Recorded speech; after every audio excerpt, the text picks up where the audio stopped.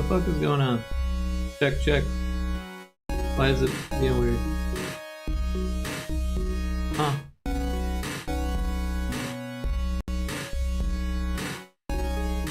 Very strange.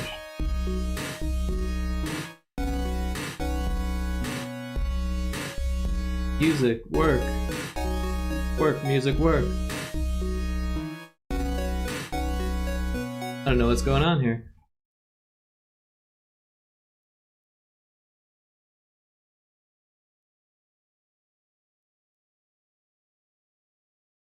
Technical difficulties.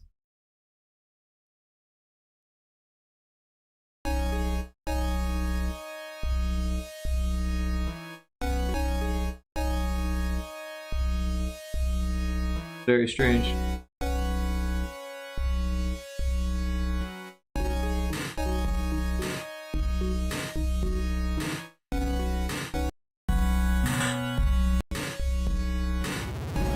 The headphone issue, apparently.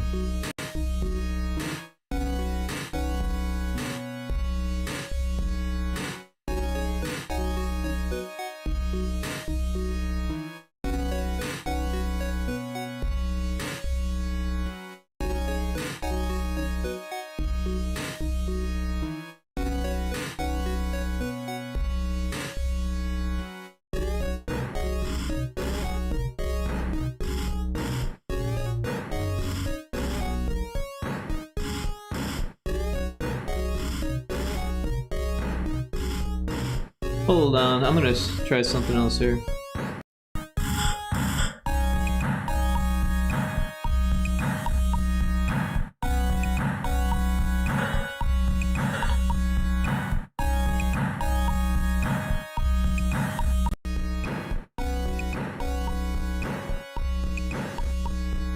Alright, I got it working. Hey Breeze, welcome in.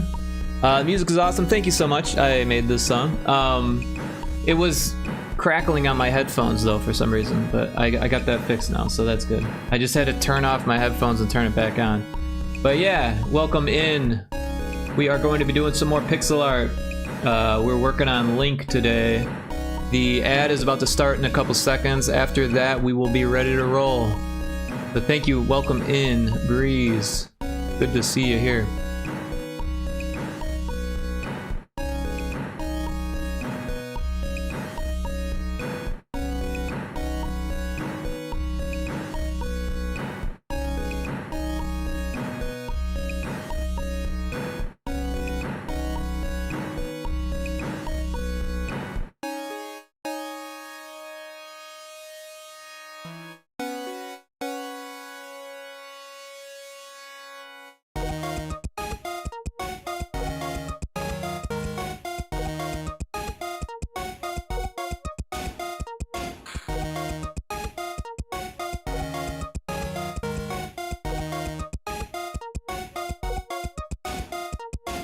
Good to see you too. Glad to finally catch a stream of yours. Awesome. Yeah. Sorry for the ad.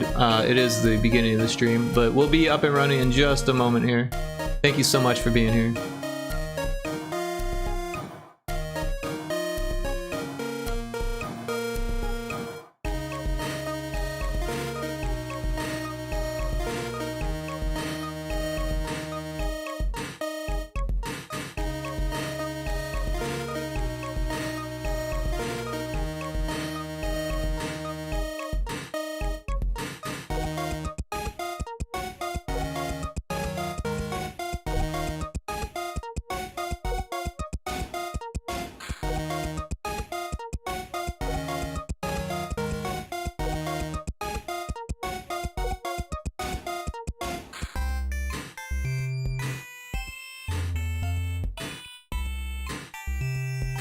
You didn't get an ad, you must be immune. Right on. Well, hey, that's pretty awesome. There's about a minute left, and after that we'll be right on track here. Master, ayo, welcome in. Ads.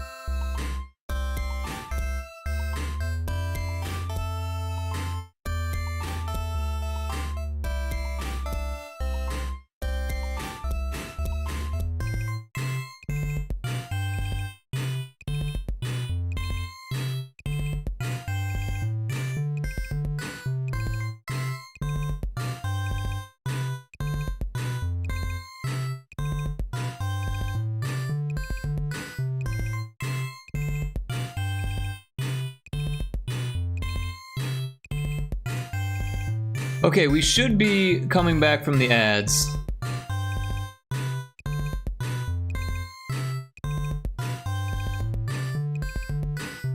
Alright. So yeah, welcome back from the ads. Let's see. Yes, we back. Awesome. Welcome in, Mosta. Appreciate you being here. You love ads? I appreciate that. 1 penny in your pockets. Nice, nice. Doing well. Sleep because I had to get up early and do errands. Now winding down to Pixels. Ah, okay. Well, hope you have a productive Pixel session. Yeah, and Masta says, I'm glad you had a productive day. Oh wow, that's some Sick Zelda artwork. This looks fire. Oh, thank you. Yeah, so this is the reference. So we're working really closely to the reference here.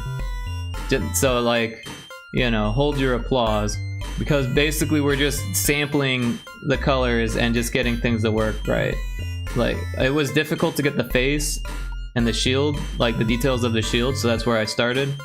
But now we're doing the gradations and stuff, which is not super easy, but also a lot of it, we're just kind of creating bands and then trying to make it look okay in pixel art form. A lot of noodling and stuff like that, and just trying different things till it works. The usual. Honestly, since I started doing 1 long ad per hour, I get around $1 per stream, which ain't bad at all. Hell yeah, bro, no one cares about the process. Everyone cares about the final product. Yeah, for sure. Still translating illustrations to pixels is hard, it is. Unless you're Taco. Yeah, Taco's got some real talent for sure. But yeah, this is what the client is looking for. So basically, they wanted a portal, and we made our own portal based on, let me clean this up a bit here. So there's this Minecraft portal that they were like, can you grab the portal from this and then put all these other characters in around the portal, kind of like that t-shirt. So I made a portal. This one's not done yet, but it was like the starting point to try to get the pixel density down, to make sure that I could fit details like the face and this rattlesnake skeleton and, you know, the body stuff. I haven't finished the line work on it, so it's still just kind of in there. This is the Mario one. That one turned out okay, I think. If we turn off that, yep. And then we haven't done Sora yet. We haven't done Rydia yet. That one's gonna be difficult. We did this one, the red is what it's called. So we can turn off that, yeah. And that one, you know, again, we worked really closely with the illustration as a reference, but it turned out pretty good, I think. That one was probably the easiest one because of all the flat colors. Whoa, a lot of work ahead of you. Best of luck. Commission, yeah, fire.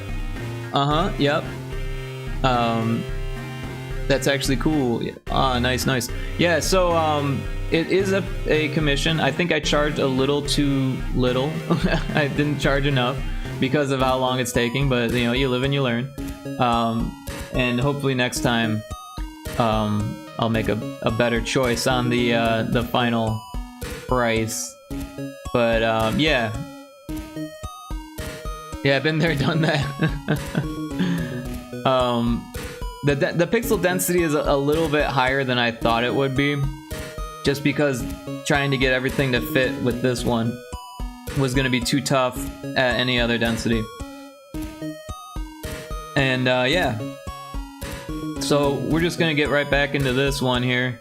I was kind of going on the leg, I think, and the tunic when I stopped, and you can kind of see when you zoom in the difference between, you know, there's like 16 pixels in each pixel that we're drawing, so 16 reference pixels for pixel art pixels, if that makes sense. And a lot of what I've just been doing is literally just sampling and then just doing this, a lot of this, and then afterwards I take a look at it and make some decisions on if it looks okay or if it needs less colors or more colors, or whatever. There's no limitation on color for this project. It's not being used in games or anything like that, so I can kind of go for broke. Lot Lizard, thanks for being first. Welcome in. Used to charge $3 for any pixel artwork. Oh no. Oh no, I'm charging more than $3, that's for sure. Dang, I should have checked for a first. I'm first in spirit. You are first in spirit. And thank you for checking in, everybody. I appreciate that. Lot Lizard and Bree. Is it Breeze or Bree? I think Breeze is probably cool. Breezy, right? Like the bee in Adventure Time, maybe? Thank you. First in our heart. There you go.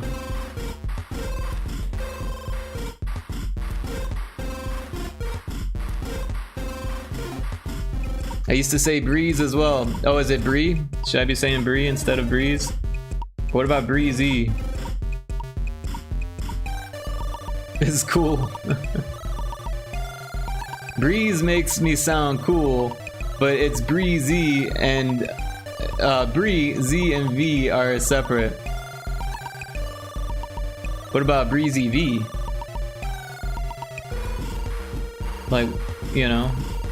What up, Breezy V? Lotus or Russ for me. There you go, Lot Lizard.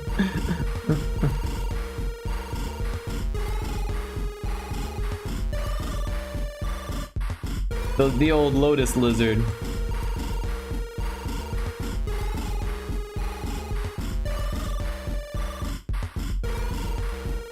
Hell yes, dude. How? But whatever's easier for you, I don't mind. I'm the same way. My name is Rick Oakland, but people just call me Rico, and I'm okay with that. People can call me Rico. And then, you know, when salespeople call me, they call me Auckland.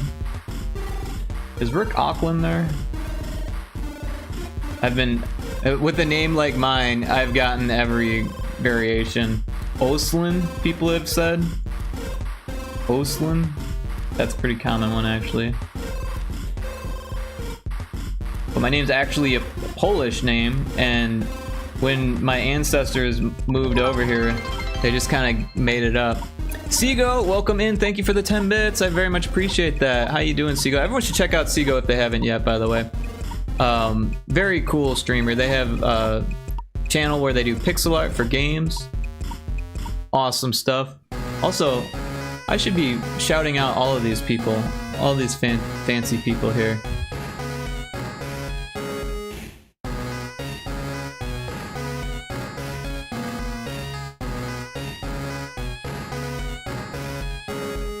I think I spelled that right. Everyone should check out Mosta. They do pixel art as well. Software and game development. It'll be top tier. Rick got you on that. Much appreciated, brother. Absolutely. Thank you so much for dropping in and hanging out. I appreciate that. And Bree, you stream too, right?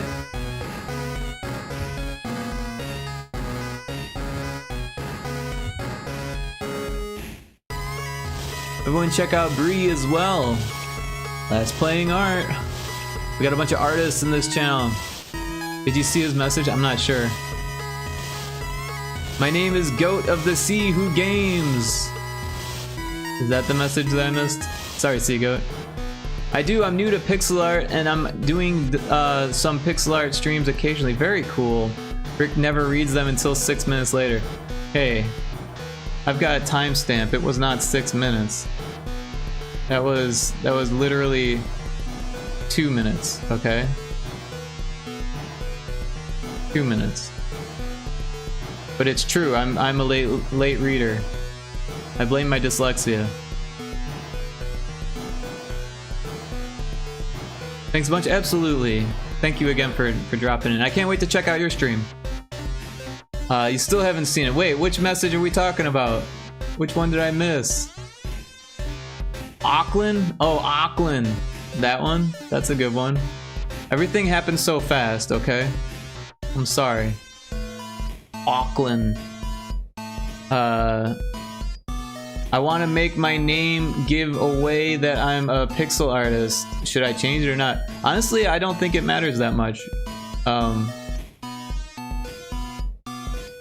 Guys, I need your opinions. Yeah, sorry I didn't read all that. I missed it. Seago came in and the excitement just going crazy. Honestly, I'm not sure if it matters that much. I mean, you could maybe keep Mosta or Masta and do Masta Pixel or something, you know, Masta Art or Masta Games.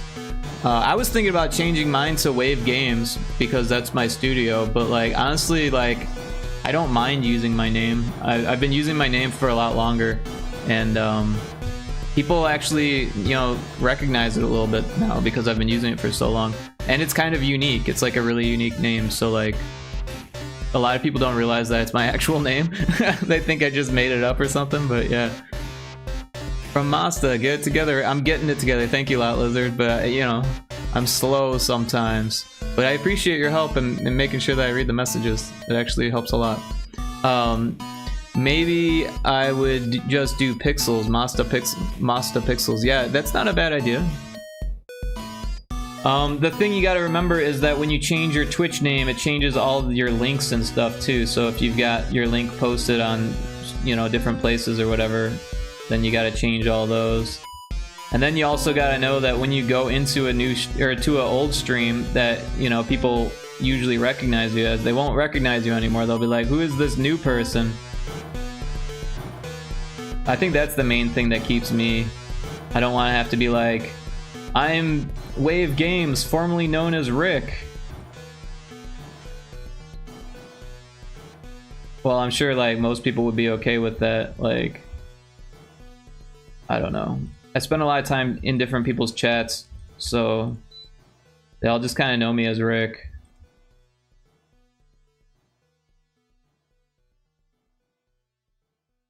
This little eyeball guy, what's its name? I've been calling it a squidge, but that's more of like its species than its name. So if you'd like to come up with a name, I'd be happy to use it.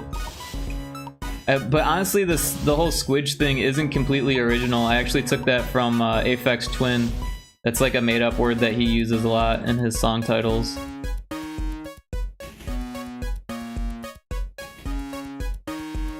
Or squidly is another.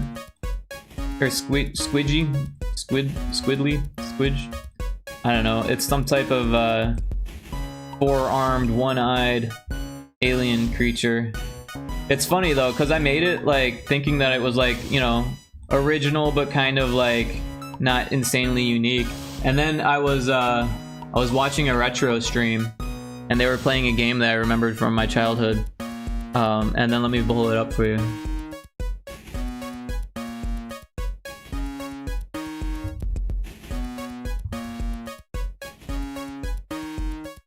So yeah, they were playing Bart versus the Space Mutants. And I don't know if anyone's ever played this game, but if we zoom in, look at these little creatures there. What are these? Those are squidges. I mean, mine have hands on all the limbs, where these ones only have 2 hands and 2 antennas. But they are basically the same thing. My subconscious kind of screwed me over. Also, mine are purple and theirs changed color. But yeah, when you think you have, also mine only have 2 fingers. These ones have 3 fingers. When you think you have something original, sometimes you don't.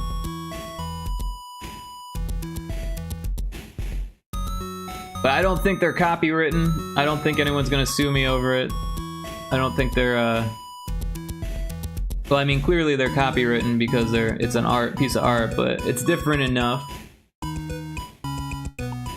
I don't think anyone's gonna sue me over it. Lot Lizard's gonna sue me over it. The Simpsons predicted Rick. There you go. His name is Lily, little eyeball guy. There you go. I was trying to spell that as Lyle Yay Ball guy. Little eyeball guy. Yeah, that's pretty good. I like that little eyeball guy.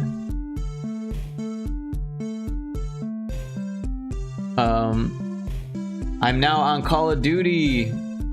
LMO, so I had to use it here. Oh, the Lot Lizard name, yeah. hence my name. Gotta be creative so people remember. Sorry, it's taking me a second to catch up here. Lily Eva guy. Yeah, pretty much. Throwing spaghetti at the wall until it sticks. Squiggly, squidgy, socket. The squidge. Socket. I like socket. That's not a bad name. Socket to ya. I feel like they said that in the Ninja Turtles movie. Sakatumi, Sakatumi, Sakatumi. Something like that. I don't know.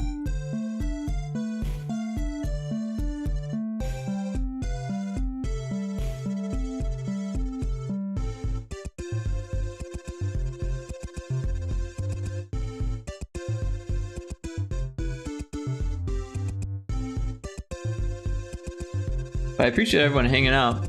This kind of tedious work can be kind of boring with no one to talk to. It's like, what am I doing with my life?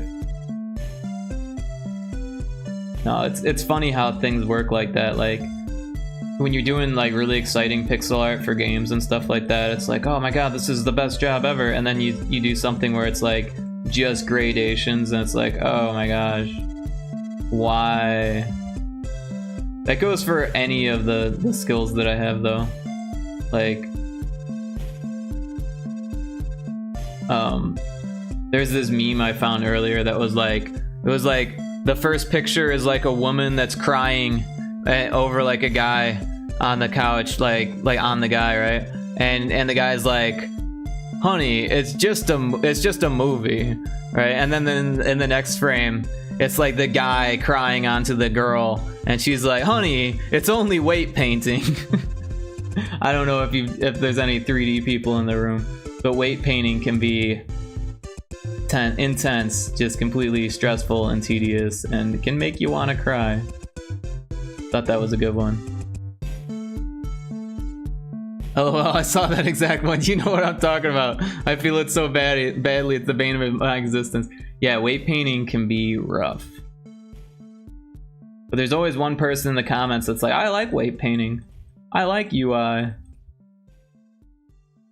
I like QA. And that's awesome, though, honestly. And honestly, I do kind of like QA. And I do kind of like UI, but UI can be such a fickle pain in the butt, like depending on the engine and all that stuff.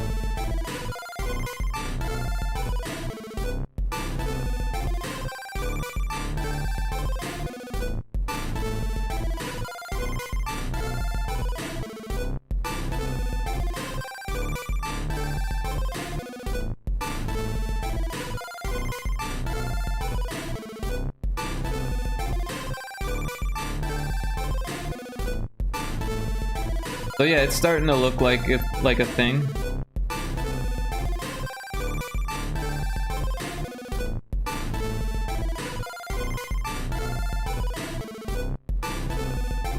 This stuff is where it gets kind of rough. You kind of have to like sample the pixel next to it to make sure that you're not like getting these weird things going. If that makes any sense whatsoever. Weird things.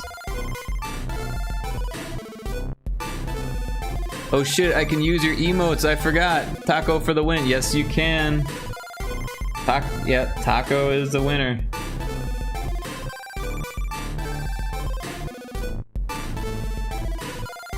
Yeah, big thanks to Taco for that gift sub. It's a lot, Lizard.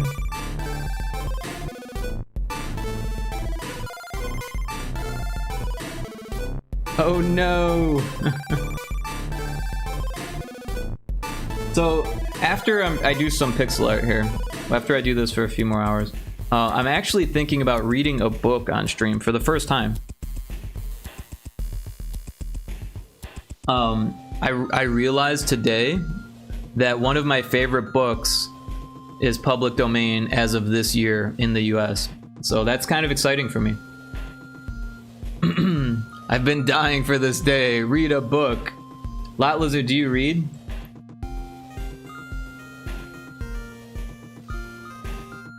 Oh my OMG, let's read stream. Yeah, that's the plan.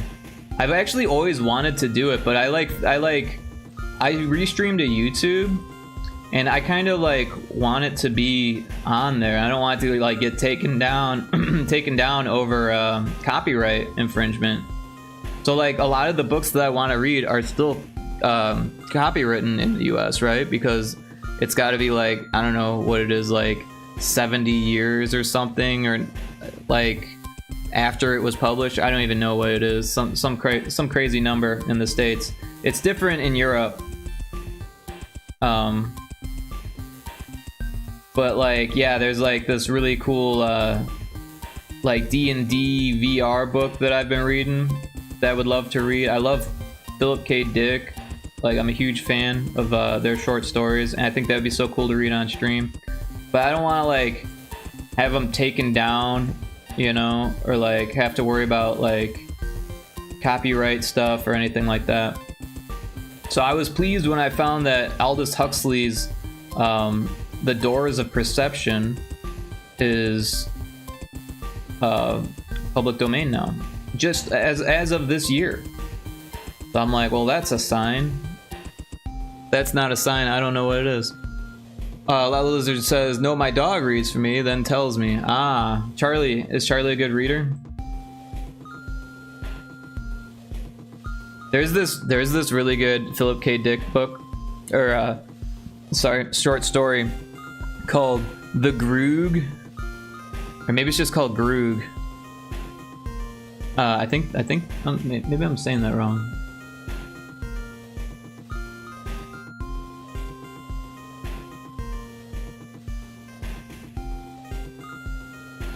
The Roog, that's what it is, not the Groog, the Roog. That's my dyslexia for you. The Roog. So it's a 1953 science fiction short story about a dog named Boris who sees garbage collectors as predatory aliens, or Roogs, stealing food from his owner's trash cans. So like the whole book is like from the dog's perspective, and he's like, Roog. That's like the bark, right? It's barking, but it's saying Roog.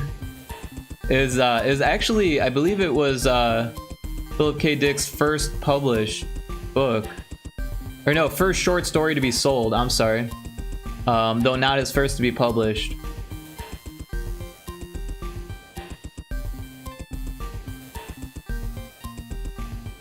But if you don't know who Philip K. Dick is, Philip K. Dick wrote the short stories that became A Scanner Darkly, Blade Runner, what else?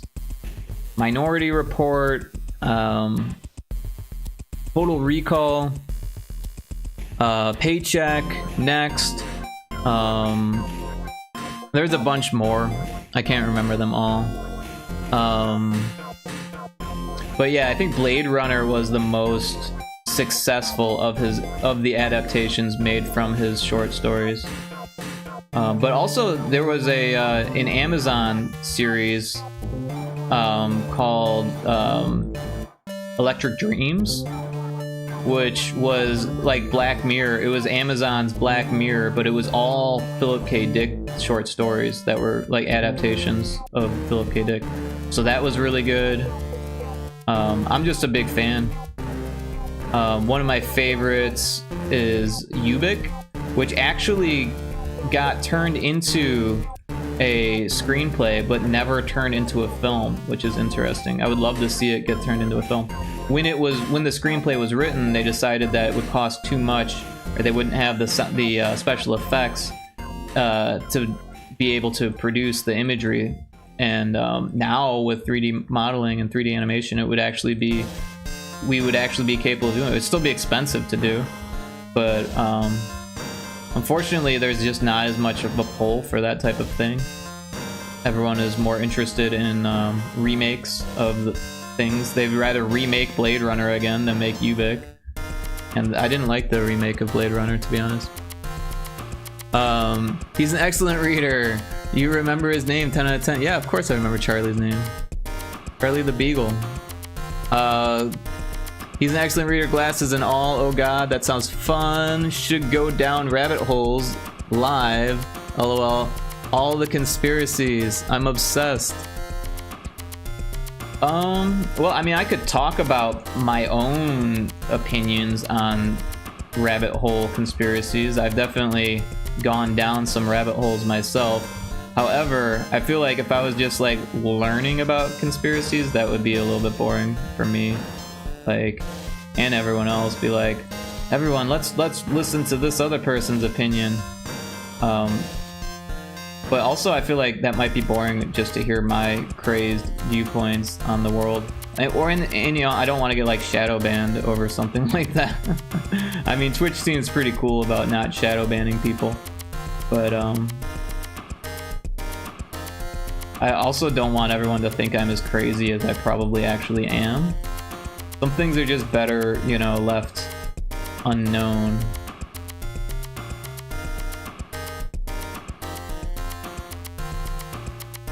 Oh, that wasn't right, was it? Oh, it was. Weird.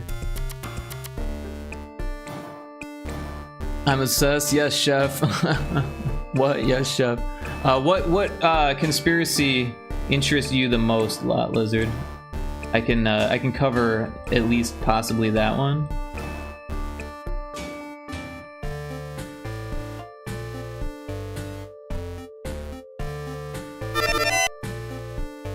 Thanks for checking in, Robin the Who. Welcome in. That's another awesome person that requires a shout out.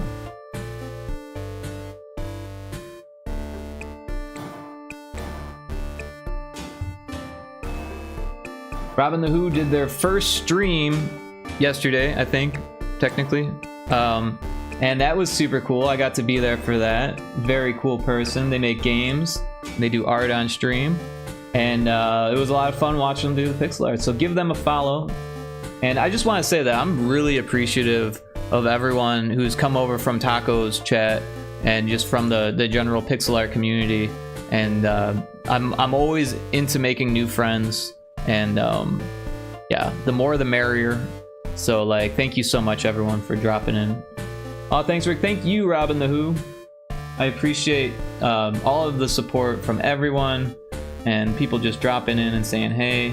Even if you got a lurk or whatever, that's totally fine. This is a very lurk friendly stream.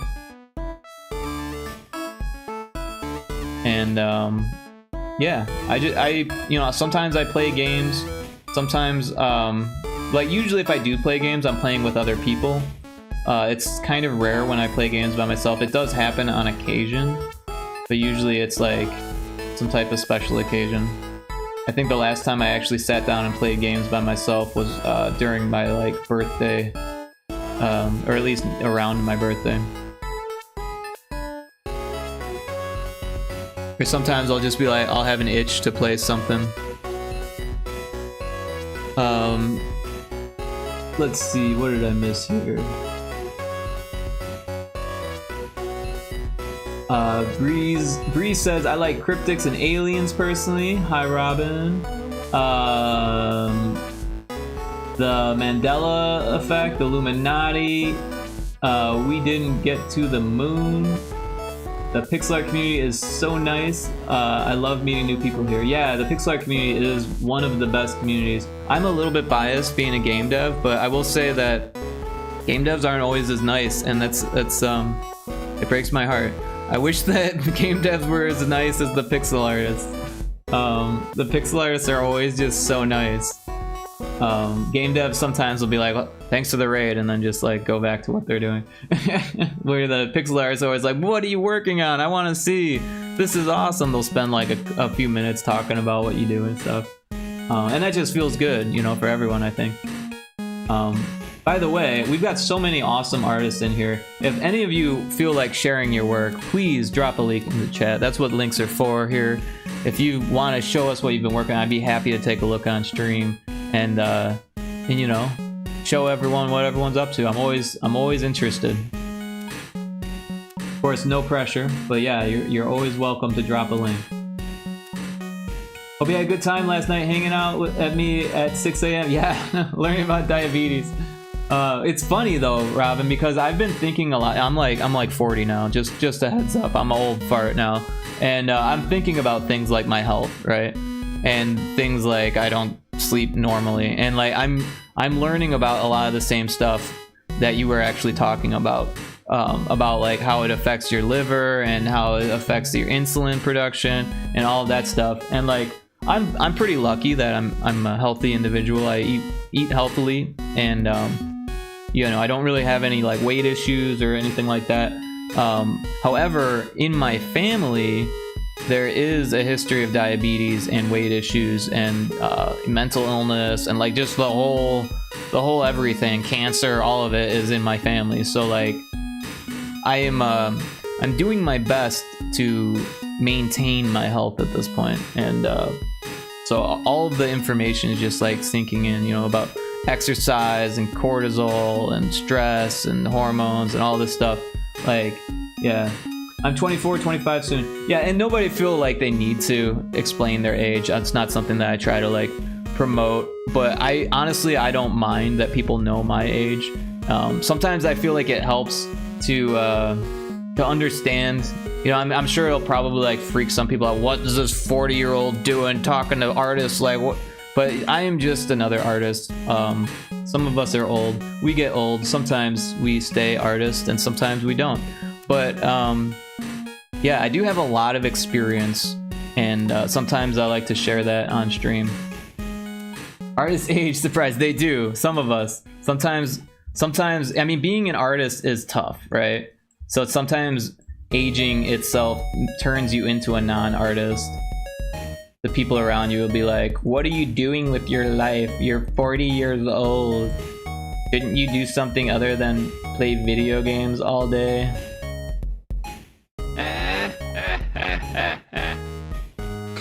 That's a good laugh. Stay golden, Pony Boy. Lot Lizard. I read that book. Do you know what that's from? Of course you do. Charlie Sheen's brother was in that movie. You know. Oof, you're able to navigate through it all. Yeah.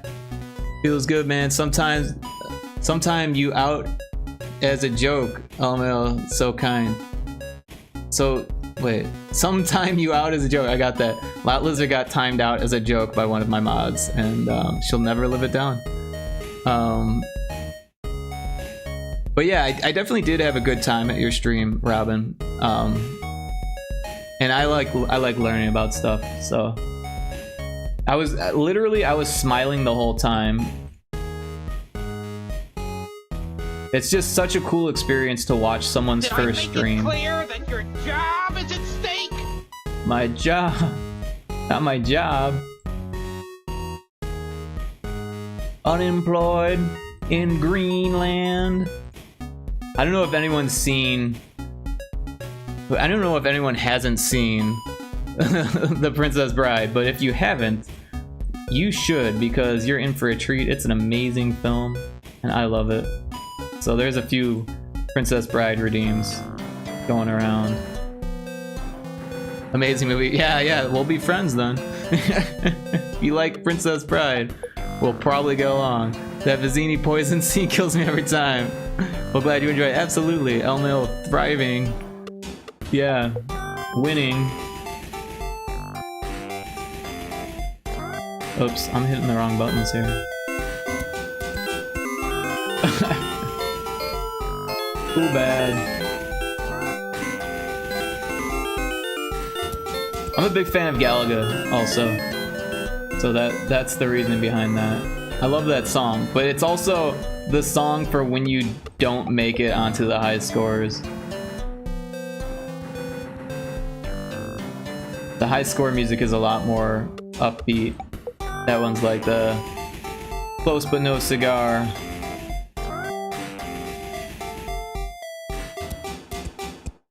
But I did make a couple new redeems this week.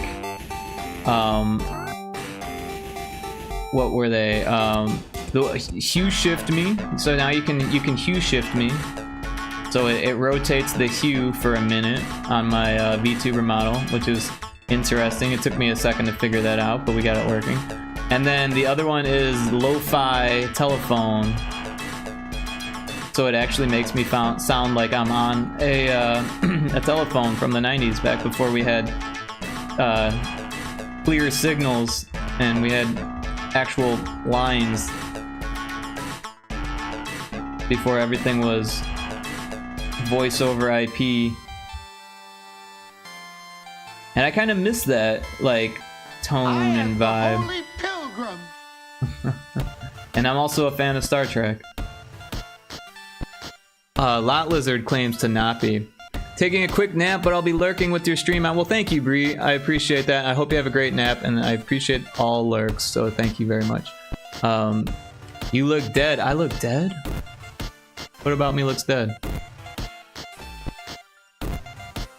I'm gonna be lurking now too. Gotta start working on some pixels now since I got nothing done yesterday. It looked like you got stuff done, but I appreciate the lurk. I hope you have a productive lurk, Robin. Take care. The hue before. Oh yeah, it does kind of look like I look dead. When I turn green, I'm like zombie Rick.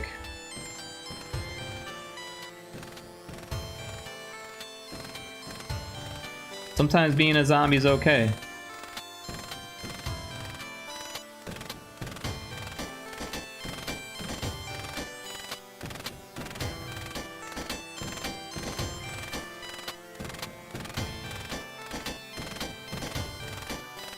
So the skirt's done. The tunic skirt thing. Although this looks a little weird. Doesn't need to be that dark.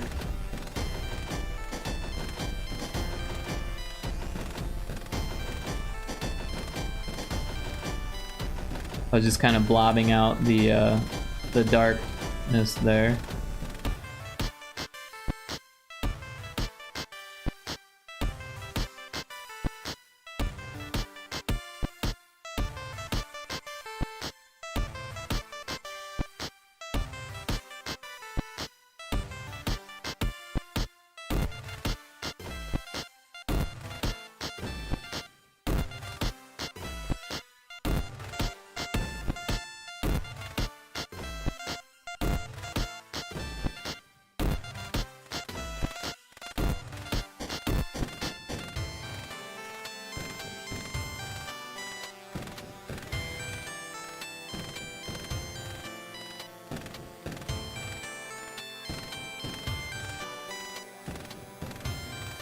Yeah, it almost reminds me of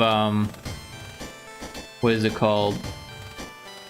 Donkey Kong Country, where they had like the downsampled renderings. That's kind of what it feels like. So we'll probably try to like make these a little bit more banded, so they look a little bit more like what you would expect from pixel art.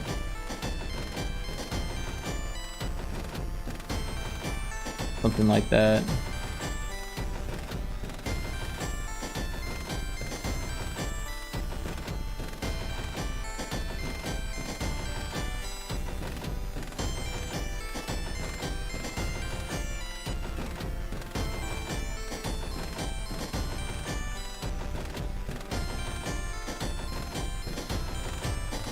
Oops.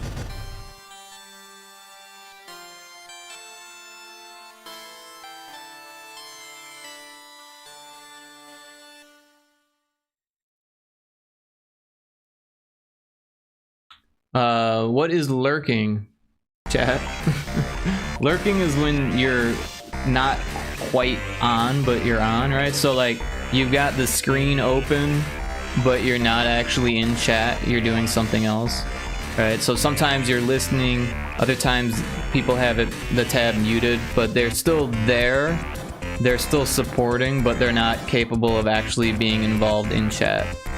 So basically it's a way of saying, I support you, but I've got things I need to do, so I'm leaving the screen open and gonna go do those things. And generally in art streams, that's like always a good thing. There's kind of like a right and wrong way to lurk, I guess, because when you turn off the volume on the tab from the video player, then you no longer get like the number representation of that viewer, which isn't really a big deal or anything like that. but if you mute the tab instead, then you still get that person as a viewer. And the only reason why that even matters at all is because when people are like searching for a stream to be in, it will be represented in terms of how many viewers they have, and the more viewers you have, the closer to the top you get. So if someone was searching pixel art and, you know, I only have like one viewer or something like that, I'll be at the bottom, and then people with like 100 viewers will be at the top, right? And then everything in between will be in between. But even when you've got 100 viewers, there's a good chance that a lot of those people are lurking. Especially for late night streams like this. It just kind of, late night streams and lurks go hand in hand. And it's just something you get used to as an artist. It's not a bad thing. I don't know, sometimes when you first start streaming it feels a little weird if you're not used to the culture. But the more time you spend in other people's streams, the more you realize like how common it is and how normal it is. Oh, sounds right. Yeah.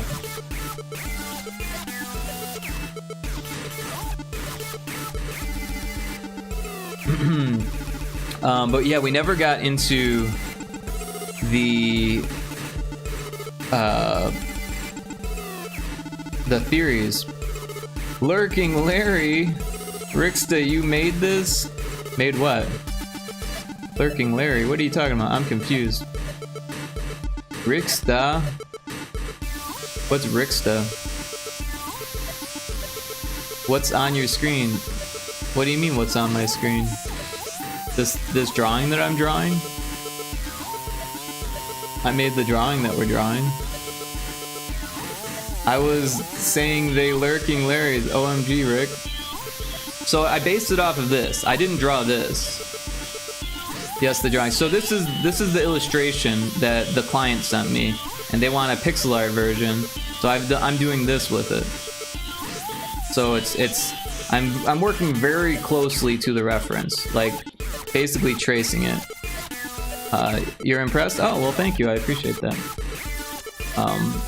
I don't mean to downplay it, but yeah, I'm basically working so close to the reference that it's more mechanical, and I'm never impressed. Well, you're fascinated often, so there's that. But yeah, we never got into the conspiracy theories. So the Mandela effect, I think, is kind of bullshit, to be honest. I think that as fun as it would be to like think that like CERN made a tear in the space-time continuum and like, you know, all that stuff. I think that honestly, it's easy to remember things a way that they weren't, and then when you have a lot of people feeling the same way about something, it's easier to say like, well, that seems like the reality has changed there for everyone. The Berenstein Bears was the first one, right? Because everyone remembers calling the Berenstein Bears, because everyone called them the Berenstein Bears, and no one bothered to read that it was actually called the Berenstein Bears, but it was. The fact is that when we were reading those books, we didn't know what cursive was. We didn't know how to read cursive. So we never really identified that it was an A and an I, or the difference would be with an E and an I and an A and an I. That stuff doesn't register for kids. One of the Berenstein Bears books was the first book I ever read. And I only knew that it was the Berenstein Bears because that's what my parents said. And everyone was saying Berenstein instead of Berenstain. So that's what they said, Berenstein Bears. I said Berenstein Bears, teachers said Berenstein Bears, everyone said Berenstein Bears. But if you looked closely, it was actually the Berenstain Bears. What about the Monopoly guy? The Monopoly guy never had a monocle. It was the Peanut guy that had a monocle. That's just a confusion. They're very similar icons. There's no monocle on the Monopoly guy. There never has been. I played a lot of Monopoly. What was the other one? Shazam. Yeah, like, I get it. Shaq and what's his face kind of have similar qualities. They both have very squarish faces, and when you and Sinbad, and when you're a kid, things even blend it together more, and then you've got all of the time lapse. It's easy to confuse actors, especially actors that didn't do a whole lot. I'm not saying Sinbad didn't do a whole lot, but he was always kind of almost always a side character. Cryptic, welcome in. Everyone should check out Cryptic. They do game development on stream and art. Very cool person. We were playing D&D earlier. Very, very fun DM, and just awesome all-around good person. So Sinbad and Shaq, first of all, Shaq was only in like one movie ever, right? And I never saw it because it looked like a bad movie. And then Sinbad, he was in quite a few movies, but he was always like a side character, the bad guy. You know, he was in Jingle All the Way as the bad guy in Jingle All the Way, right? And like, I'm pretty sure that he played some type of genie type role doing something, whether it was a made-for-TV film or a TV show or what, play a side character, and because he fits that role, right? You put an earring on him, and then he's a genie, right? And then the Shaq movie, he was a genie. So like, I could see why people would think that Sinbad had a genie movie too, or that Shaq wasn't in the film and that it was a Sinbad film. But it was Shaq, right? So I don't know. It was one hell of a session. I'm glad you enjoyed it. I was a little nervous about unleashing Bleep Blop's voice, but I practiced a little bit, and that helped. I didn't want to be the only person not having a voiced character. And honestly, I love making voices, so I'm like, why wouldn't I try to voice my character, right?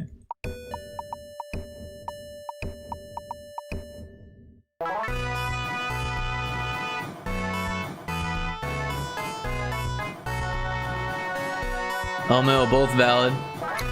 Shouldn't release me to the public. Oh, the lot lizard, the lot lizard voice. No, I have a character named Bleep Blop that is not a lizard but a frog kind of character. So that's where the confusion came from. They're both, I guess one's a reptile and one's an amphibian, but they're both creature-esque. I don't know what I'm talking about here anymore.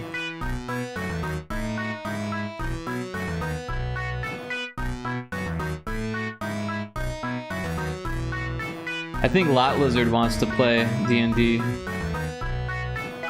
She's intrigued. She's fascinated.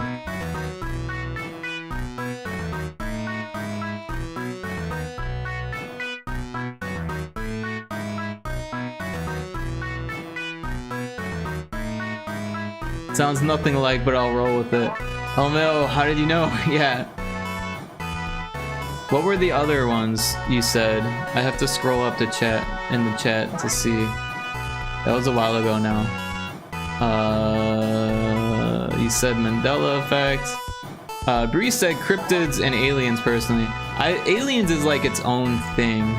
Cryptids, I don't really know much about cryptids. The Illuminati.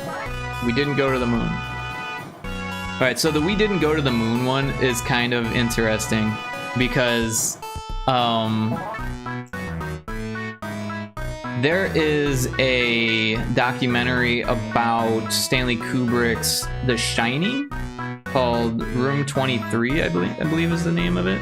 And it sheds some light on that conspiracy actually, because Stanley Kubrick also filmed 2021 or 2020 Space Odyssey and 2021, but 2020 came out right before the moon landing sequence, and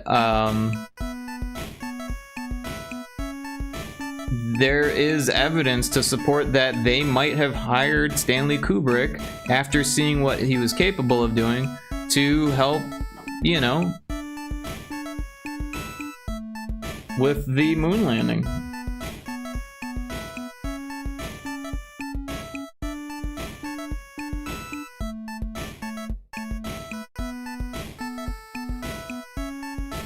We were very secretive, and we were like at this point where we were like trying to win a space race with Russia, and that was more important to us than lying to the public.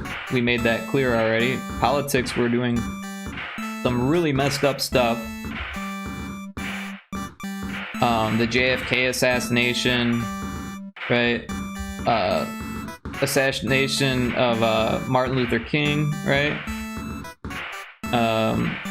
Malcolm X, right? I mean, like, I don't know a whole lot about all of these, but I do know that the government was doing some fucked up shit. I mean, there's even evidence to support that Abraham Lincoln's death was a government assassination. Whether or not, you know, that's true or not, I don't think we'll ever know. But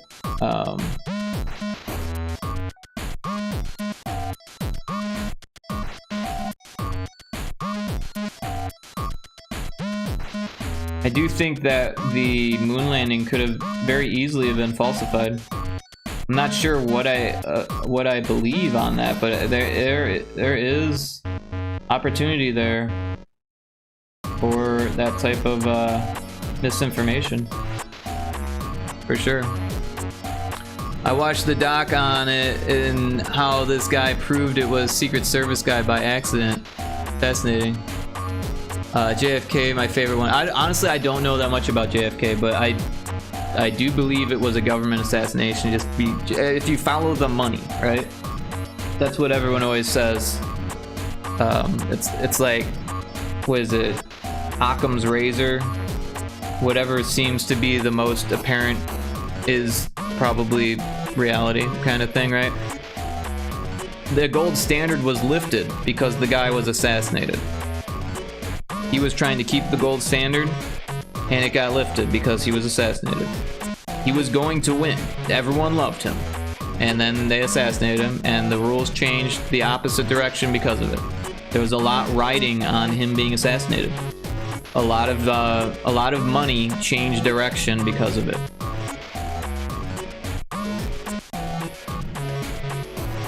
We live in a world of digital debt because of the events that occurred then. I'm not saying that it would never have happened had he not been assassinated, or maybe there would have been another assassination attempt. Who really knows? But what seems apparent is that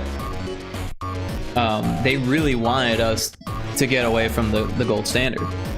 Whoever they are, they really wanted us to not be on the gold standard. So yeah, I think the government did it in those situations.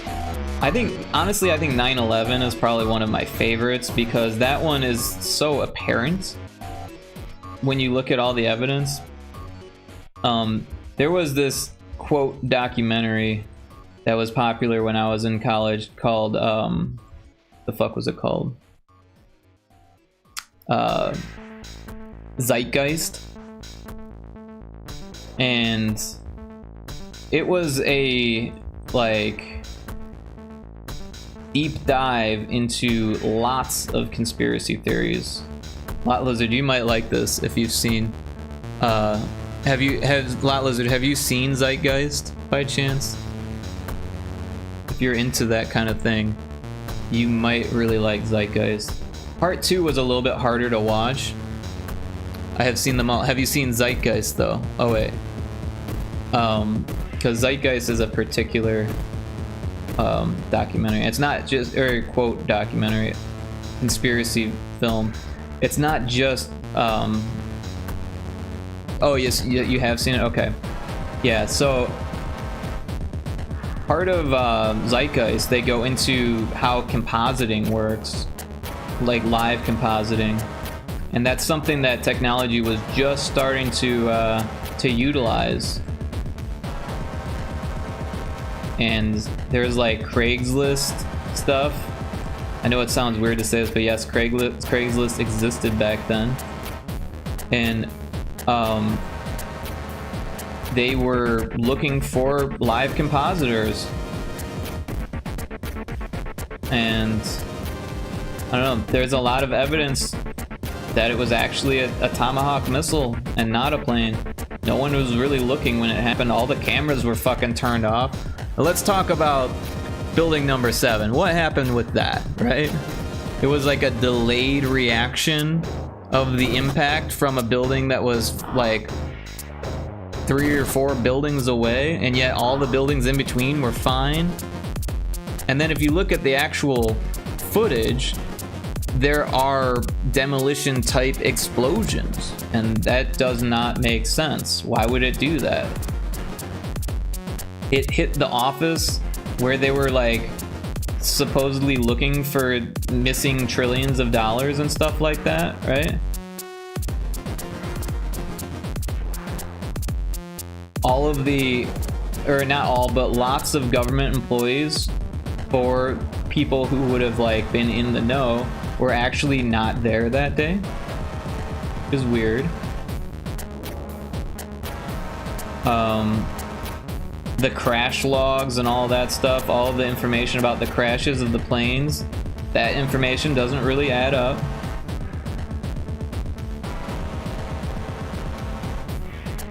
The plane that hit the Pentagon was never retrieved. There was no footage of it leaving. It's just it just appeared, right? Somehow it made this gaping hole and then disappeared.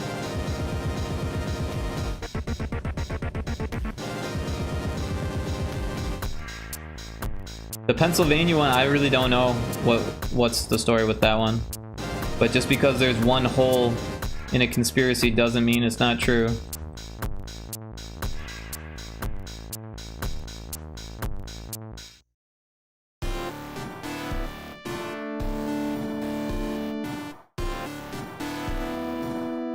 No pieces of the plane that the field one. Okay, yeah, the Pennsylvania one. Yeah, there's no pieces of the plane, no debris. That's pretty weird. I don't know. You could pay people to say anything, you know, and like where they found the passport of the pilot or the guy who took control of the plane randomly. They just happened to have found the one passport that was the key to the whole thing, and then they blamed it on him like taking flight school in Florida or something like that. Yep, LOL, ain't no way. Like, ain't no way. Yep. They found the passport. Yeah. Yep, and they all felt like casinos that are demolished. Yeah, exactly. Because casinos come and go so quickly that we've got all this footage, and they got really good at doing demolition in like well-populated areas.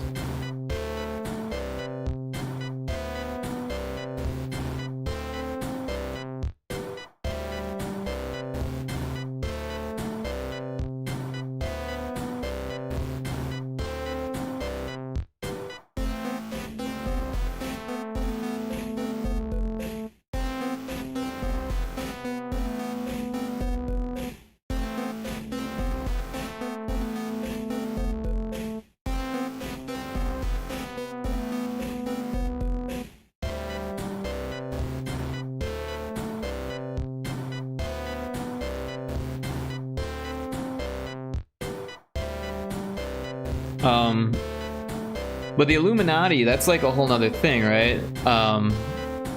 Clearly it exists. What it does and who it is, like, I don't know, it just seems like another fraternity for the ultra rich, right? Which we know there's many of them. Shouldn't be a huge surprise. What the Illuminati actually does, like, who fucking knows? but like, was it Eyes Wide Shut? I think that's a pretty good interpretation. But it's also a film, so it's made for entertainment.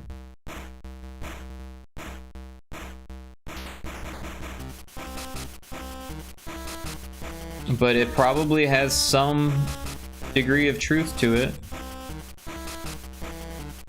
The best stories come from reality.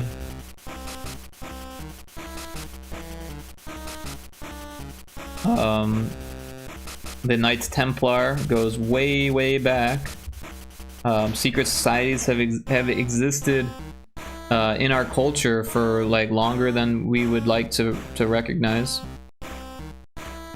Religion itself started as, you know, secret societies, if you will. Even in the earliest forms of shamanism, they were secret.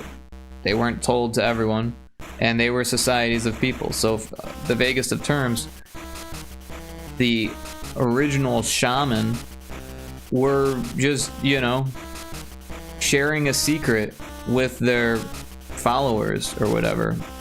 And it just goes down the line, right? You want to keep information controlled. You want to, it's a natural instinct to try to like evolve your family faster than everyone else, right? And then outside of your family, you have your close friends and business relationships. And, you know, why wouldn't you want them to have, you know, mystical knowledge if it's true or helpful? In my opinion, magic exists.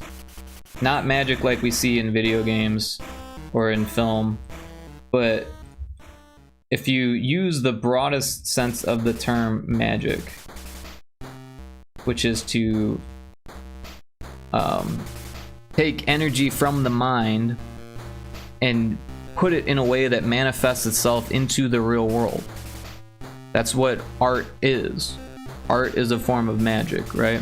I am taking my will to learn and practice to create something that can actually change how others perceive the world around them, how they view themselves, how they view art in itself.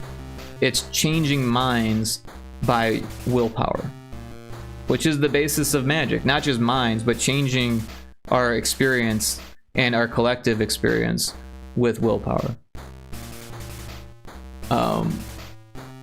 Especially America, drink the Kool-Aid around the world. Yeah. Well, drinking the Kool-Aid's like a whole nother thing, right?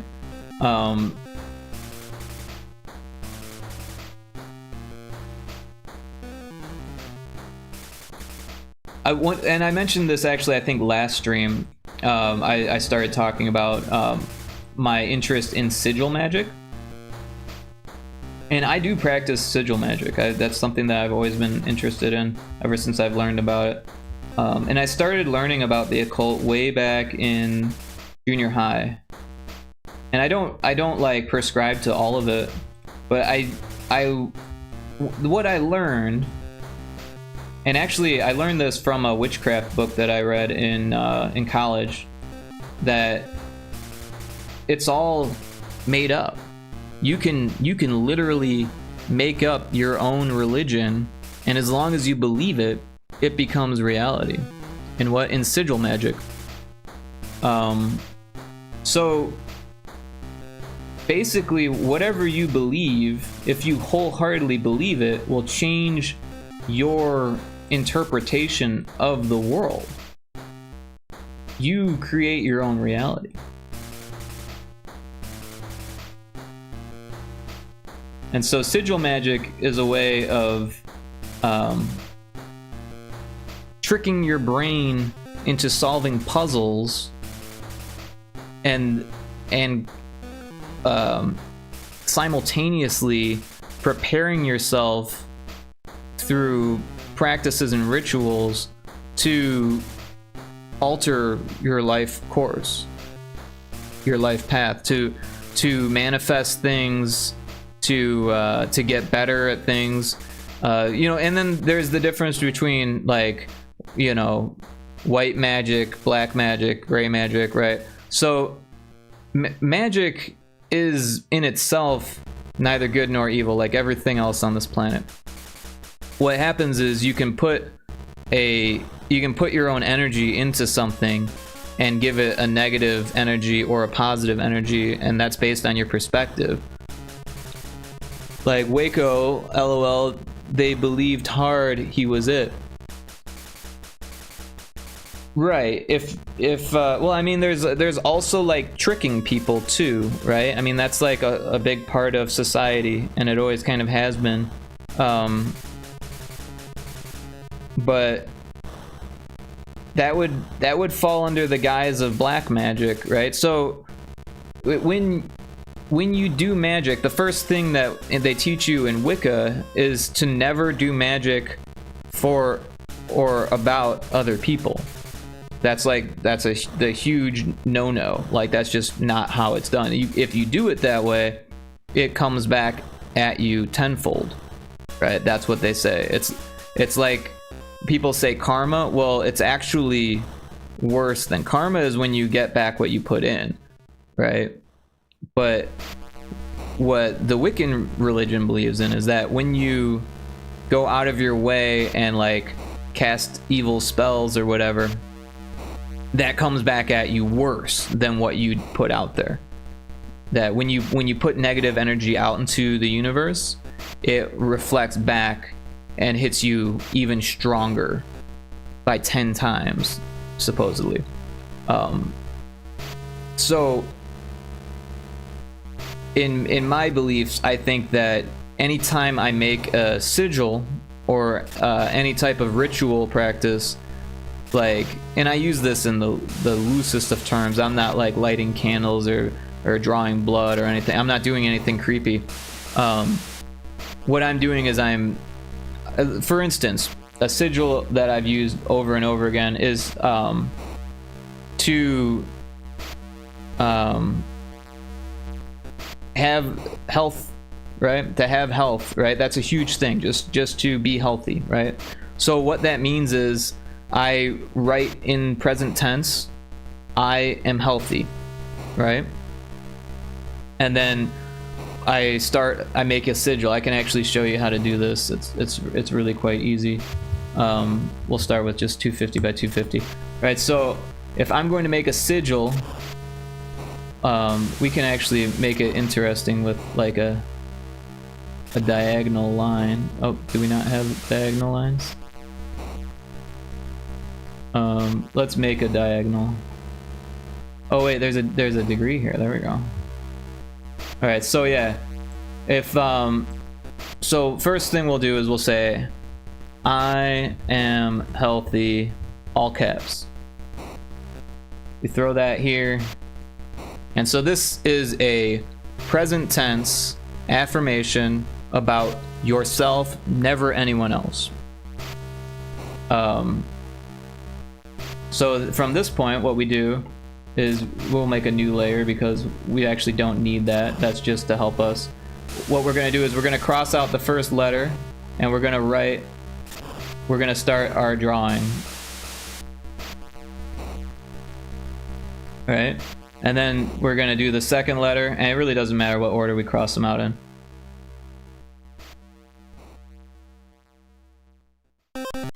So we're going to cross out all the A's because we just used the A. And then next we're going to do an M.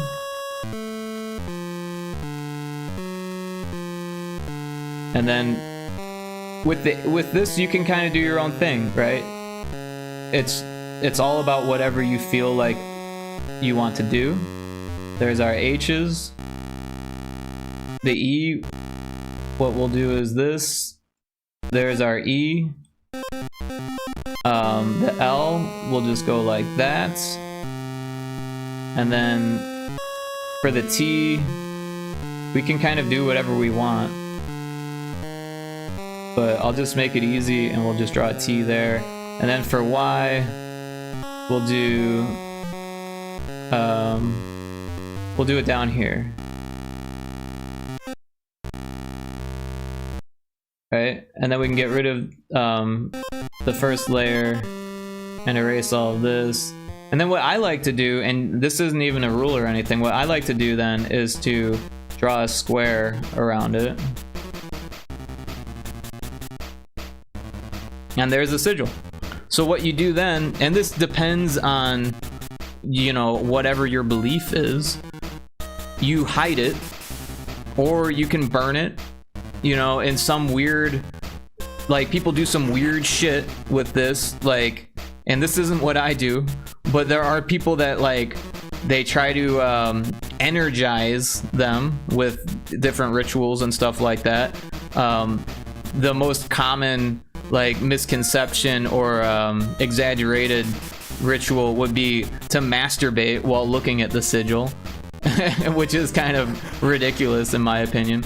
But one thing that I like to do is I will work out with the sigil in mind. I will, like, what? Yeah, the people are weird, right?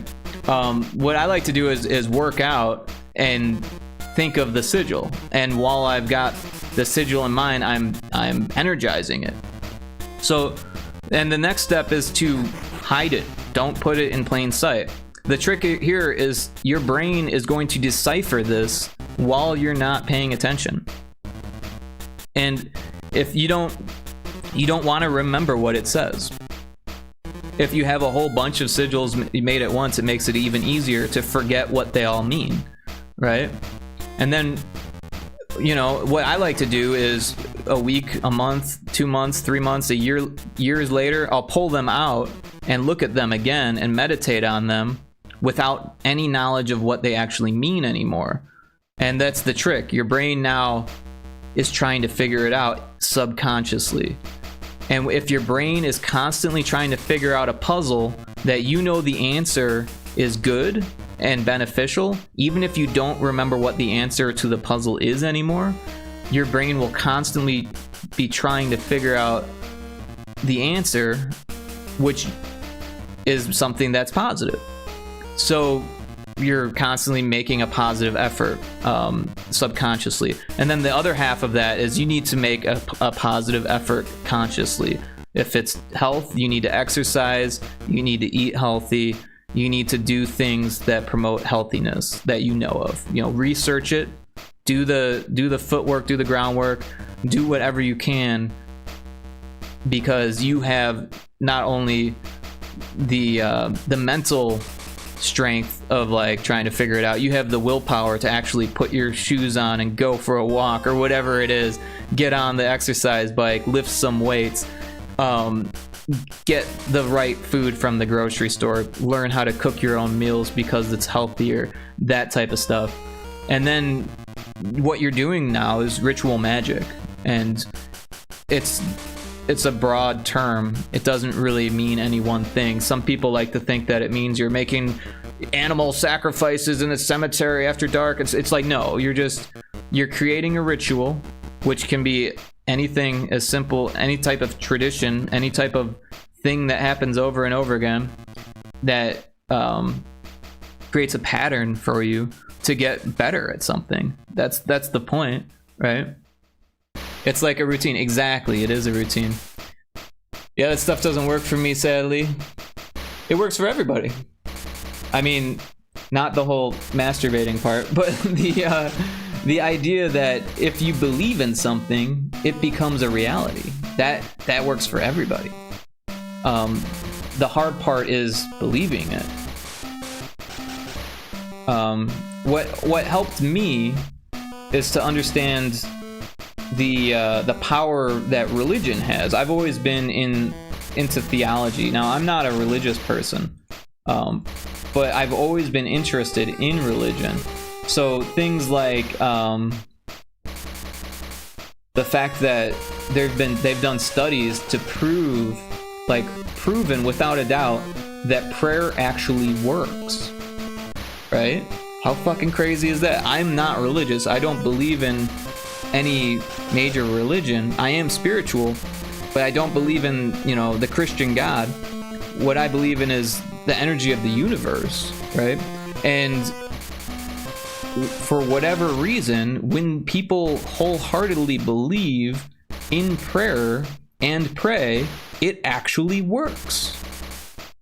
And they've done scientific studies on this. You can look it up. It's kind of mind-blowing. So stuff like that is actually really kind of, for me, it's an eye-opener of how powerful not only our brains are, but whatever is out in the ether is, right? Whatever is the spiritual energy that flows through everything, whether or not you believe in a Christian God or whatever, it's all really, mysterious and mystical. And that's why we have religion, is because of the mysteries and mysticality, the mysticalness of it all. That's why we created religion, because we didn't understand the mysterious ways of nature and the world and how things work. So my epiphany when I was reading that Wiccan spell book was like, you can make your own spells. That's all these witches were doing. All of these were just, people coming up with ideas on how to make their own spells, their own rituals, their own reality, their own beliefs. And of course it works for them. They believe it. Well, whatever you believe in will work for you. You just got to make sure that you believe in it. And that's easier said than done. But that's where all the rituals from the Illuminati come from. And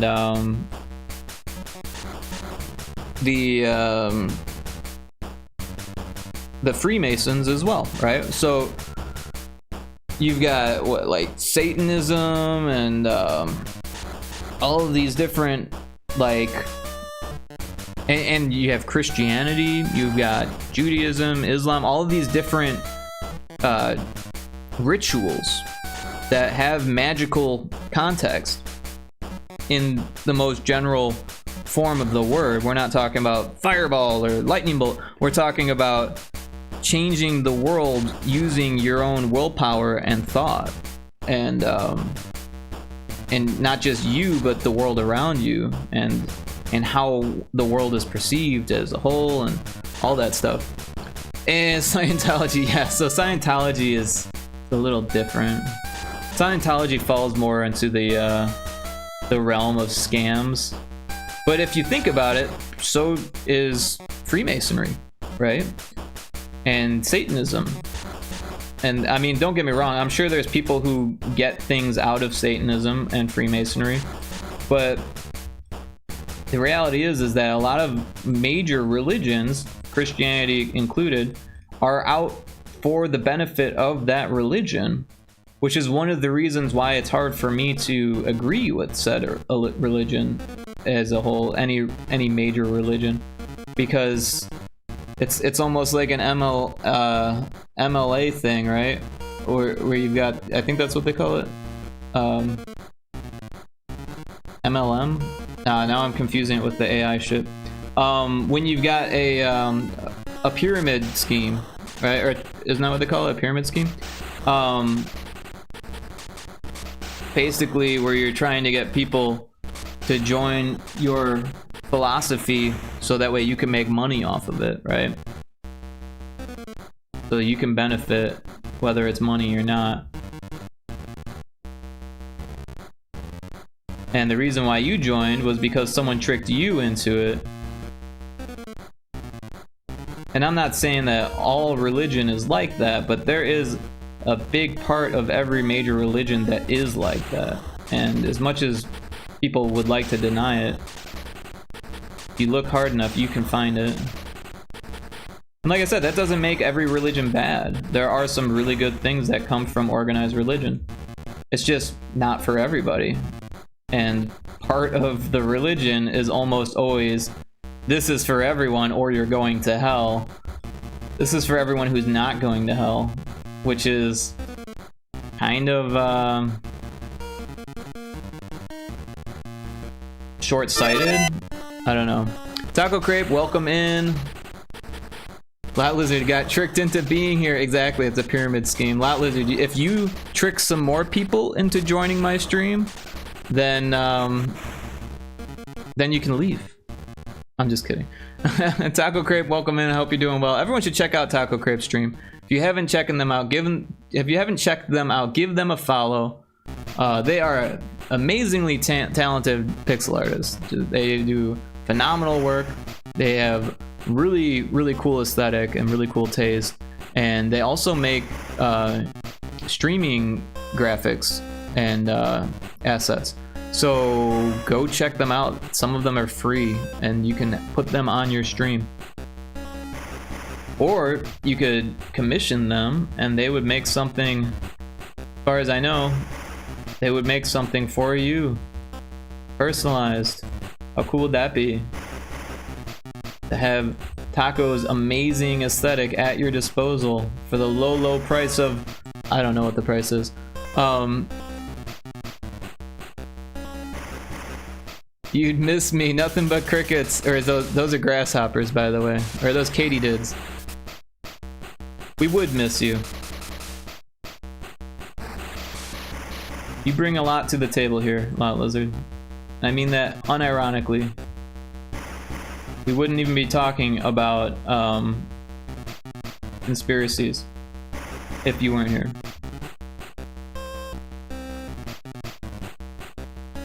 Taco, what's your favorite conspiracy? We're on conspiracies now. You missed my talk about ritual magic. We were talking about the Illuminati. We were talking about the moon landing. We got into to Waco. Oh, conspiracies. Yep, we're on conspiracies. Thanks you, LOL. I do my best. Yeah, absolutely. Tattoo design. Wait, tattoo. Oh, you want Taco Crepe to design your tattoo? Mandela. We did talk about Mandela. I don't really believe in Mandela. The fact that there's a conspiracy that's there, a whole world inside the Earth. Oh, I love this one, Taco Crepe. So this one is kind of like a couple different things, right? There's the hole in the Earth theory, and then there's the hollow Earth theory, and then there's the toroid theory, and they're all fantastic. I found it really funny. Yes, it's one of those conspiracies that you can't really believe in, but you can imagine how interesting the world would be if it was true. And it's like you kind of have to entertain it because it's so entertaining, if that makes sense. Like, yeah, exactly. Yes, the hollow Earth. Yes, the firmament or something. The firmament. I don't know what is the firmament. That sounds vaguely familiar. Is that like the land that exists on the opposite side of the crust? Oh, it's good. Alright, well, we can look up the firmament because I need to know now.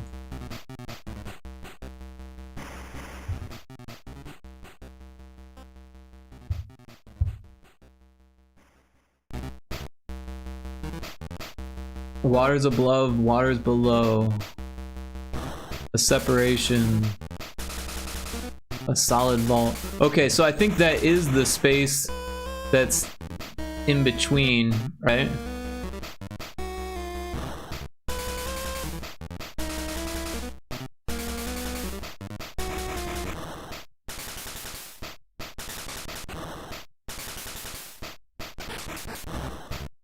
Well, the firmament is a biblical thing.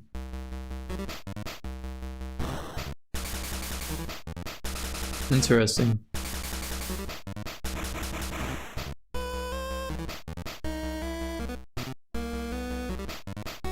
Also, the MMO theory, I don't know what it's called, but the whole shtick is some parts of the world don't render in. Alaska and the Wall, they say elites live there. Alaska? You mean Antarctica, I'm pretty sure. Yeah, I think. which is kind of hilarious, but like, imagine if it was true. The Indie Maniac, welcome in. How are you doing today? Good work on your 67 shame points. Someone let in some air. What are we doing in here? Open a window. This anti-medical ass just shoot the bitch. Oh, fuck off. This anti-medical ass.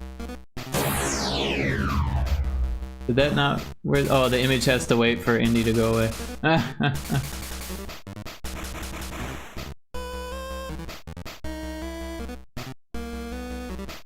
But yeah, welcome in, Indie Maniac. We are talking about conspiracies. Do you have a favorite conspiracy? I love that the fart snuck in during Kara's voice. Yeah, she would not appreciate that.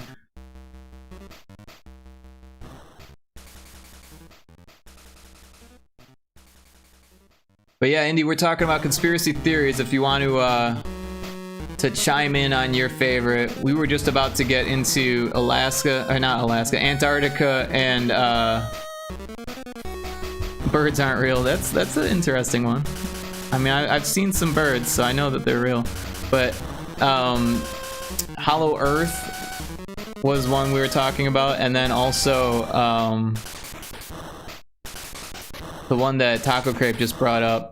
He said MMO theory, but I think it's more of just like what is it, like a simulation. We're in a simulation, right?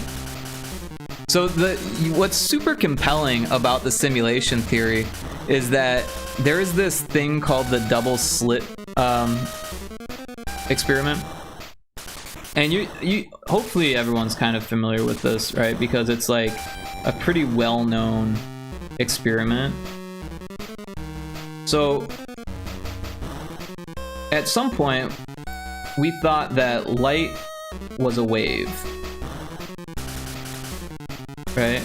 And then there were experiments that proved that it acted like a particle sometimes, but it also acts like a wave. So now our current model for light is that light is both a particle and a wave at the same time, right? And so one of the experiments that we've started to do is called the double slit experiment. And so it's a little bit confusing here. So let me try to make sure I get it right. Have you really seen birds, or were they government drones in disguise? I don't believe this one. I just find it wild. Yeah, no, it is wild. I think it's one of those for the crazy folk. Yeah, I mean, if you've ever seen a dead bird getting eaten by ants, I mean, that would have to be one tasty drone. But they could do it, you know? Why not? Like, if I ever go mad, then I'll remember to go crazy about birds. Be like, they're on to us! Watch out!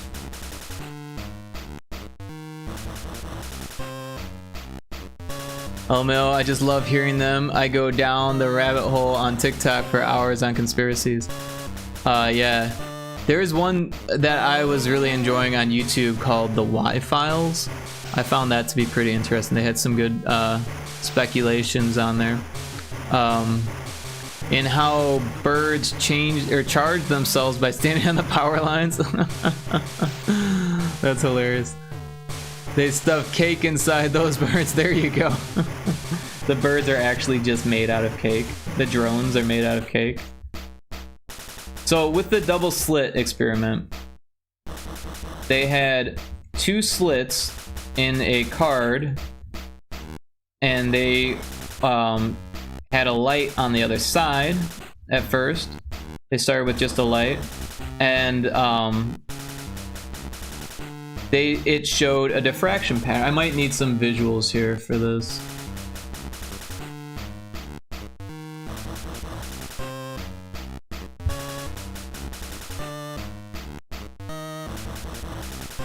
Okay, so let's talk about diffractions. Does everyone know what diffraction is? I know I didn't when I first started learning. Diffraction is actually easiest explained through sound, right? And it works because sound is waves, right? So let's say you have, and I'll just draw something really quick here because I don't know of a good image for this, and I can visualize it in my head. So everyone's probably experienced like sliding glass windows, right? Where you've got a window, right? And like it slides open, like this is the door frame. And here's the handle, right? And then there's like another little slot that it like fits into over here, right? So you open it and it goes this way, right? Well, then all of a sudden when you open it, you've got the opening here, right? This is the opening, for lack of a better drawing. And the more you open it, sound changes. Let's say that there's a boombox right here. Or if you're too young for a boombox, a phone is making music, right? You've got music being played here. And you could try this at home if you have a sliding glass window, or just any regular window that you can open partially or not. So when you open it all the way, the music sounds normal, right? You're standing right here and you're listening. Well, when you open it just a little bit, the music sounds different. Too young for a boombox is crazy to me. Boombox, LOL. Or jambox, if you will. Yeah, it's a concept that requires diagrams. Oh yeah, okay, so you know about the double slit? So a single slit will let you hear what diffraction sounds like. Audio sounds differently depending on the size of the slit, because what's actually happening looks like this. Now this is the double slit. So the waves are being broken up, and then when you have two slits, there's a pattern that emerges. This is called a diffraction pattern, right? So where the waves cancel each other out, there's nothing, right? You guys know about noise canceling, right? When you take a waveform, we can show you this in real time here. All right, so let's record with the microphone. There's so many. One of them is a Yeti.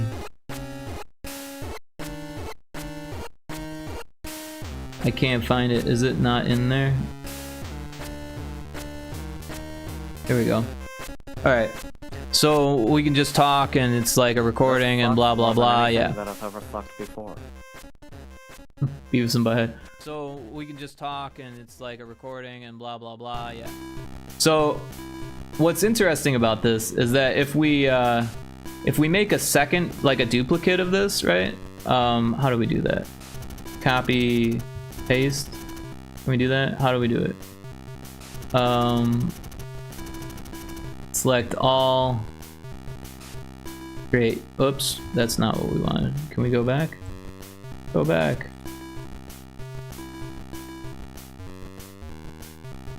What happened there? I deleted it. All right, so we'll start again. We'll just make a recording here, and that's good. So we've got our recording. We'll start again. And now what we're gonna do is we're gonna copy it, and then make a new track. It'll be another stereo track. We'll paste it here, and now what we're gonna do is we're going to go to Effect, and we're gonna invert it, and then we're gonna play both of them together. Why don't we hear anything? Right? But if we mute this one, we hear it. We'll start again. We'll just make a recording here. And we'll start again. If we solo this one, we hear it. We'll start again. We'll just make a recording here. But if we unmute both of them, we hear nothing. So this is what's called cancellation. Noise cancellation is when you are canceling out just the noise. We're canceling out the entire audio signal, right? So if we look really closely, we can see that there's a waveform here. Well, this waveform is going up right here, right? You can see there's a little notch going up. Well, if we go down here, it's going down. This one's going up, this one's going down, right? It's canceling each other out. That's what waveforms do. Well,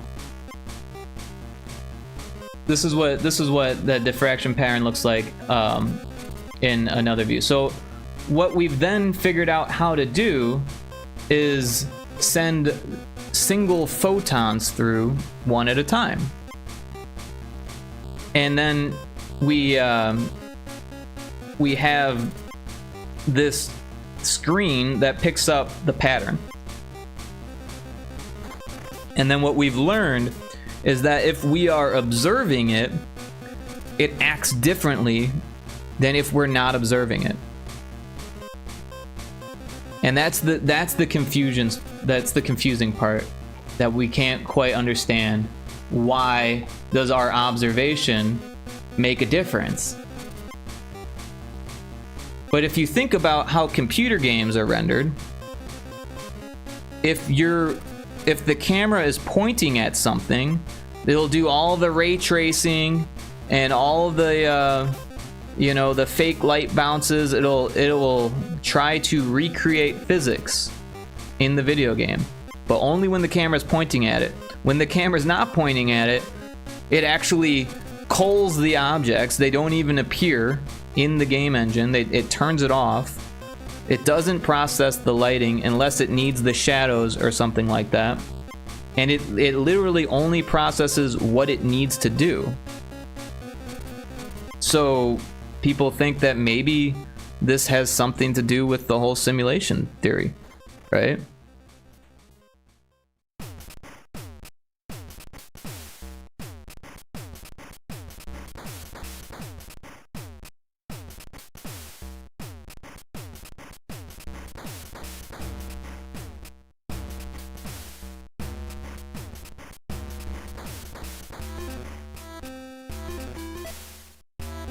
And then the quantum erasure variations is like a whole nother thing.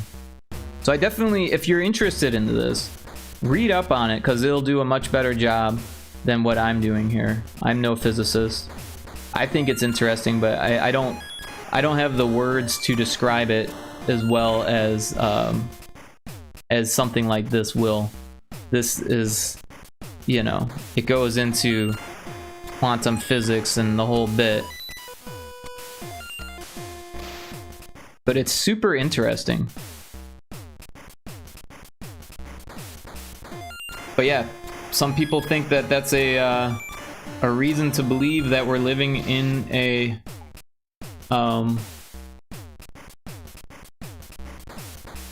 simulation. Pretty crazy.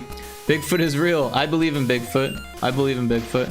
Just to distract us from Bigfoot.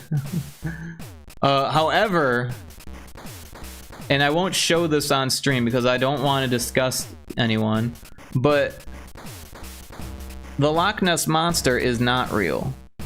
And the photograph that everyone knows of the Loch Ness Monster is actually a picture of a whale's penis. And I won't show you what that looks like. You can do your own research on what a whale's penis looks like, but it looks like the Loch Ness Monster. So there's that.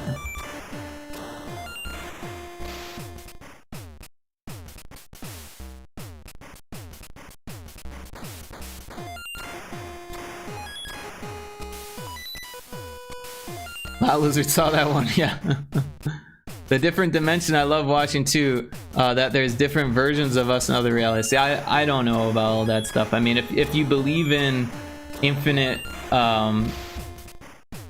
verses and that there is no universe but a multiverse, then that would mean that there are infinite possibilities. and that's the basis for the for that spaceship in Hitchhiker's Guide to the Galaxy.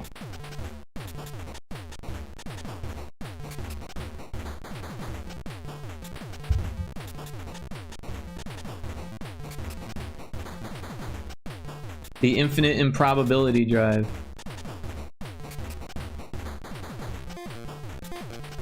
As the improbability drive reaches infinite improbability. As the improbability drive. Hold on.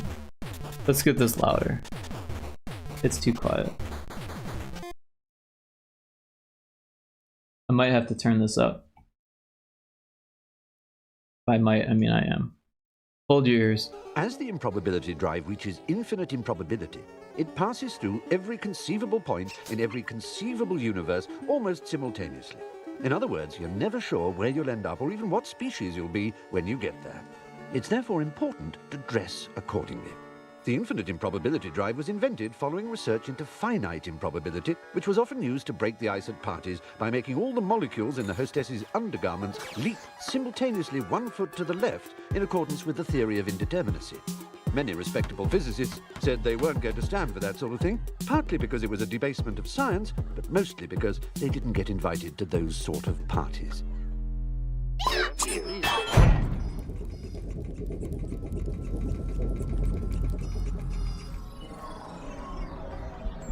Wow, is this gonna happen every time we hit that button?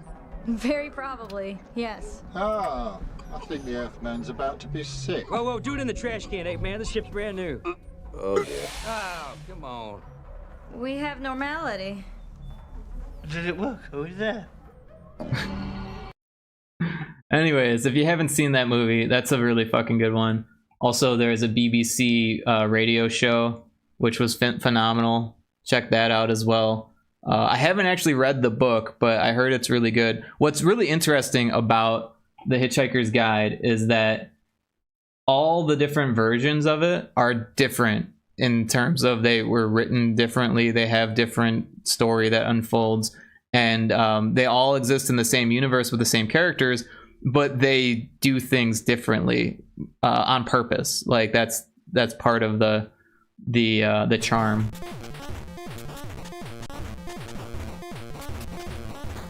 I believe in nothing. LOL. Just love watching. Are you a nihilist? It's fascinating. Cryptic says, I can imagine how that went down. Man was like, damn, look at that monster. D. The next guy to him didn't hear the D part. I was like, monster, where? And the first guy, being embarrassed, didn't correct the dude. Well, to be fair, if you saw one of those in the night, you wouldn't be able to like understand the depth of how far away it is, right? And it would look like, you know, something like a sea monster or something like that. It wouldn't be that crazy to think that it was a sea monster if you're into that kind of thing already, right?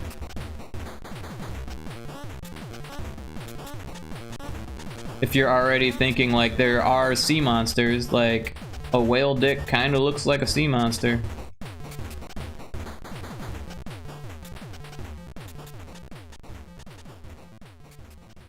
And you know, as humans, we don't think that they like air them out, but they do. That is a normal thing for a whale to do.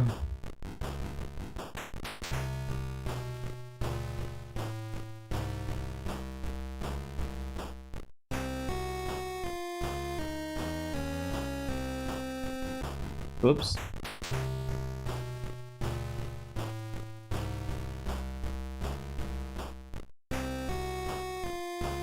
But the hollow earth theory, we never really got into that one. That one's really interesting. And like I was saying before, it kind of goes hand in hand with the toroidal earth theory. Now, if you don't know what a torus is, it's essentially a donut, right? However, if you made the donut more spherical and also made the whole of the donut more spherical as well, you would end up with this kind of shell planet with the hole kind of the shape of an apple core going through the center, right? Like a negative apple core, the negative space of an apple core. Well, there are some people that believe that that's what shape planets are. Not just the Earth, but all planets, except for the moon. And the reason why people think the moon isn't that shape is because, well, it was created by aliens. Which actually, there's a lot of evidence to support that the moon was maybe not created by aliens, but manipulated by aliens. It's a very strange thing. And also the moon of Jupiter Ganymede is also a really strange moon. They're very, very spherical. So, and I don't fully believe in the whole aliens on the moon thing, but like, if the zoo hypothesis was correct, you know, it would either be like interdimensional beings viewing us from right in front of our face and from a different dimension that we can't perceive, or three-dimensional beings existing in a space just outside of our vision, which the dark side of the moon fits pretty well for that, because the tidal bulge on the moon keeps it orbitally locked to our planet, meaning the same face of the moon is always facing our planet. Which seems like some type of crazy anomaly, but the reality is that our current theory of how the moon was produced was that a planetoid, some type of planet-like object, smashed into our planet, liquefying both. Completely liquefying our planet in instant. So much friction and so much force that both objects were completely liquefied, and at such force that it would actually fling. If you're picturing a ball of molten metal, for simplicity's sake, let's just say that there's two balls of molten metal in space and one hits the other. It doesn't matter what size they're already liquid. But if they were metal and not liquid, if they were really big, they would hit so hard they would just instantly turn to liquid, is what we're talking about. So that much force would cause a liquid bubble, if you will, a spherical shape of liquid, because we're in space, to fly away from the impact or the original spheres, creating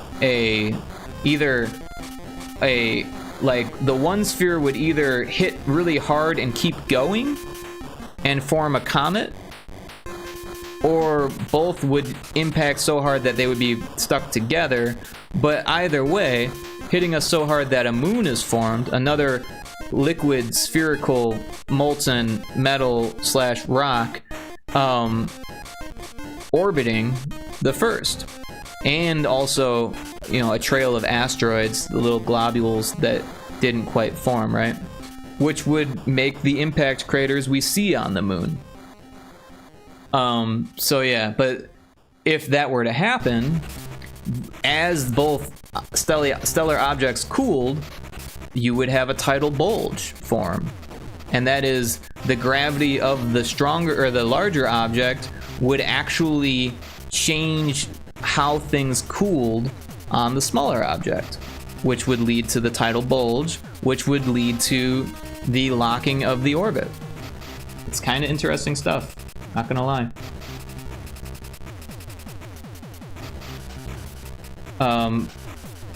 What else is interesting about the moon is that they've done experiments where they smash things into it before we were sending people, supposedly, or before we were sending probes. The first probes that we sent there were made to just smash into it, and we were going to observe a whole lot of stuff. The first one, I believe, didn't work because the camera broke on it or something like that, or the recording sensors broke on it or something, but the second, I believe, did work. And there was like a whole bunch of these missions where we were just launching things into the moon to see what happened.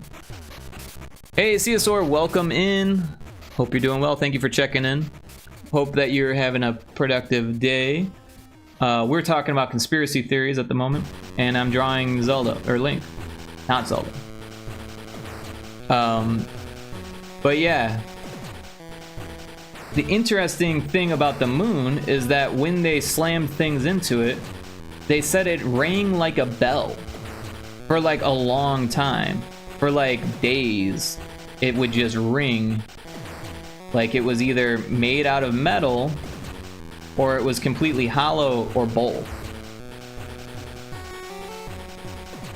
Also, Isaac Asimov, a author who did like I, Robot, the Foundation series, a number of other famous works, and also he did nonfiction as well. He wrote about robots inhabiting the moon. And recently I read an article in some scientific magazine online thing where they were talking about how they theorized that AI could actually be what we've been theorizing about the Great Filter, that AI is actually the Great Filter. And if you're not familiar with the Great Filter, it kind of goes into like the zoo hypothesis thing that we mentioned earlier. Basically, the Fermi paradox, this guy Fermi, you might be familiar with Fermi Lab. I actually grew up next to Fermi Lab in Illinois.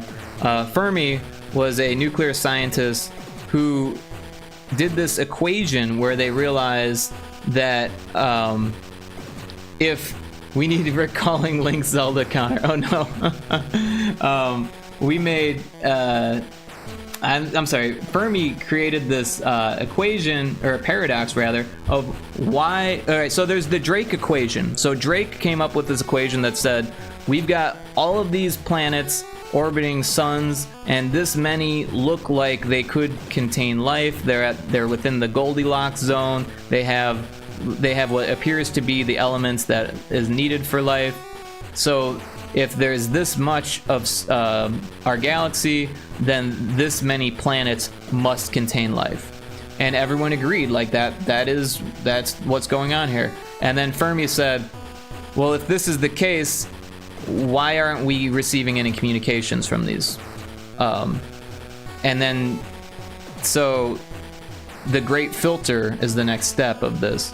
And the Great Filter is something's preventing us, or something's preventing life from either evolving to the point of constantly sending out transmissions, or interstellar travel, or, you know, why aren't we seeing our neighbors? If there's supposedly so much room for neighbors to exist, why aren't they there?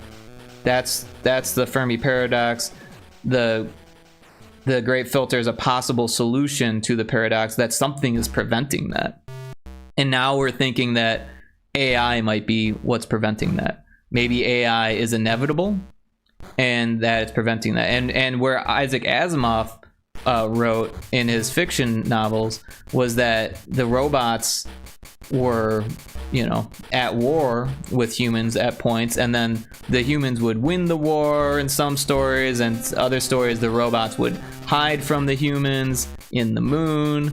And yeah, the Foundation actually covers a lot of that, which is really cool. Also, there's a Apple series based on the Foundation, which is really good.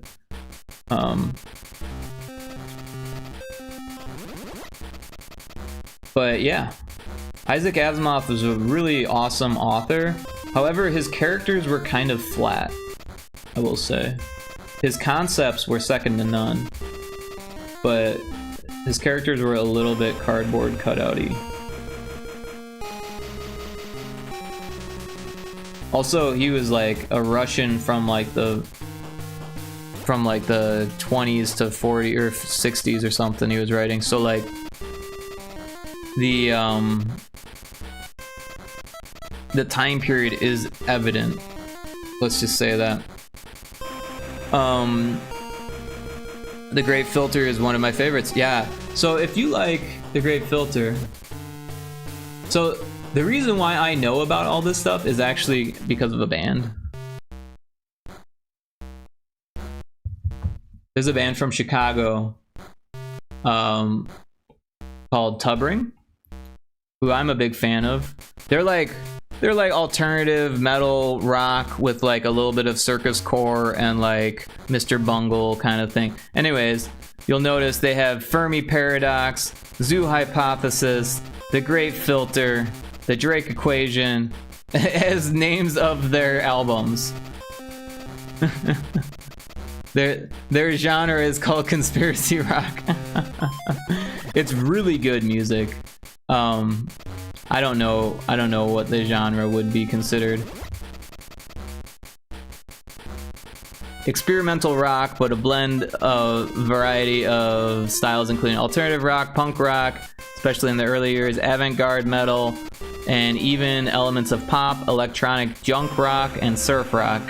They are known for a chaotic and eclectic mix of different sounds and genres of their music.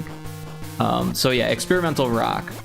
But I really like it. And in fact, this album, Impress Your Creators from 2017, is fucking phenomenal. They're still making good music. And the keyboardist and part songwriter who composes a lot of the music. I think the singer writes the lyrics and the composer, or the keyboardist composes the music. I think that's how they work. The keyboardist actually composes music for mainstream media like movies and films and series and TV stuff. So yeah, but I definitely recommend them. They have a wide variety of what am I doing here? They have a wide variety of albums. But Tubbring discography, there we go. Fermi Paradox, Zoo Hypothesis, The Great Filter, Catastrophe of Choices, Optics and Sonics, Drake Equation. They're all really, really good albums. Stupid Pet Tricks is older. Music for the Bathroom is older. Book of Water, I don't really know that much of. I don't really know this one. And also this new one, I haven't really listened to it. They were getting a lot of flack because people thought that their album cover was AI. And it kind of looks like it, so like this one here. A lot of people thought that this image was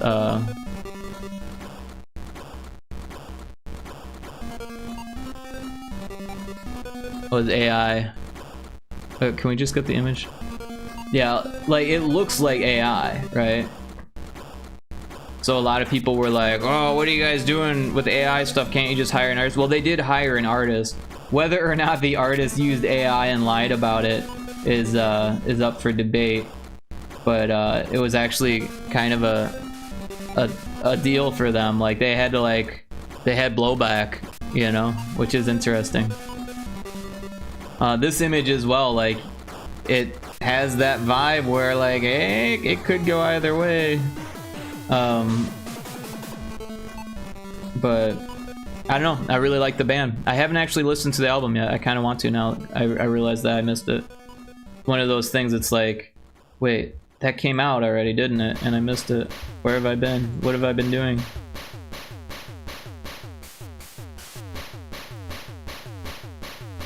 But yeah, so thanks for the lurk. Sorry, I just read that now.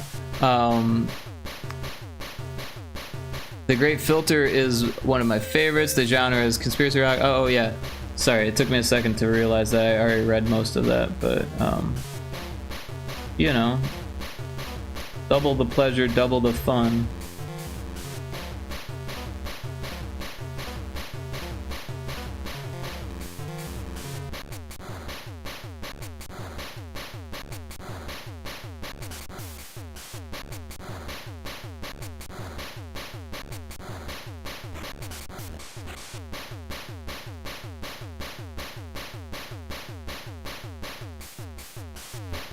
Oh, and Tubring also did their own like video game style music. We're members of Tubring. I'm trying to remember what it's called now. Oh, 8-Bit Brothers. So, or maybe it's Super 8-Bit Brothers.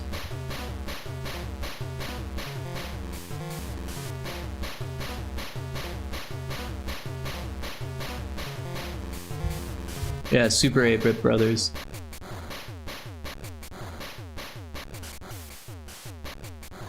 This was like, what, 2005, 2004? So, like, it kind of went under the radar, and I didn't even realize it until, like, a couple years ago that it came out. But,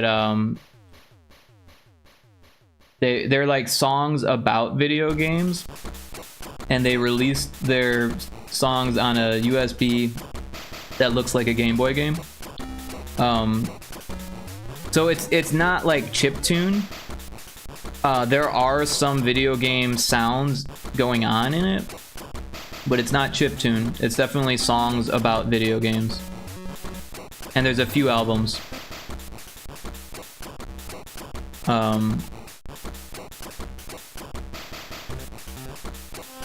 Yeah, air, water, earth, fire, and then reskin. Ta-da! But yeah, if you're interested into what kind of music I listen to, I really dig Tubring, and the 8-Bit Brothers is an interesting little the Super 8-Bit Brothers is an interesting little interlude from Tubring, which I listen to a lot of.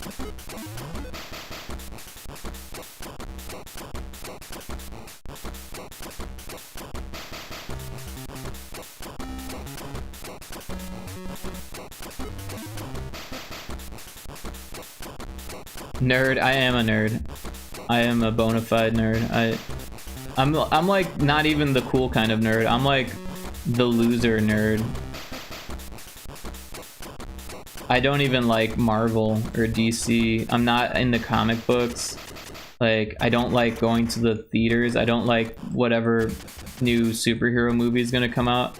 I'm not even cool enough to like that stuff. I'm like the nerds from the 80s, right? The ones with the glasses. The ones that never get laid. You know, those ones.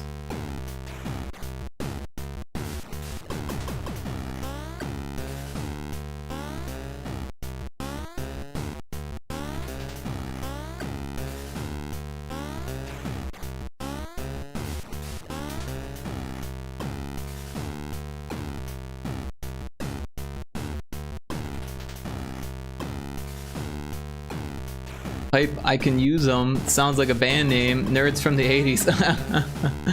Yeah, me too. I'm an actual dweeb. Dweeb equals 2000s nerd.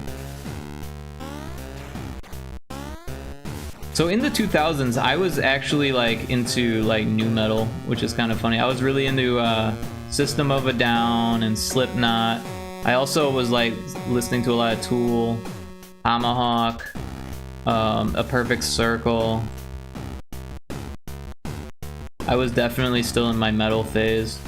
And then eventually I kind of got out of the whole metal thing and started listening to more hippie music. Became more of a hippie. And then I went the electronica route, but then dubstep came out and kind of fucked everything up. I did like dubstep when it first came out, back when it was still kind of chill and stuff, but like once they started doing like the whole, I don't know, like Rusko and stuff, things got a little bit too weird for me. I did actually see Rusko at one point, and I remember thinking like, this is getting weird.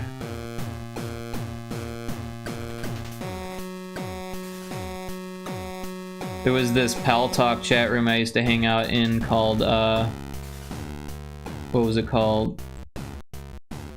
Zoned Out Tunes, I think it was called.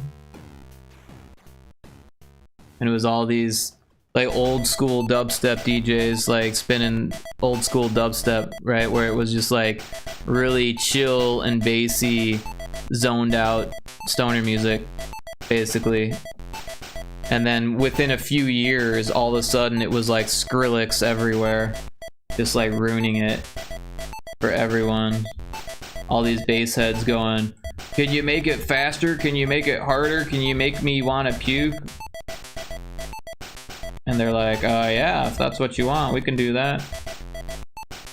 And then before long, it just wasn't even listenable anymore. Then I got into post dubstep, which I still like. There's this this group called Mount Kimby that I enjoy. I actually saw Mount Kimby in Chicago. That was really cool.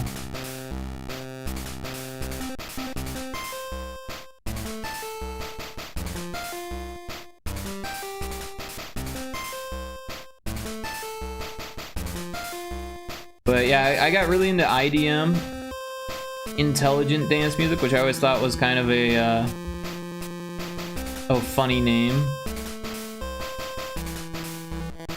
Kind of pretentious, right? OMG, yeah, I never really liked Skrillex, and I thought their music was the essence of dubstep. Nah, so Skrillex took dubstep to a place that it should never have gone, and it never returned, is what happened. So I'm sure Skrillex would appreciate that thought, that sentiment, but yeah, dubstep existed as a amalgamation of two-step and drum and bass, and also elements of dub, hence the dub part, and garage, or garage as they call it in the UK, which is where it's from. Because in the States we think of garage as like garage band, garage rock, but in the UK they have garage parties, which are where you have your garage, which is a garage, and you party and they listen to two-step and garage, and two-step is like a precursor to dubstep. We could go on some musical joyride here. Let me see if I can find something. Trying to remember the name.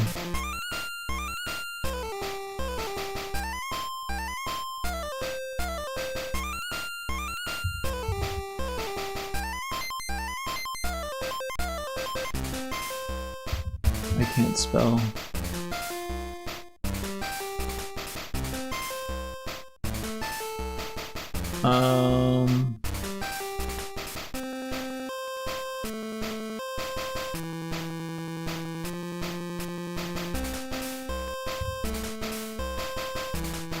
Yeah, I found it. All right, let's do a little musical joyride here.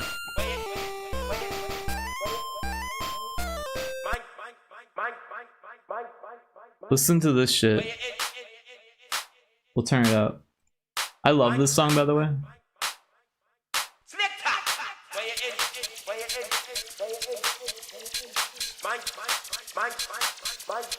Oh, and there's an ad.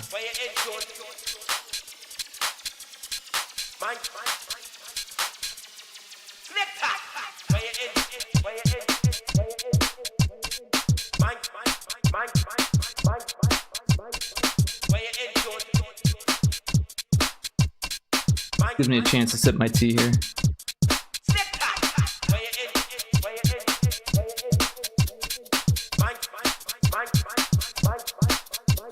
Is this just the vocal mix?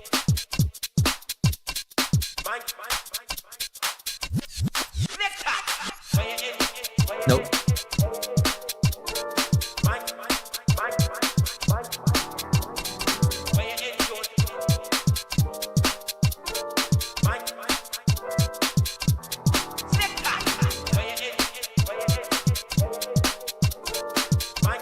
I don't know, it does sound like a different mix than what I'm used to hearing.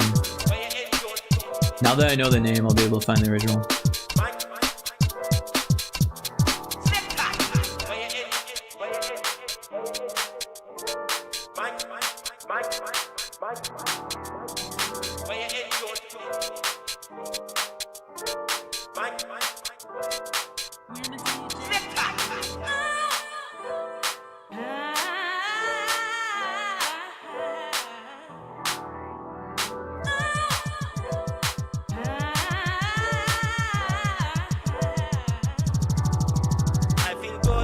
good.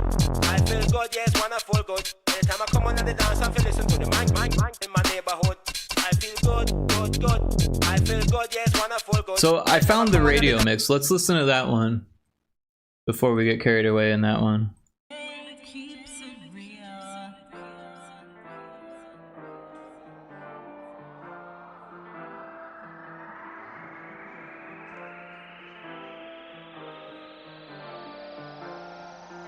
I'm turning it up just a little bit. I feel good. I feel good, yes, wonderful good. Anytime I come in on the dance, I feel listen to the man in my neighborhood. I feel good. I feel good, yes, wonderful good. Anytime I come in on the dance, I feel listen to the man.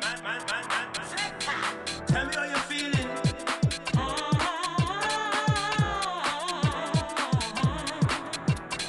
Tell me how you're feeling.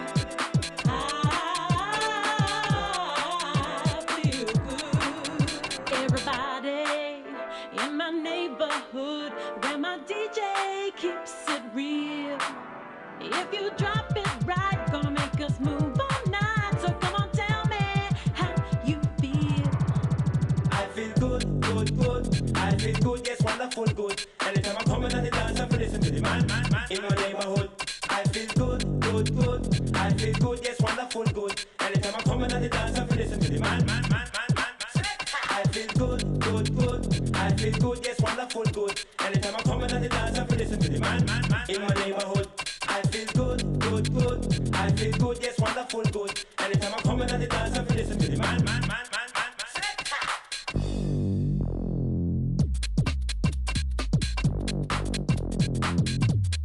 I love that they're in a parking garage, considering it's garage music or garage. Everybody in my neighborhood where my DJ keeps it real.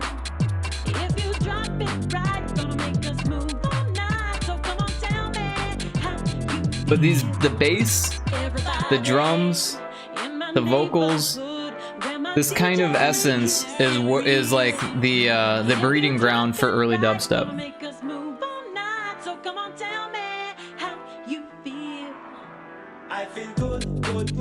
I feel good, yes, wonderful good. Anytime I come in on the dance. Oh, and Jungle was actually also part of the early dubstep. Anytime I come in on the dance, I feel listen to the man. I feel good. I feel good, yes, wonderful good. Anytime I come in on the dance, I feel listen to the man in my neighborhood. I feel good. I feel good, yes, wonderful good. Anytime I come in on the dance, I feel listen to the man.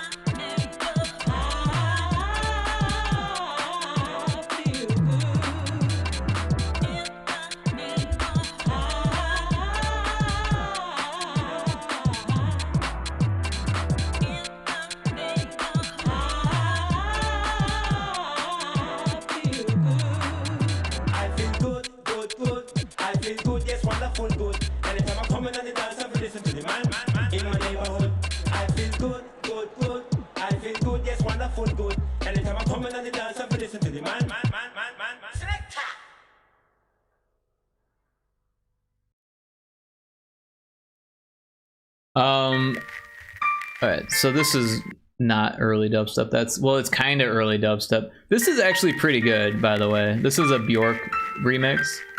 I'll throw this on while I find something else. I don't know if you like Bjork, but I called it Bjork for the longest time, and then recently I watched a documentary of her saying that she pronounces it Bjork.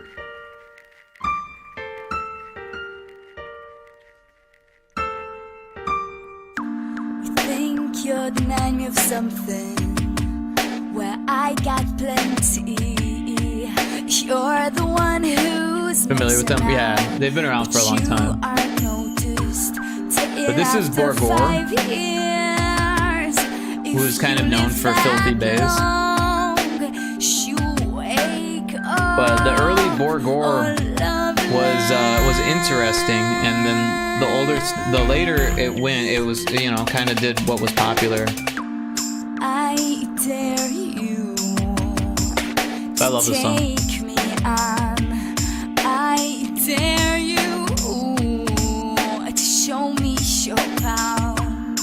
she's such a solid I'm vocalist. so bored with cowards that say they want and then they can't handle.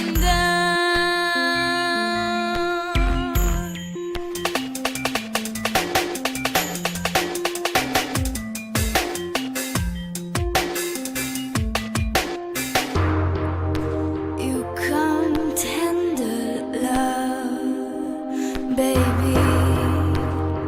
You can't handle love. It is obvious. You can't handle. I dare you to take me on. I dare you. So this was dubstep, I mean 15 years ago here it says, right? So before Skrillex kind of ruined it, it was a lot more rhythmic and less like all over the place, less schizophrenic, if you will. Anyways, that's pretty much the gist of that one. Let me throw on this one now. This is Chase and Status, or Status as they pronounce it in the UK where they're from. And this again is drum and bass with dubstep vibes almost. Early dubstep vibes, not what you consider dubstep now. It's kind of a mess. And this video, it says 3 years ago, but the album has been out much longer. They must have re-uploaded it. Yeah, 2008 was when it was released.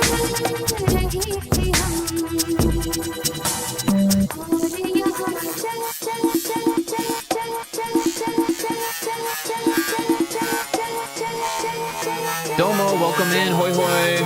How you doing? Everyone should check out Domo. Give them a follow. It's like you can actually tell what's going on. Yeah, there's still a lot of LFOs in the bass. And I hope you can hear me over it. Probably pretty loud. I'll turn it down just a bit. There's still a lot of LFO in the bass. A lot of, yeah, LFO is low frequency oscillation. A lot of modulation in the bass. Slow BPM with a quick double time. Very kick, snare, kick, snare, right? Kick, snare, kick, snare, kick, snare, kick, snare, kick, snare. Yeah, Domo, we're taking a little musical joyride here to learn about awesome, interesting music. We were talking about how dubstep was kind of ruined by Skrillex, and Taco thought that Skrillex was the essence of dubstep, and I was like, no. There was good dubstep before Skrillex came and ruined it.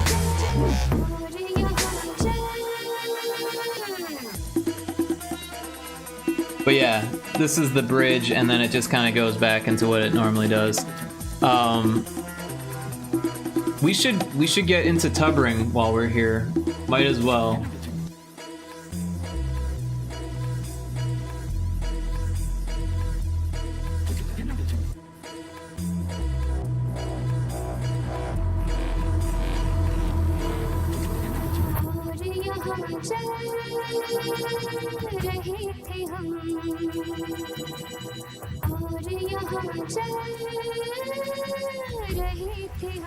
Alright, we're gonna end this one here.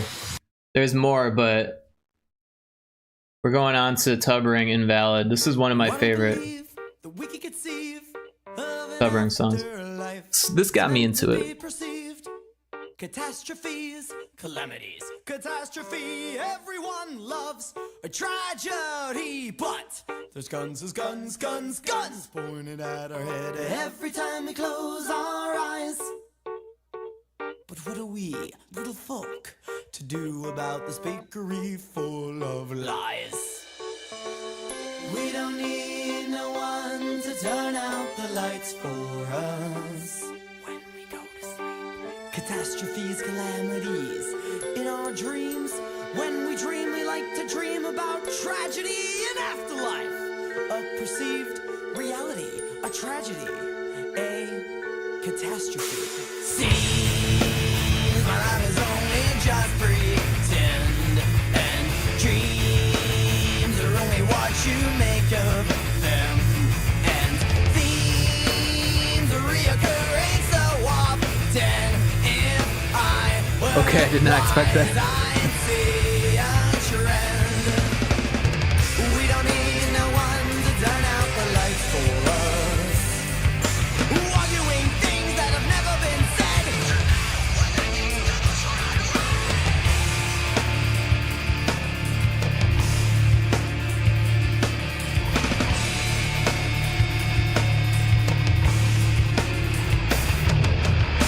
Progress hindered by arrogance.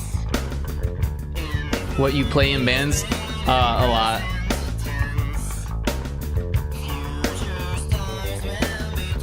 In bands, I have been a guitarist, a vocalist, a turntablist, a bass player.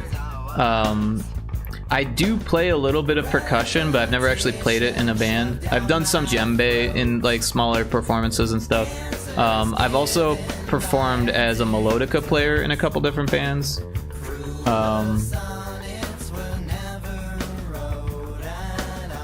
Yeah, that's about it, all that I've performed. But I also do like keyboards and synthesizer stuff on my own.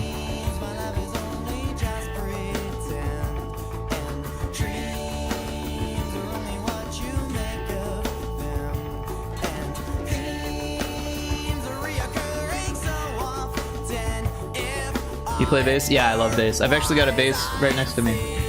I could play some bass live. I don't have an amp right here, but that's okay. You don't need an amp. You just need to play it hard.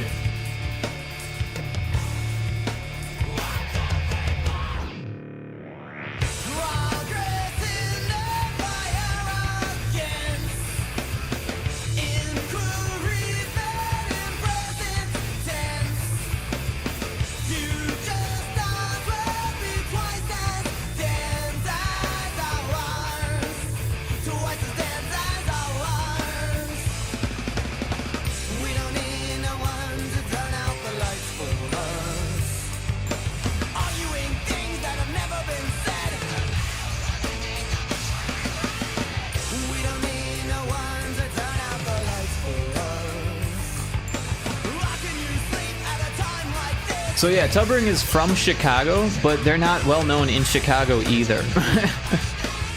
They're kind of underground, and they've always kind of been that way. They've kind of managed to stay that way.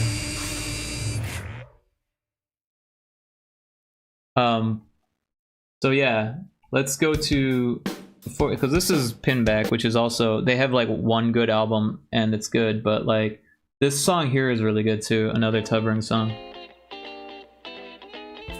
I mean, I like all of their songs, but some of them are just way better than others.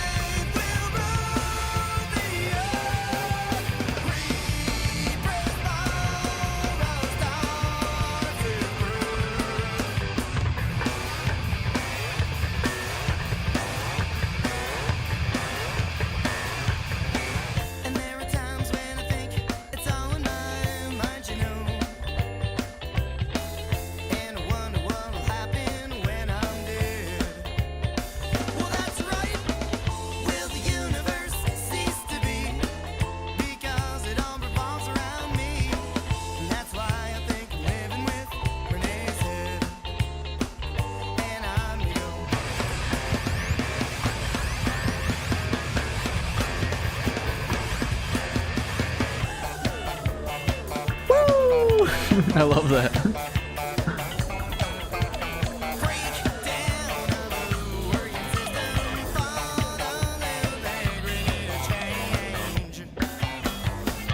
This band does some really great covers too.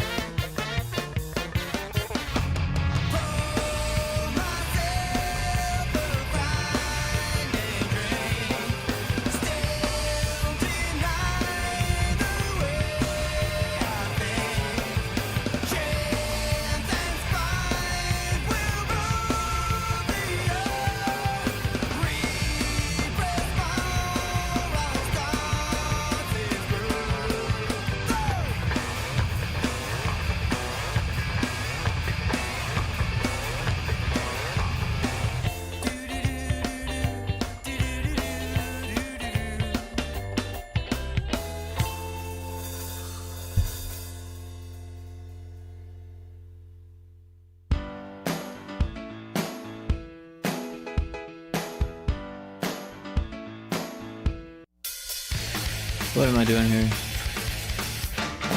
Stop it.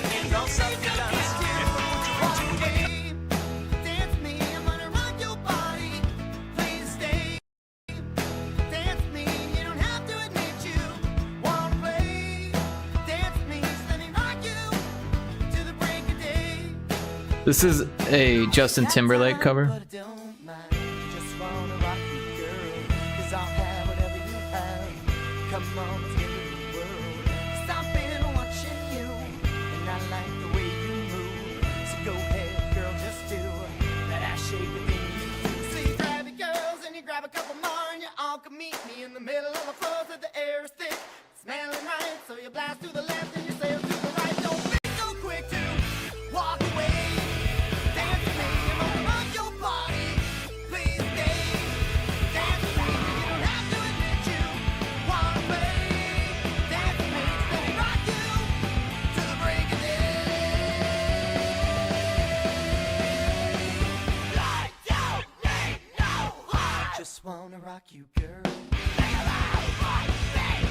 Let's go, let's give it a whirl. So you grab a girl, and you grab a couple more, and you all can meet me in the middle of a floor with the air is thick, smelling right. So you laugh to the left, and you stare to the right. Don't be so quick to walk away.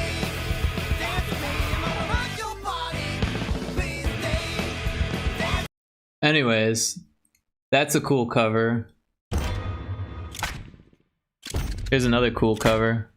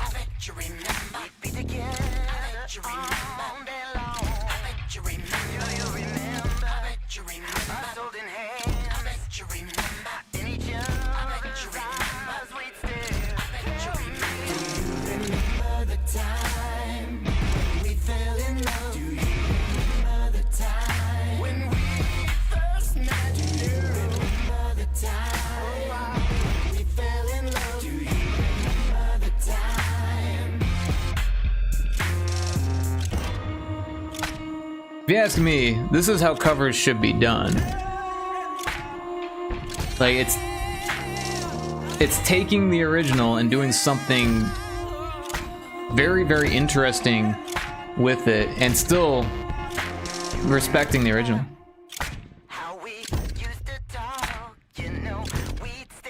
It's a Michael Jackson song for those who don't know.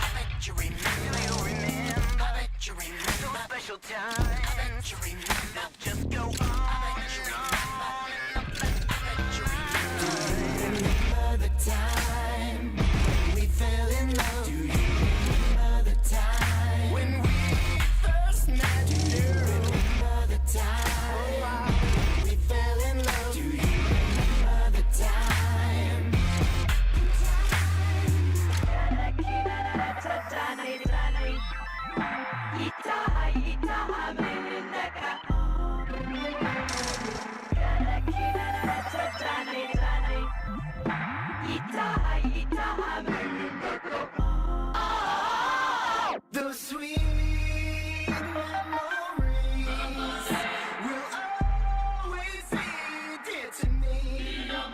And girl, no matter what was said, I will never forget what we had. Now, baby, do you remember the time we fell in love? Do you remember the time when we first met? Do you remember the time?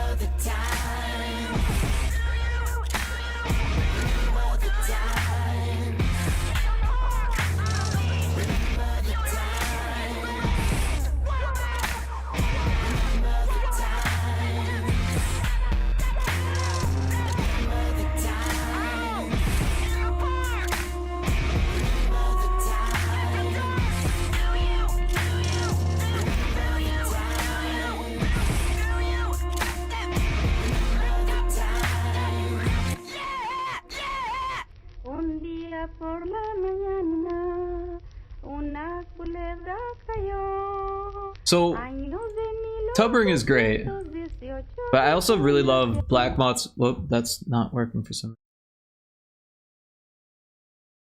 I really love Black Moth Super Rainbow. Another band that is pretty much unknown. I don't know what to show you first. Let's do this song. I actually own this record. There was a repressing of it because it came out in 2004, but in 2024 there was a repressing of it. So I bought it 20 years after it came out on vinyl. This is Black Moth Super Rainbow. I think it's beautiful that you are 256 colors too.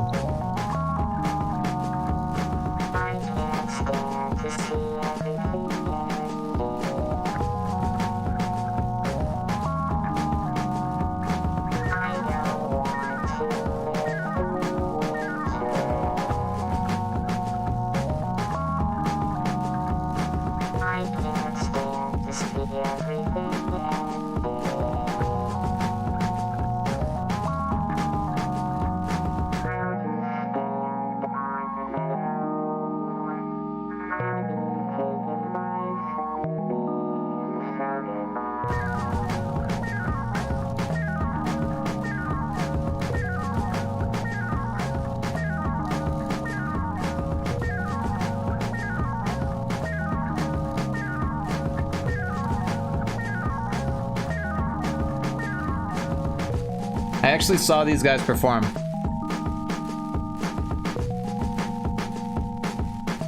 They have a live drummer, bass player, 2 keyboardists, and a vocalist. Yeah, I think there might have been a guitarist, maybe not.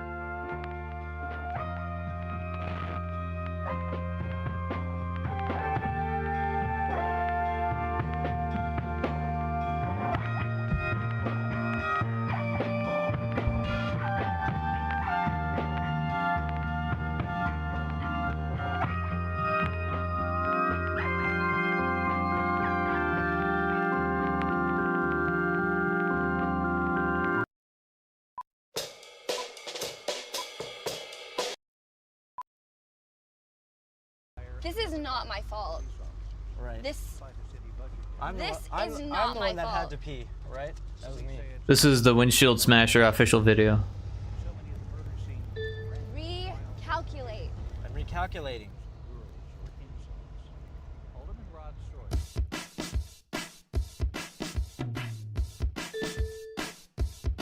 Recalculate. I'm recalculating. I don't think we can get it at the same time. Anyways, this is the song part anyways.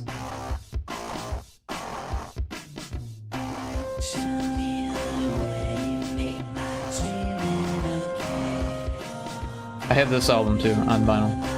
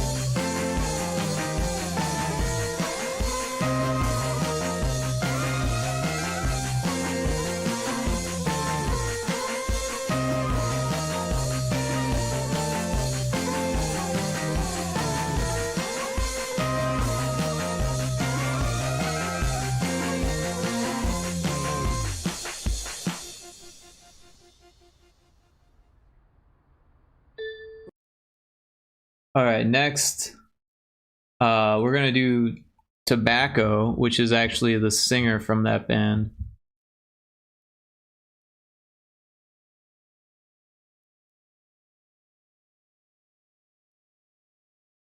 Wait, why? I didn't say that.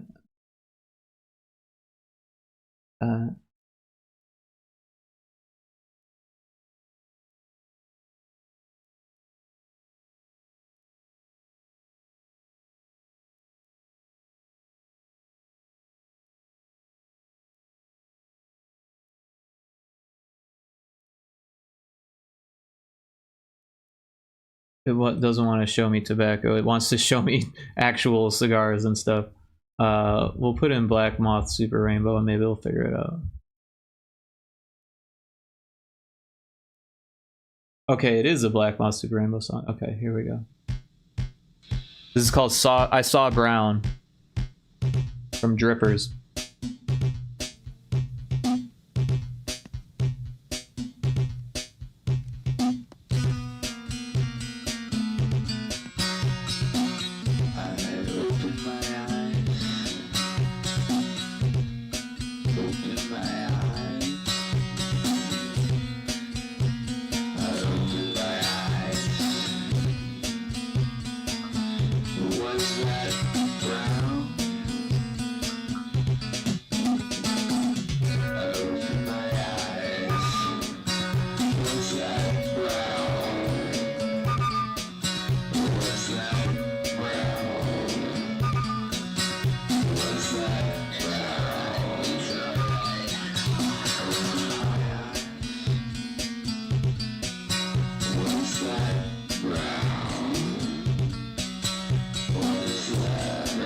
You like this one, Seagoat?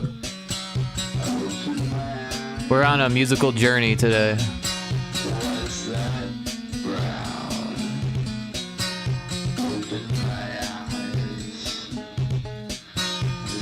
Welcome in, Seagoat. By the way, welcome back in.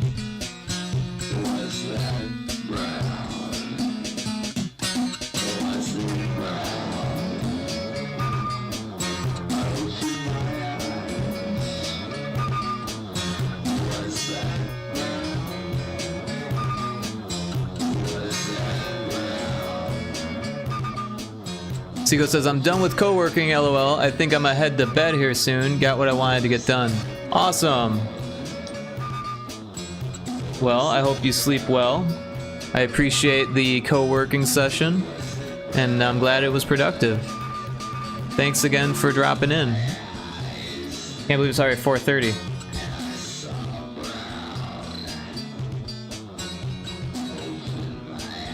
Or whatever time it is for you.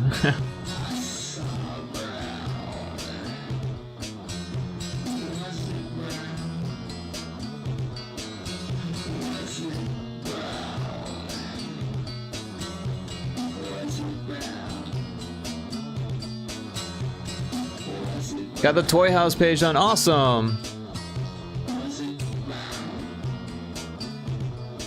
If you want to link it, you totally can.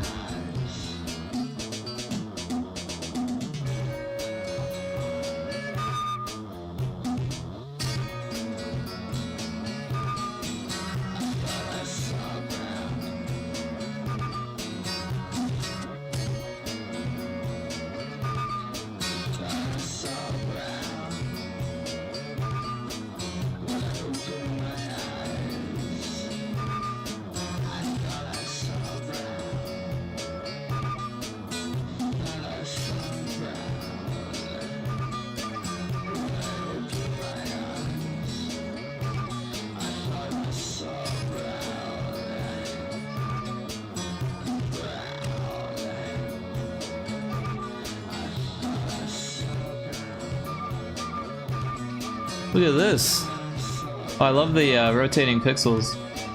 Very Stardew Valley vibes. Very cool.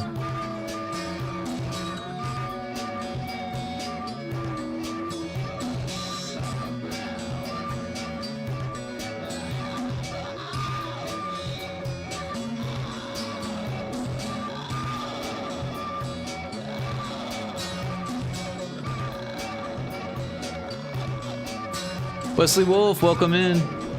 It has tabs with more info. Ah, okay. These tabs or these tabs? These tabs?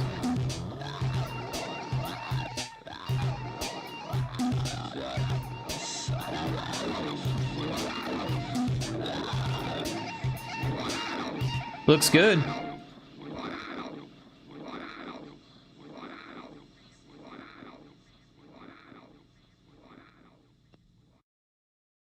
Oh, okay, here we are. We just listened to this one, didn't we?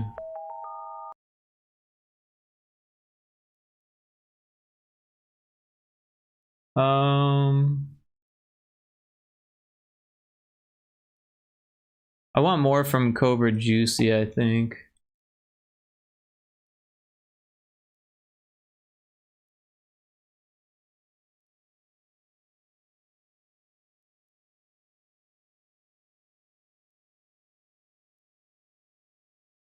But you know what? This one's really good too. Let's listen to this one first. This is Twin of Myself. It has a super trippy video.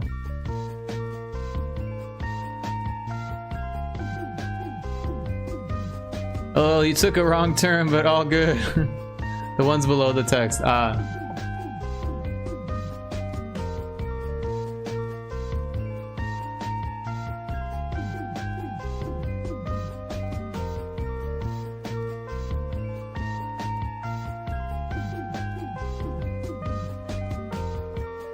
So these ones here.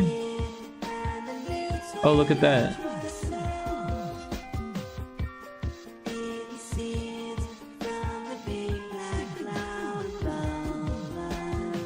Rain and asphalt. I like that smell too.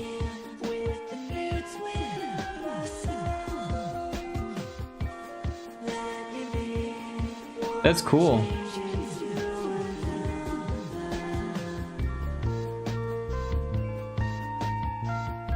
Well, thank you for sharing. It's an exciting website. Toyhow.se. Toy House.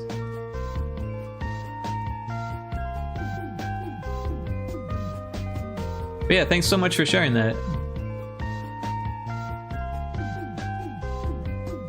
Look at this music video. Isn't this crazy?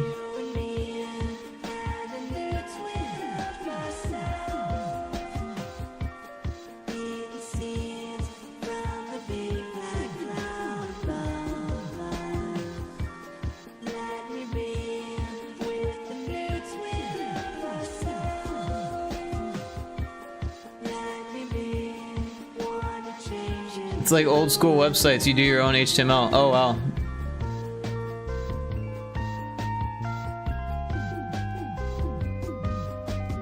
Like MySpace.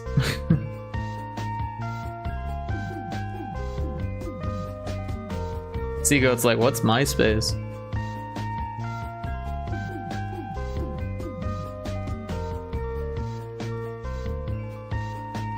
It's invite only right now. Ah. I still haven't been invited into VGen. I probably need to like ask. Find some friends.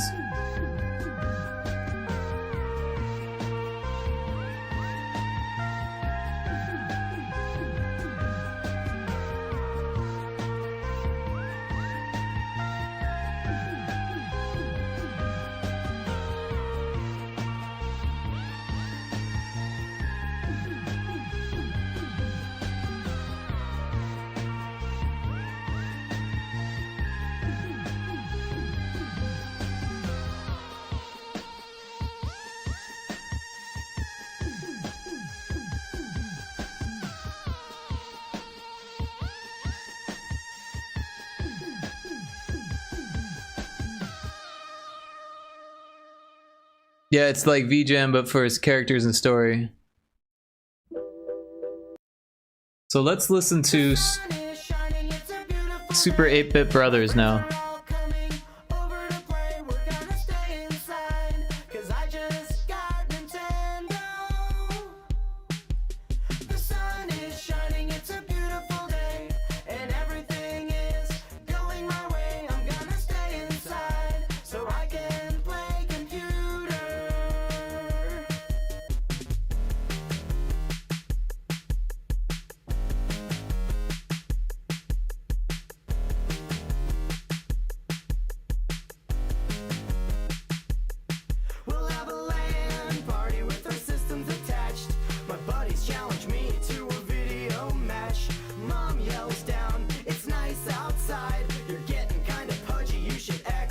exercise.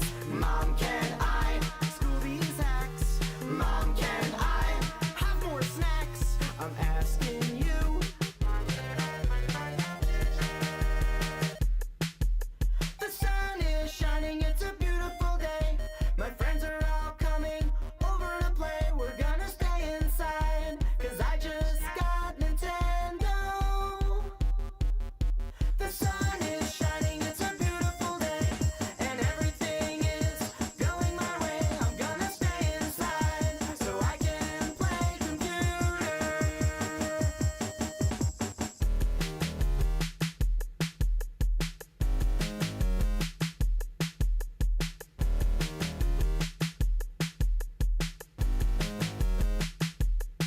I'm on a super hard level and I hear my mom say, you better get ready, Mr. Taylor's on his way. I just wanna skip my baseball game, cause my coach is a jerk and my team is lame.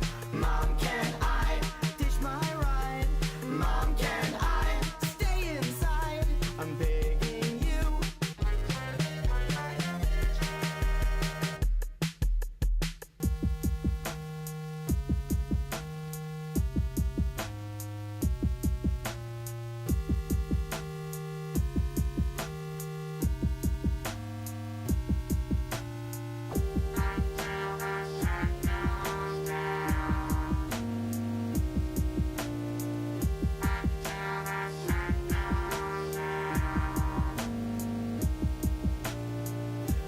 I must leave this joint. Just wait till the next save. Yeah, I plan on putting book version on there too as I write, for those who want to read story and drafts and stuff. Cool. The sun is shining, it's a beautiful day. My friends are all coming over to play. We're gonna stay inside, cause I just got Nintendo. The sun is shining, it's a beautiful day, and everything is going my way. I'm gonna stay inside, so I can play computer. The sun is shining, it's a beautiful day. My friends are all coming over to play. We're gonna stay inside, cause I just got Nintendo.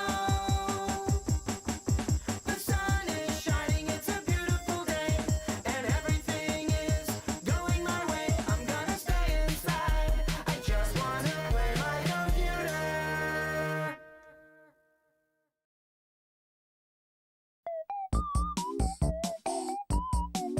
It's a good one.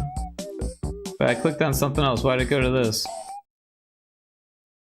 The sun is shining, Go back to... beautiful day. Now it's not going to show me what I want to play. Over to play, we're gonna It's alright. Oh wait, there it was. cause I just got Oh, it's in this mix. I'm just going to pull it up. The sun is shining, it's a beautiful day, and everything is going my way. I'm gonna stay inside, so I can play. This is Sap. P-S-A-P-P. I'm pretty sure it's pronounced Sap. I love this band.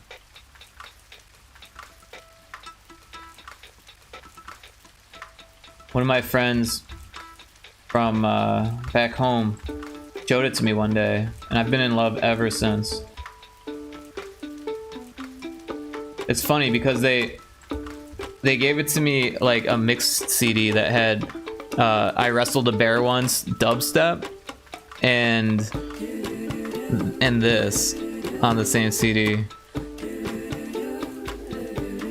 And I Wrestled a Bear Once is pretty good, but their dubstep stuff is not my favorite. But this just spoke to me on so many levels.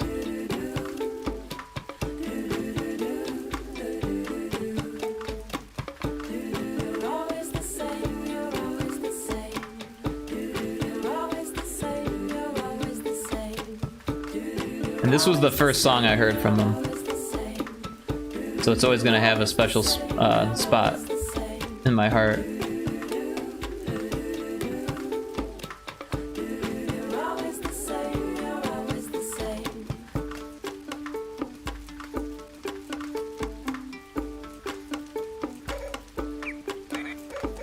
So they actually have a chicken that they sample.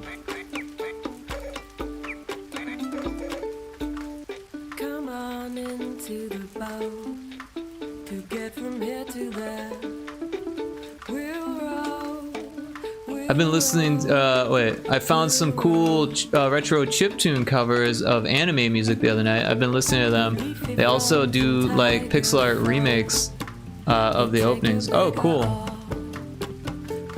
Yeah, there's a lot of like chiptune covers out there that are really cool.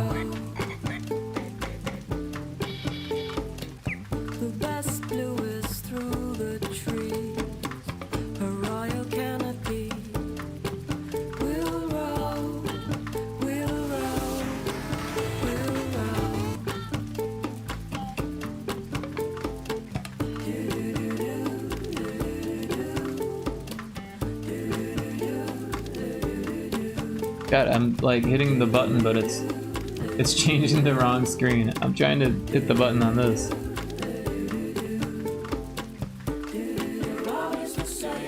Okay, well, I'm gonna head to bed. Okay, well, have a great night. Sleep well.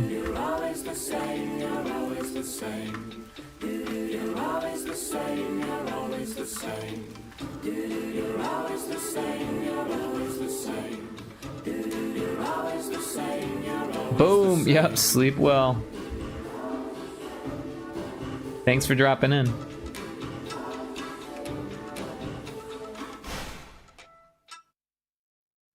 Alright, here's the link that Seago just dropped.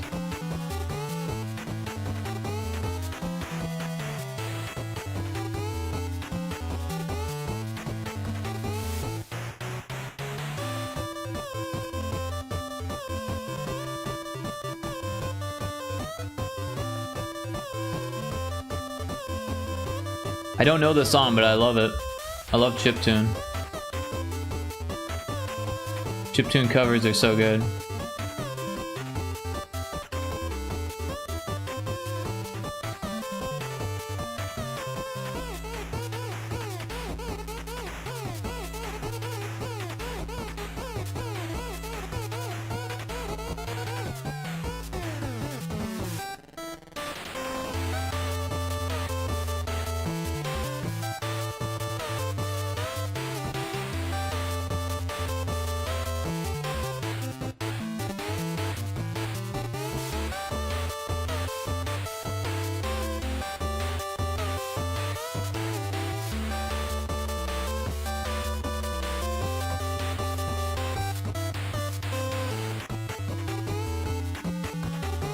So it's coming along.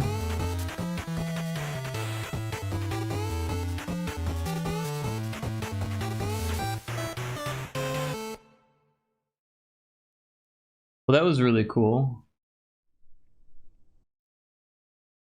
Let's see what else we got here.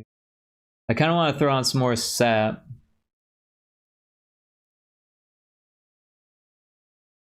This one is one of my favorites.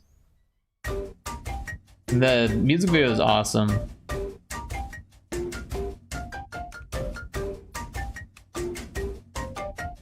It's stop motion, which I love. But I'm gonna keep drawing. I guess we could make it small.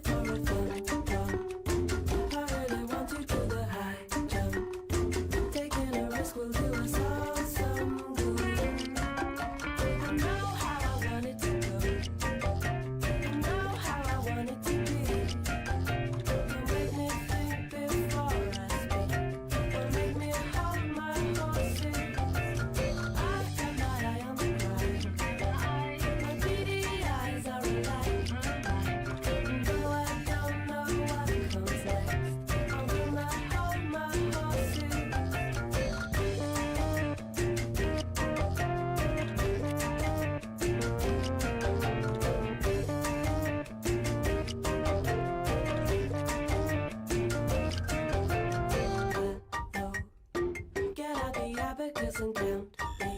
A funny feeling says I won't leave.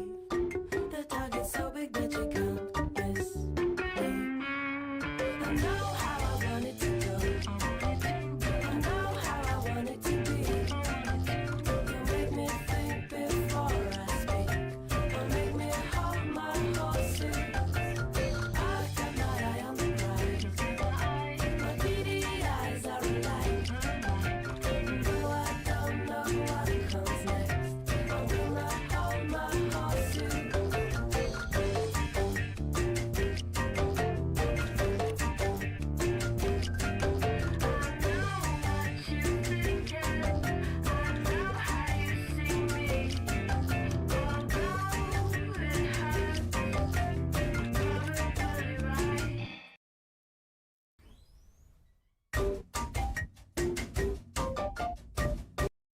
I hit the button right as it started. It started over again. Right as it ended, I started over again. Let's see here. This one's really good too.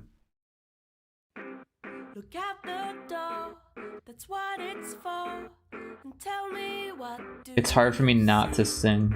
I do believe that through the trees there's something hiding from me. The window's wide, it climbs inside, but I don't hear it creeping. I know it's planned because it can. It gets me while I'm sleeping. Oh, and it's happening again.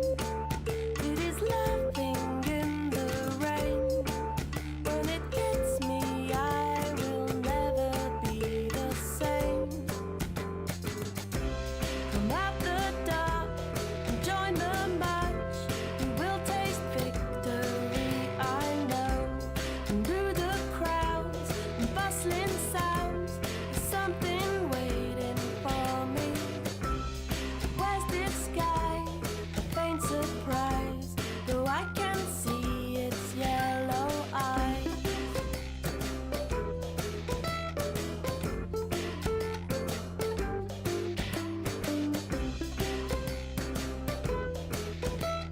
I just love the amount of percussion in this. The uke. Or is that a banjo? I can't even tell. As it comes, and it wants to taste my blood. We're already lost, my love. We'll never be the same.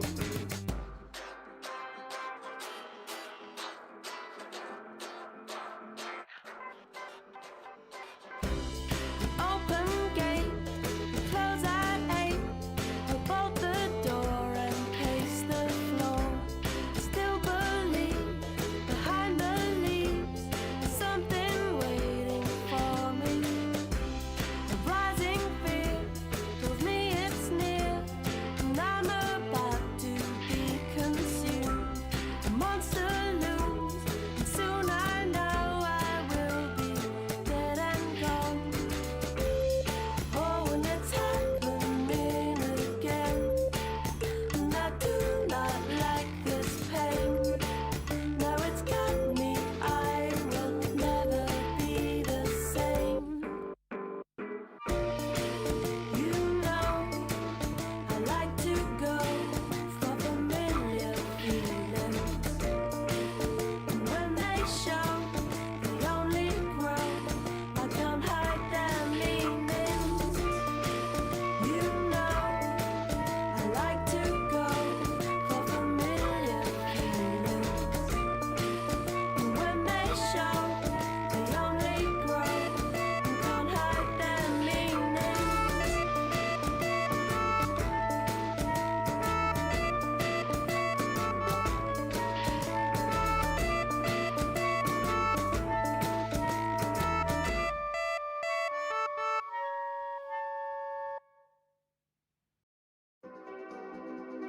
This is a dope song too, by the way. It comes on because I play it all the time.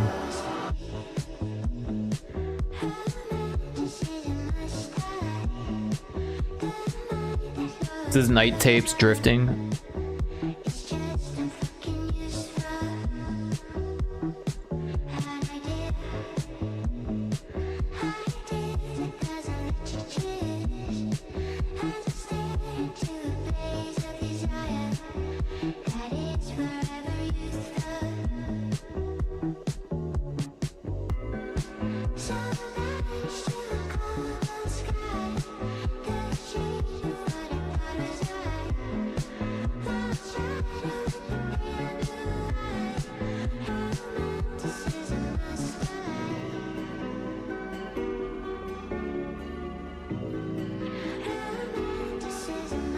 I love her voice, and I love the synthwave tones of the band.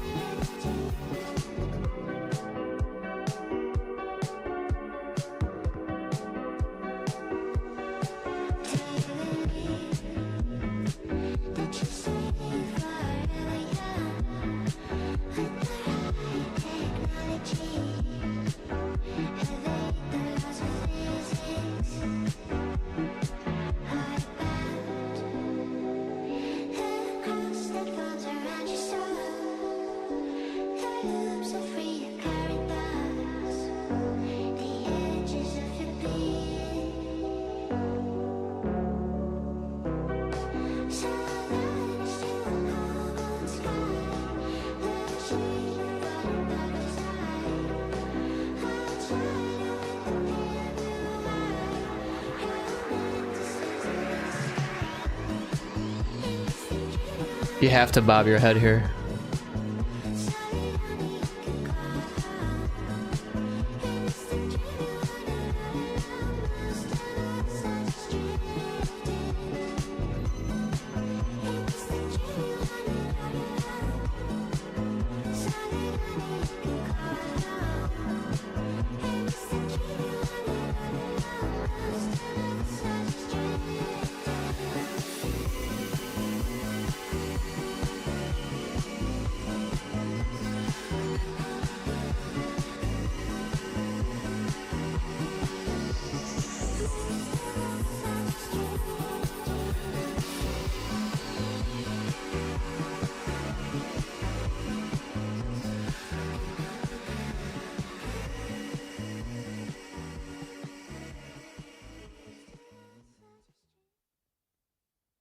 See where it throws us now. Oh, more night tapes. Might as well, this song's good too.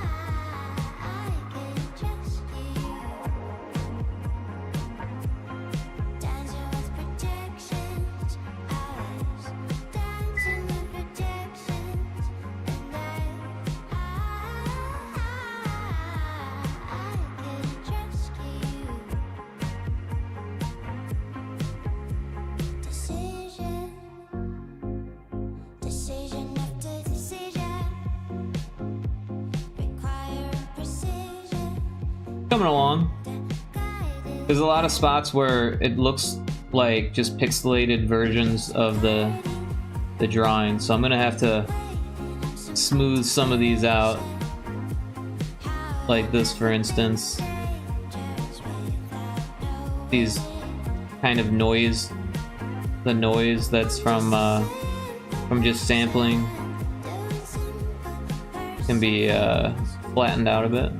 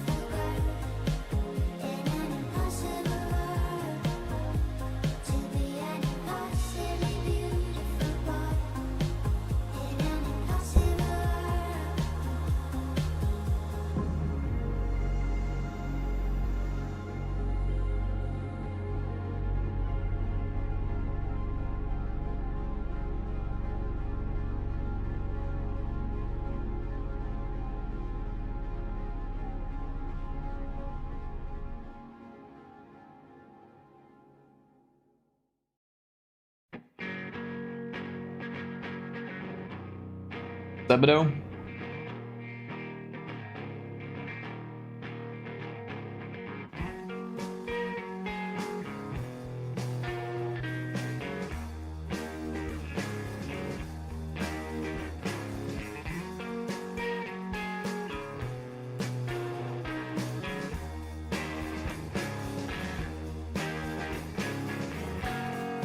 What was that you just said?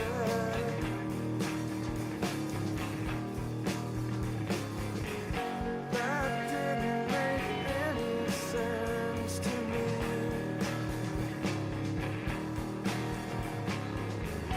It's not the way I see it, man. I'm almost tired of listening to you.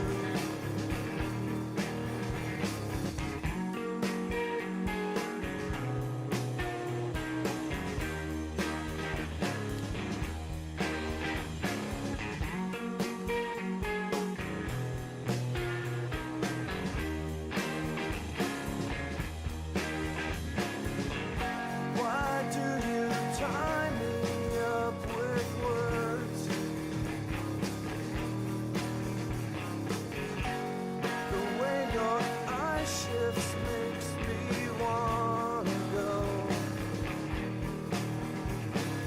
Black chalk living room couch professor.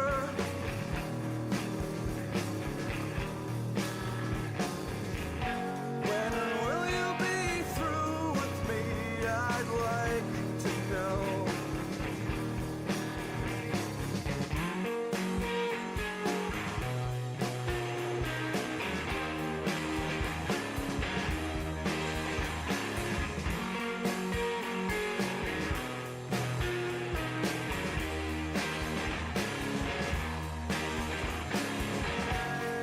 Everywhere I go, I feel it.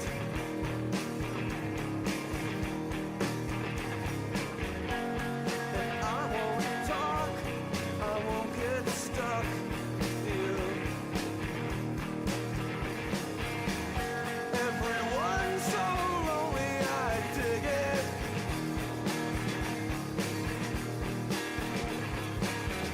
But I'm afraid I can't share this with you.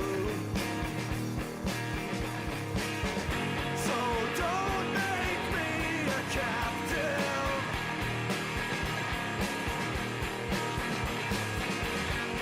I don't feel like talking your shit.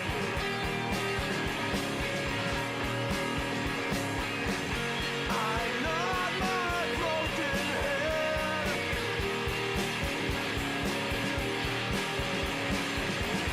I'm not too amused with humans.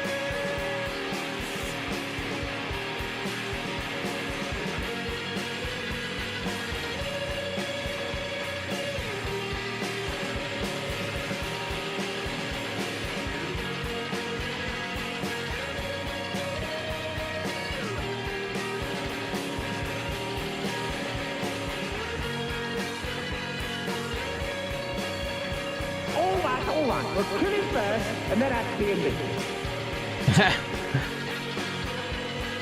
Hope you're doing well, La Lizard. Can't believe you're still up. It's 5 a.m. You realize that, right? Well, it's even later where you are. Jeez. Jeez. What are you doing still awake? This is it's 6 there. Jeez. It's gremlin hours here. Guys, who just woke up from a nap? Guy who just woke up from a nap. Hi. Welcome back from your nap, Bree. I hope it was good. We're on like a musical journey at this point. Usually I play my own music, but we started talking about music, and then I got really excited about bands that I like, and now we're just letting YouTube play whatever it wants to play. Long weekend holiday tomorrow. Oh, there you go. Is it Canadian Thanksgiving or something?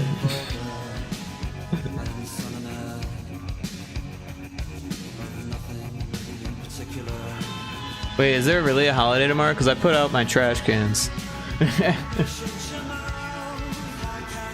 But I wasn't the only one.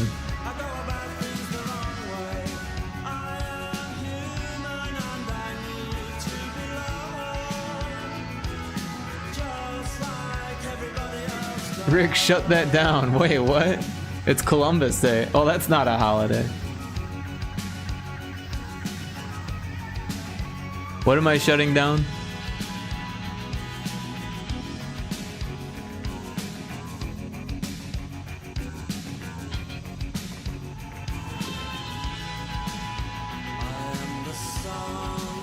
What you said. I don't know what I said. Canadian Thanksgiving? Isn't that this weekend?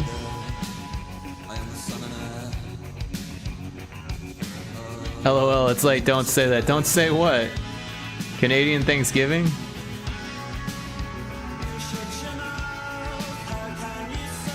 It's my people's day. You don't live in Ohio.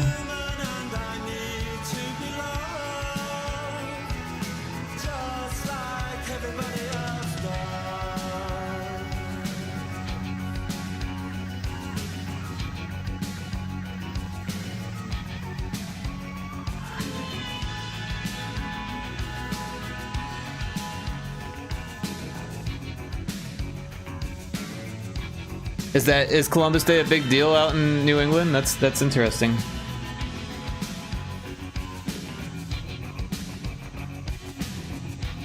You guys sing songs about the Santa Maria?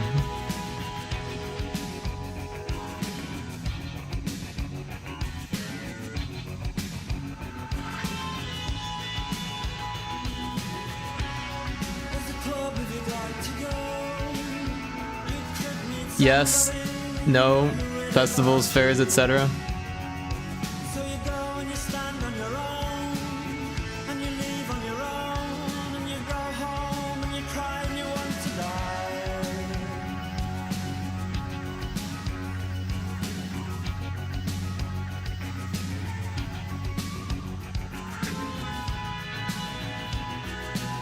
I didn't know it was so late in the evening for you. Whoa. It's 6 a.m. where Lot Lizard is. It's 5 a.m. where I'm at.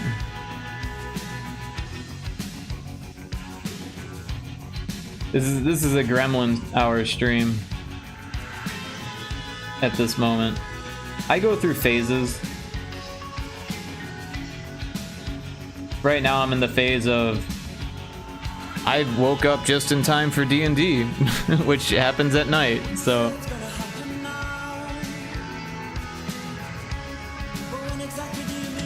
I need to fix my sleep schedule so I don't sleep through anything.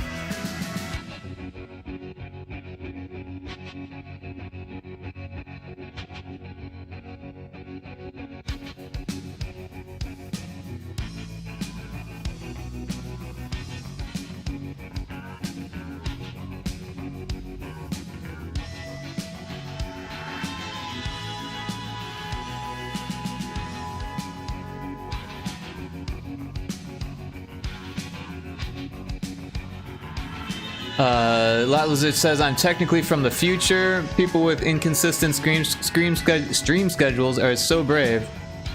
We are having a huge storm all yesterday until now. Bad. We had a little bit of rain. When I was taking out the trash cans, there was rain that landed on my glasses.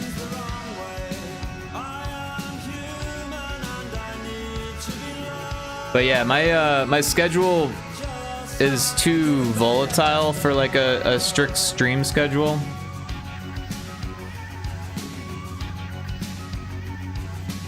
It's my fault. I don't set alarms. I should, but I don't.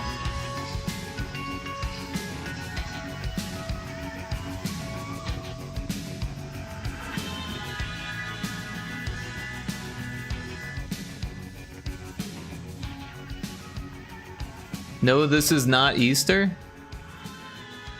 Easter? I wonder what it's gonna play for us next. Pouring rain and high winds. Ah, okay. Storm season. I see what you're saying. Well, in Oklahoma, we have like 3 storm seasons.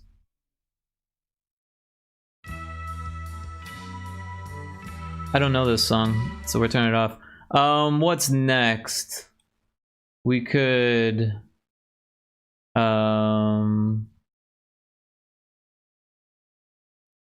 I don't know what's next. We already did the Aphex Twin rabbit hole. Oh, I guess we could do chiptune stuff. Does everyone know Disaster Piece?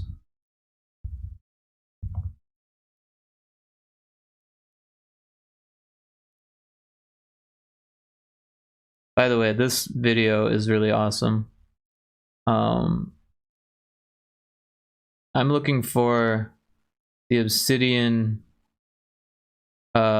Interstellar. Rise of the Obsidian Interstellar. Do we have the full album?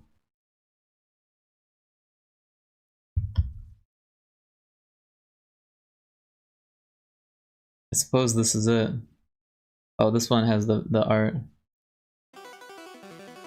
Start it over.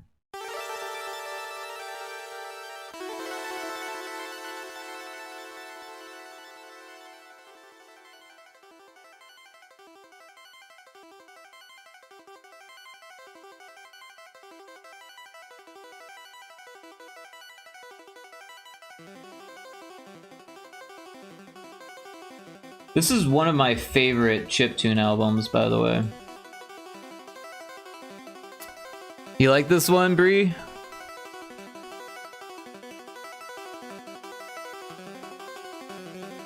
One of my favorites. Oh hell yes.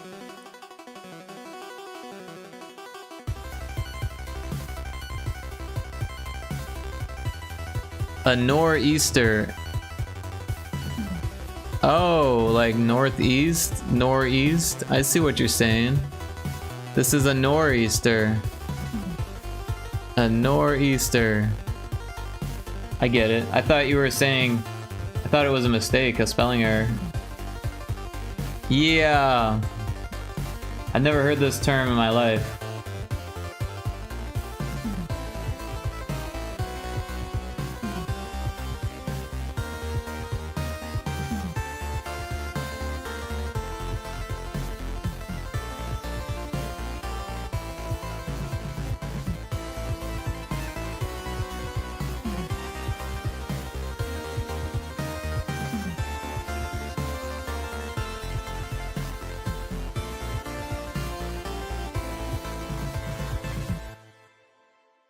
Such a good album.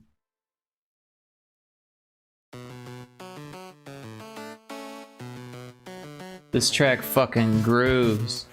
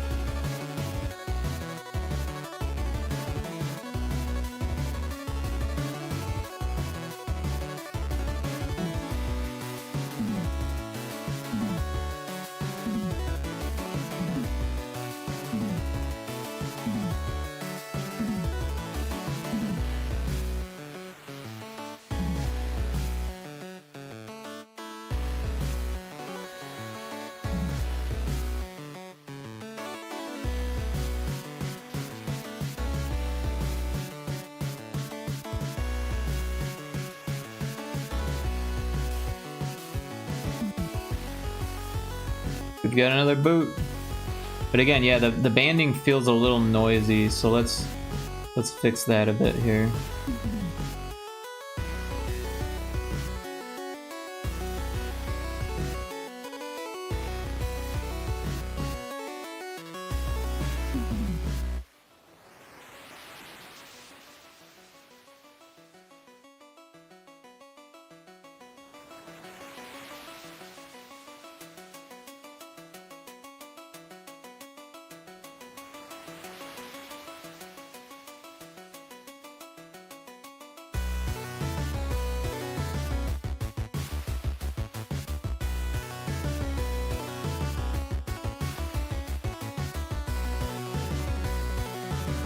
It's on the news, receipts.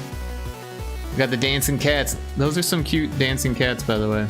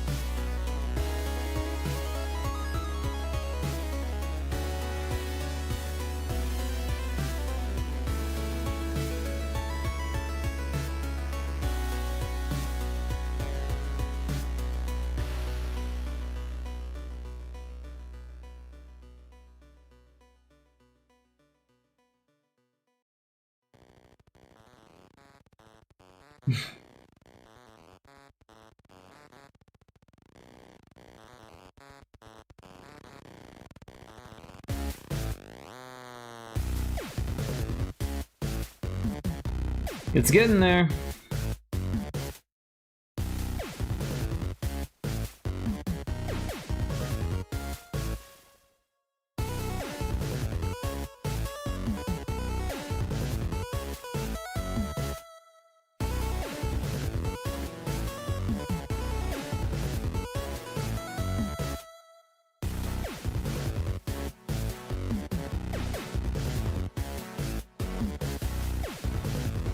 Now we did get a late start, so we've only been streaming about 4 hours, 3 hours and 40 minutes. A lot of progress made so far, yay. Well, we did start this yesterday, and then we got a late start today. There is an ad break coming up in about a minute, and I will use it to take a little break myself.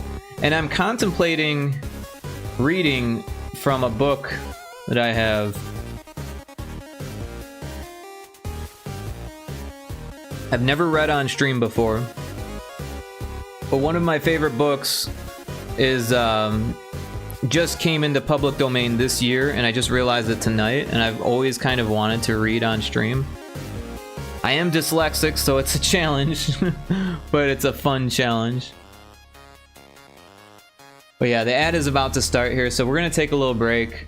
I'll leave the music going throughout the break, and for those of you who don't get an ad, can listen to the fantastic tunes. And I'm going to do my thing and be back shortly. So see you soon.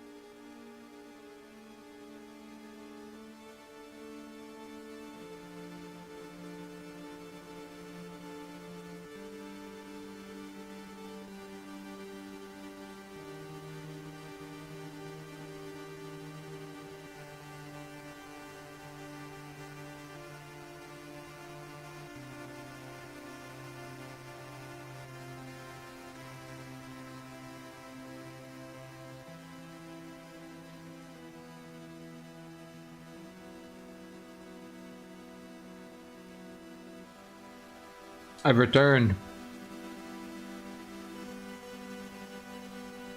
Yeah. I made a quick sandwich and ate it very quickly there. I was hungry.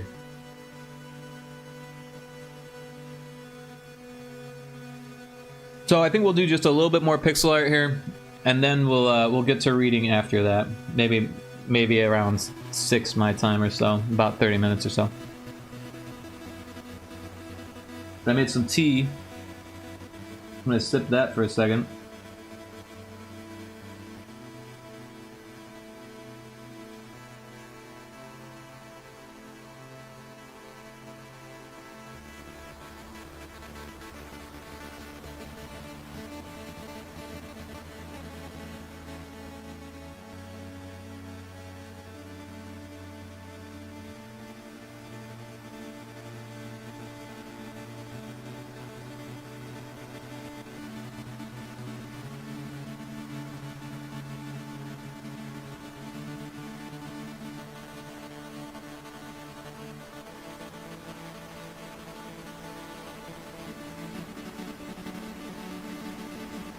Alright.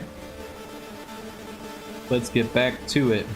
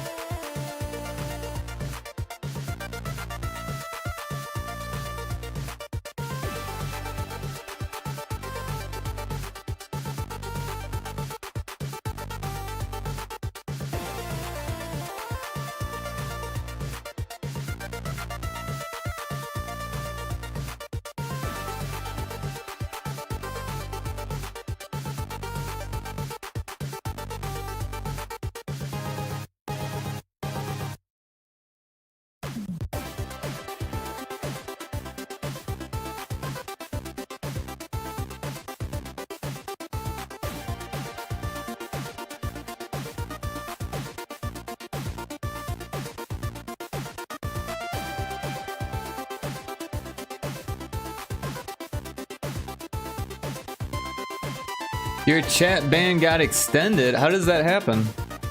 How does such a thing happen? Did you even have a chance to like make it worse?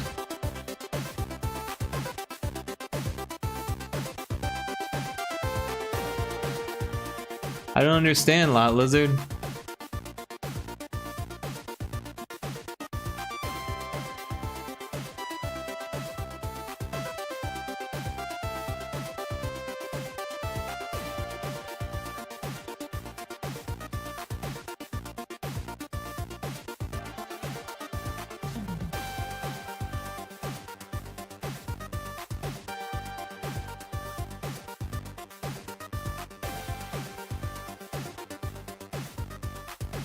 They review it back, and the guy bitched he wanted 45.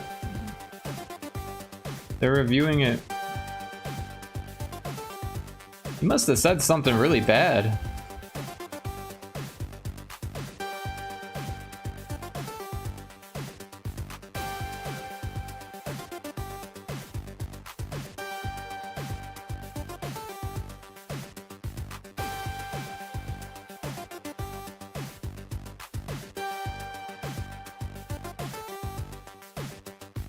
You're a tech guy, you know the computer does it.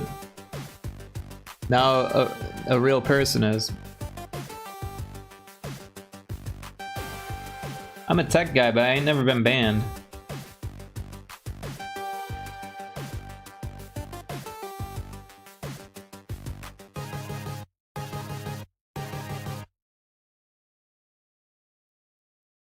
Listen, I'm listening.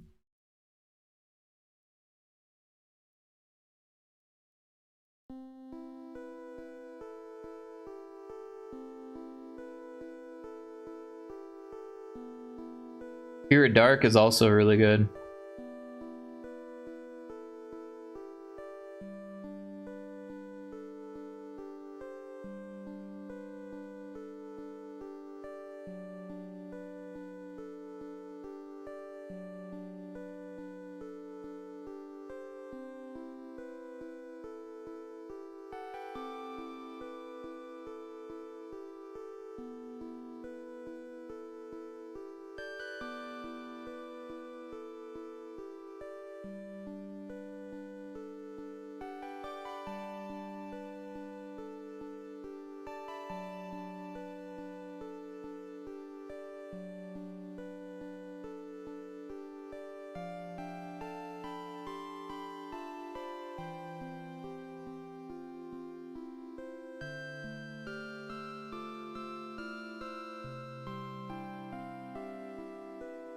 LOL, you also don't play Call of Duty. No, I don't. But even if I did, I don't think I would get banned. Honestly, I probably wouldn't say anything. Because... well, honestly, I probably wouldn't play that type of game, but... I can be pretty quiet when I'm around people I don't want to... Let's put it this way, I play Hold Fast Nations at War, and I just mute everyone.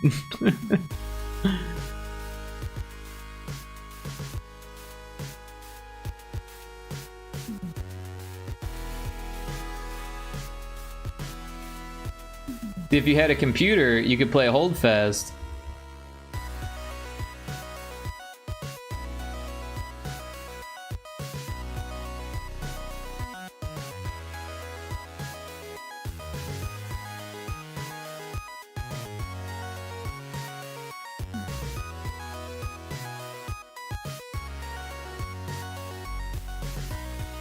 You have to mute, but on best play you hear them. It's aggravating as fuck.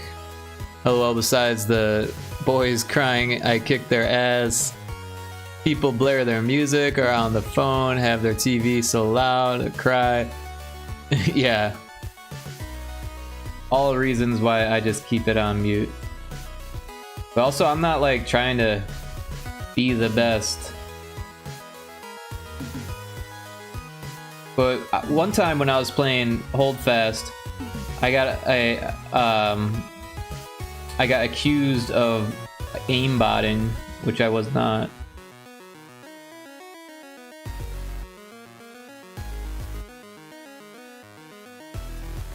I just had a lot of kills.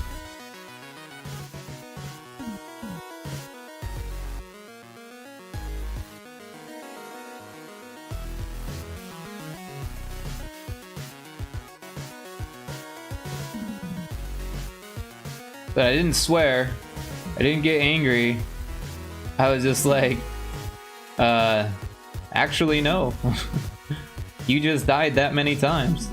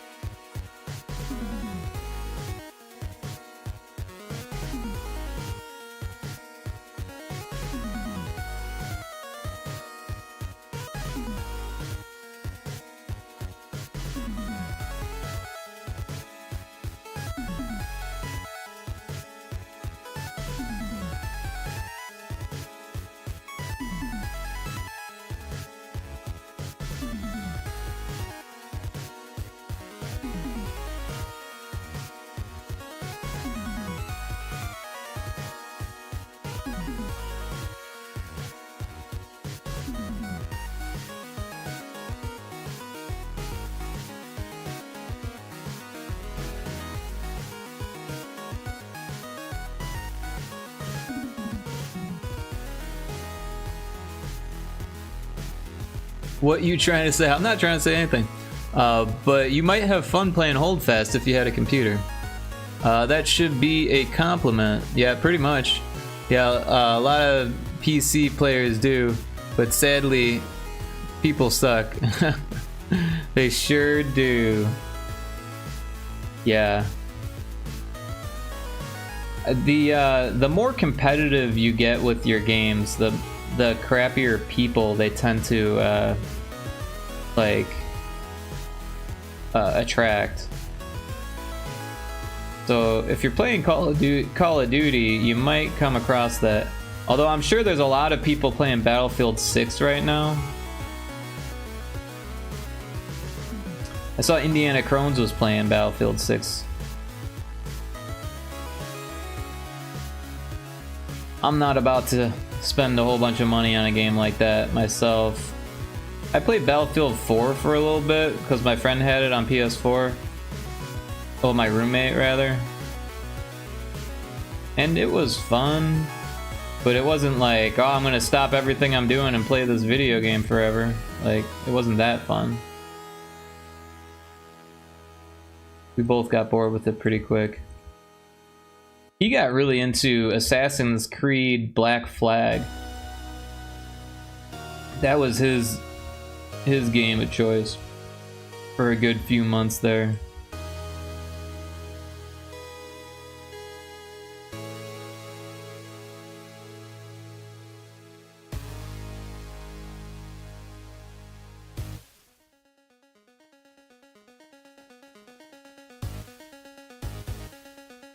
Gonzo was too, looks lit. I am cause I can play with them finally.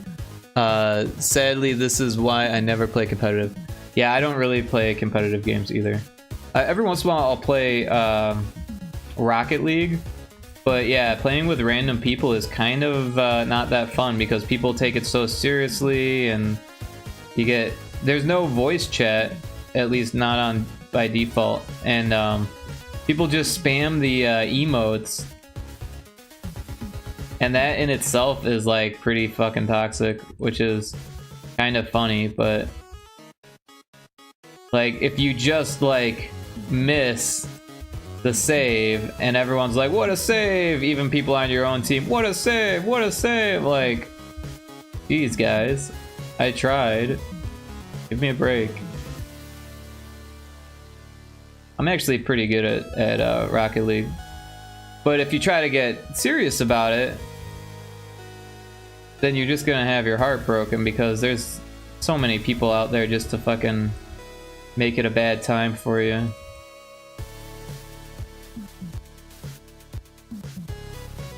And if you're playing solo, that's even worse. If you have a crew, it's a little bit better. But then you run the risk of getting your crew upset at you or upsetting your crew, or I'm sorry, you're getting upset at your crew is what I'm trying to say. One or the other, right? Them getting upset with you or you getting upset with them. Anything could happen in Rocket League.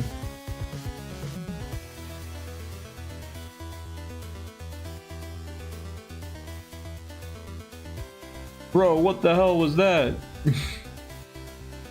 I'm sorry.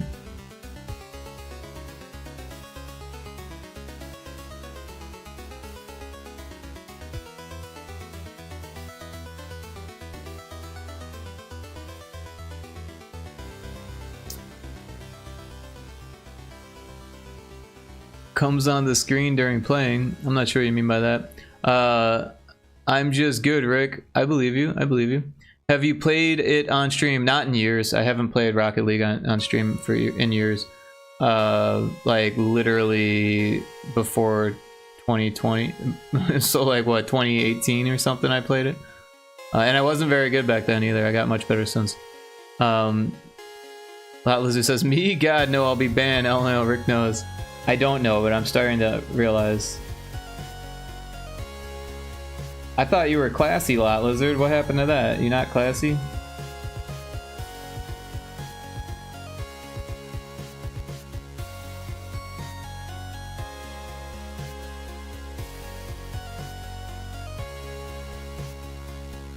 You telling me you're not classy, Lot Lizard?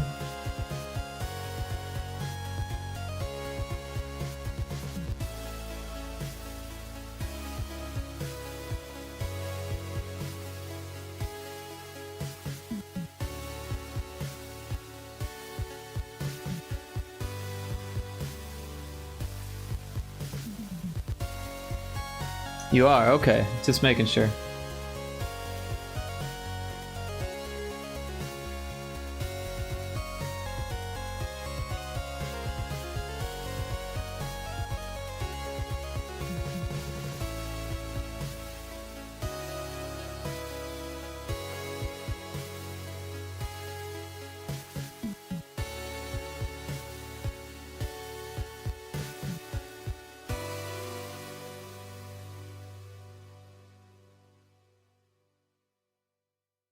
And go too far so you know me, lol. And bro, you've played No Man's Sky with me for hours. You get the gist of my personality, lol. Classy, right? You have a classy personality.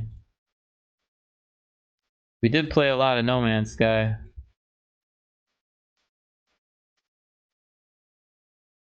I don't like that. Give me... oh.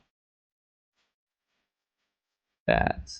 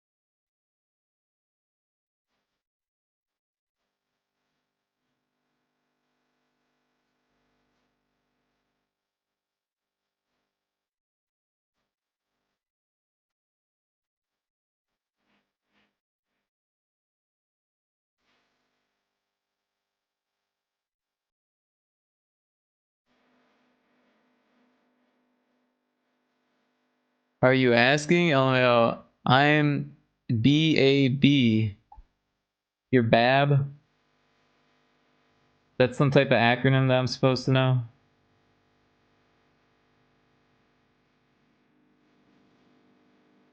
Or is that short for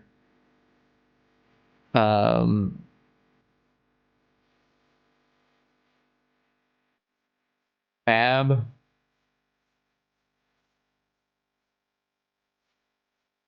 Like Babs Bunny from Tiny Toons?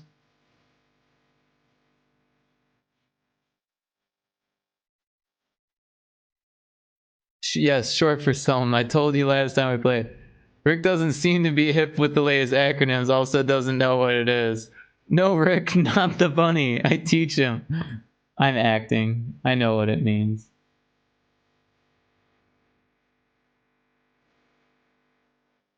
It means bold and bossy, right?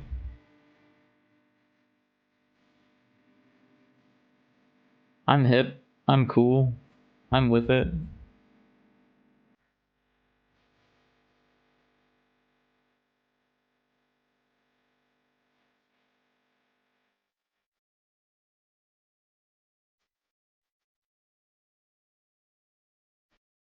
It stands for barely a bird.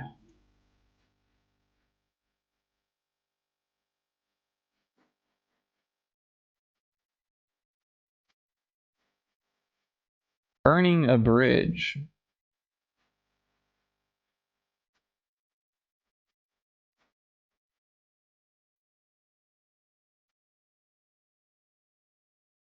Broadcasting a burrito.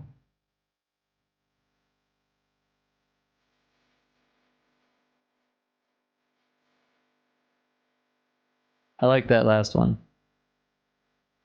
Oh yeah, boss. Broadcasting a boss. Bossing a burrito.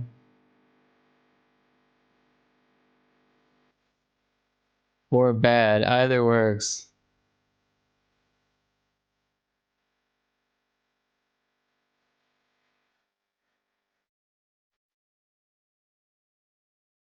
Barely a boss.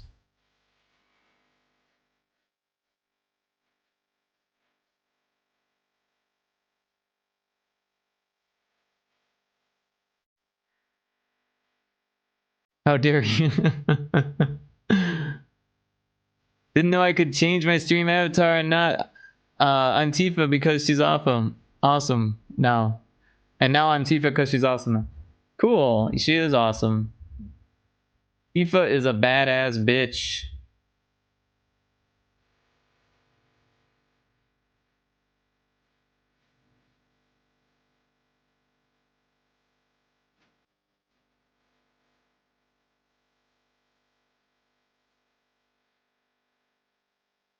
Oh, BAB. Broadcasting a burrito. I wish there was an acronym for that. For broadcasting a burrito? There is. It's BAB.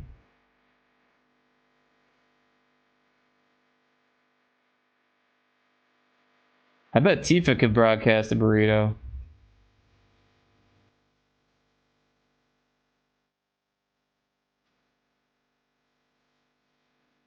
She could probably broadcast a few burritos at the same time.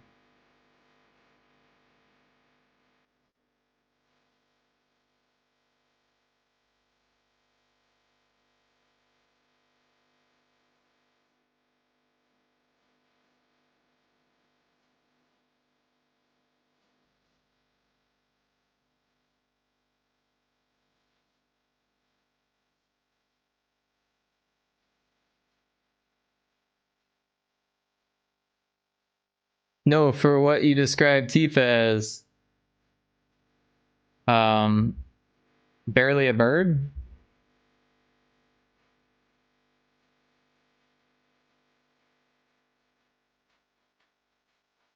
Bomb ass burrito. There it is. Bomb ass burrito. BAB.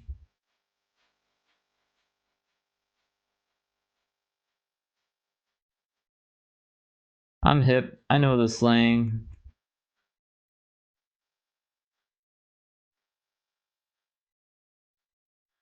Rick, don't kill it. Don't kill the bomb ass burrito.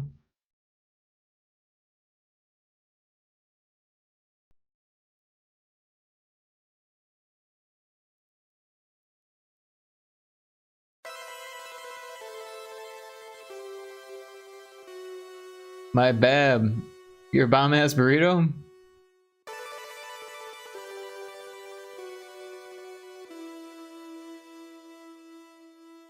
Fuck that.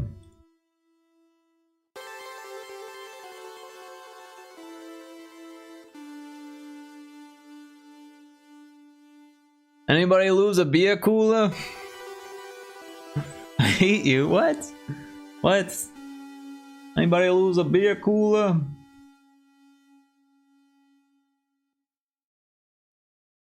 Oh no, that was top tier. I'll give you that. Breeze over here like, what the hell are they talking about? I was waiting for the cooler. He's doing my accent. I don't have an accent. What are you talking about? Not my chair, not my problem. That's what I always say.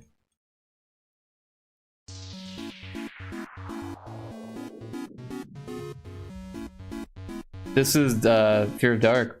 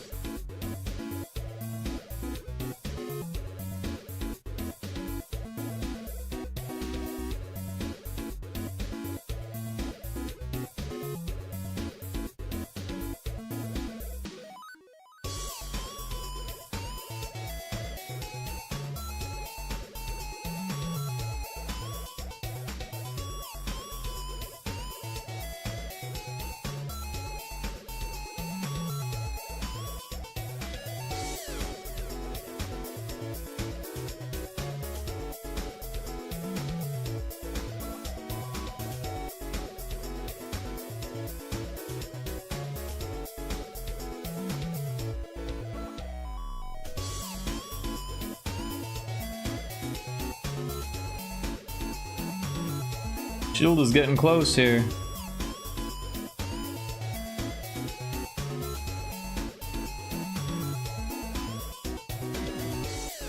How did I miss that?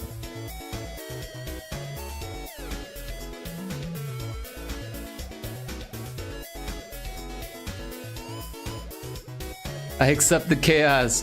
Rick, you don't have to hide your real accent from us. Good, because I'm outrageous. I have a Chicagoan accent, is what I'm told.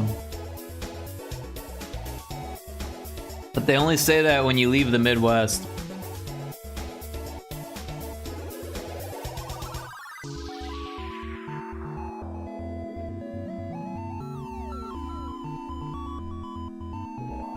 Well, that's way too dark of a line. Oh.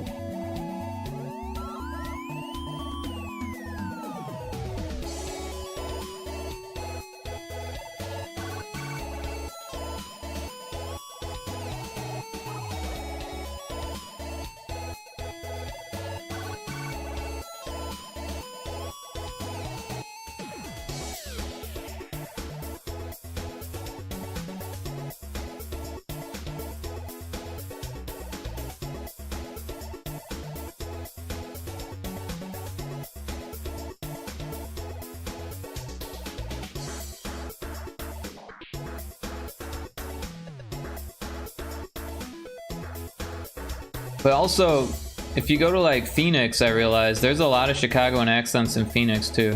There's just a lot of Chicagoans in Phoenix. I was really surprised. People would be like, where are you from? Because they just assume you're a transplant in Phoenix. So where are you from? From Illinois. Oh, you're from Chicago. Everyone's from Chicago.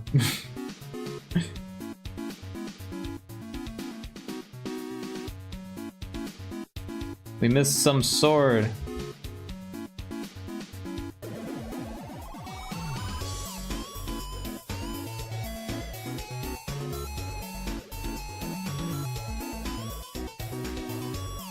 He tries to do mine. People don't even know my state half the time. I know your state.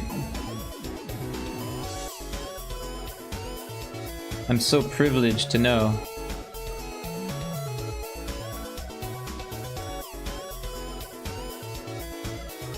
I said people, Rick. Oh, I didn't realize I'm not a person.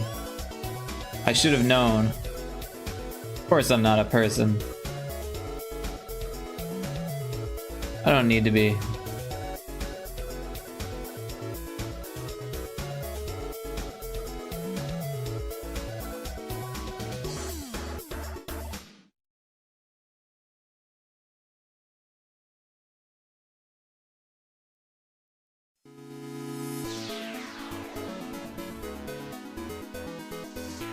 More Fear of Dark. I'll take it.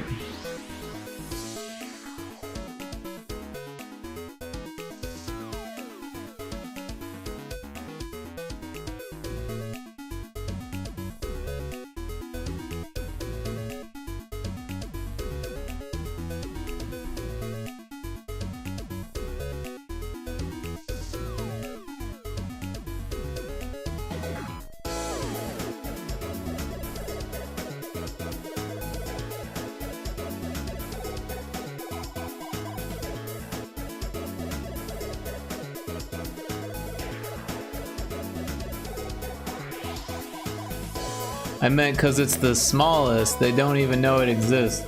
Well, now you've given it away. Everyone knows what the smallest state is. I don't feel special anymore for knowing.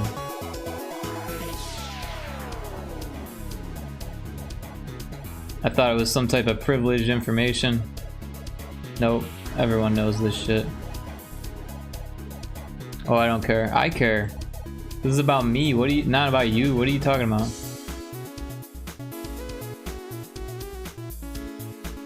I'm just saying people don't know I get Long Island every time. Yeah, you do sound like you're from Jersey. Excuse me? Are you not?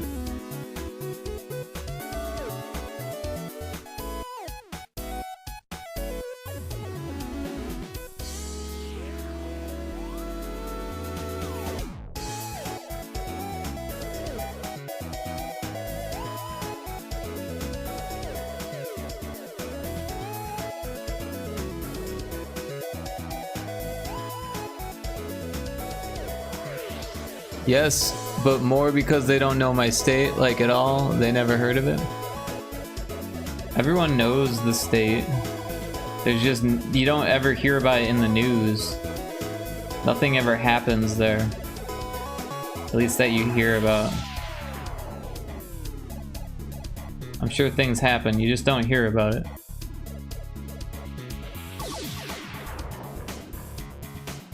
People don't know about Oklahoma either. Because nothing ever happens here. The news here is crazy. They'll be like, oh my god, someone was shot at a gas station. And everyone's like, what? Are you serious? Someone was shot at the gas station? What is this world coming to? In Chicago? That's just what happens every day. Like, sorry, that's daily news. Literally daily news. Like, that's why you don't go to the gas station at night. Like, I mean, don't get me wrong, it's horrible that someone got shot and killed at a gas station. But, it seemed like a gang hit, is what it seemed like. And yeah, it is a surprise that there's gang activity here, but there's gang activity everywhere. You can't get away from it. There's a lot less here than there is in anywhere else I've lived. Even in Bloomington, Illinois, there was more gang activity.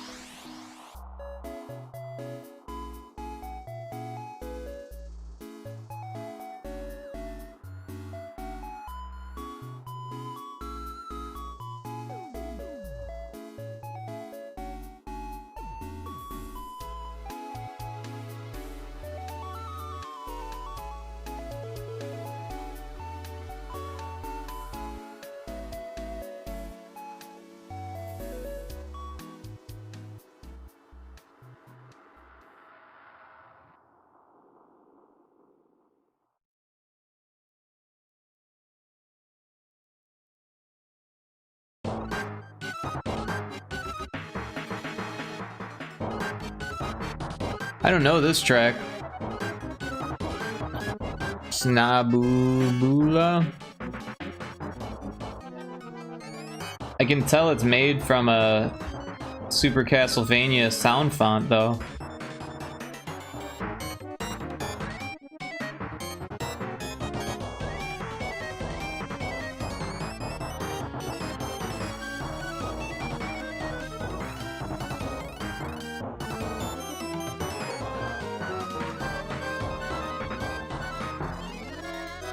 I think we've got all the pixels down. We'll need to like fix some of the gradation so it looks a little bit better. Uses fewer colors, etc.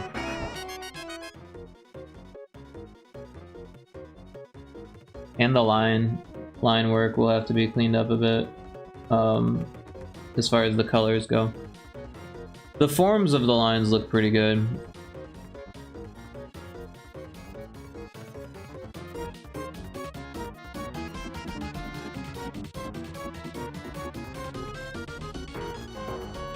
So like for this, what we'll do is we'll get like a darker version of this.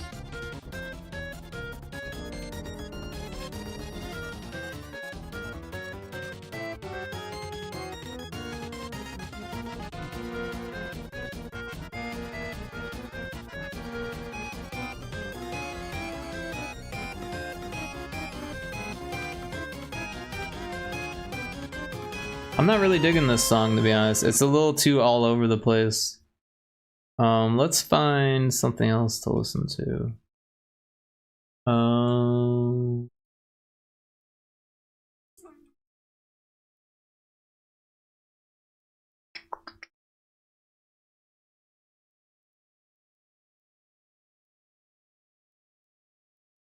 Let's see. What did I miss in chat?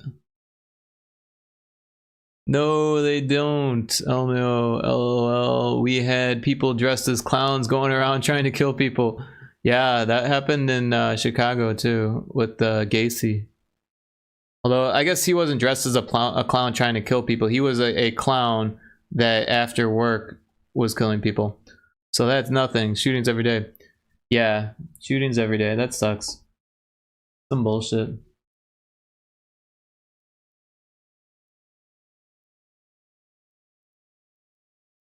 It was a ton of people. Oh, that sounds shady. Shady as fuck. Shady and shitty as fuck.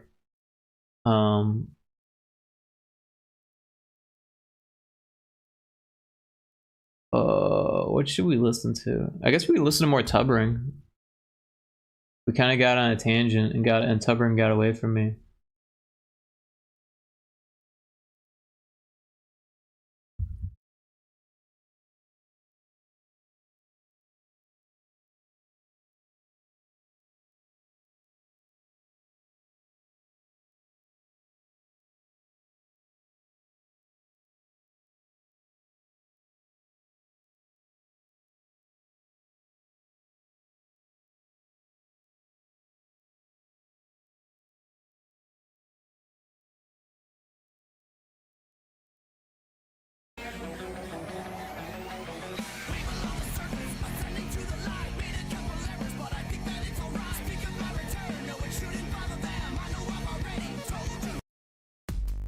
I was like, what the hell happened there?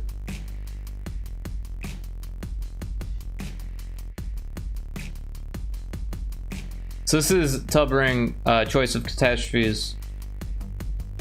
This is the album, and this is Time for Me.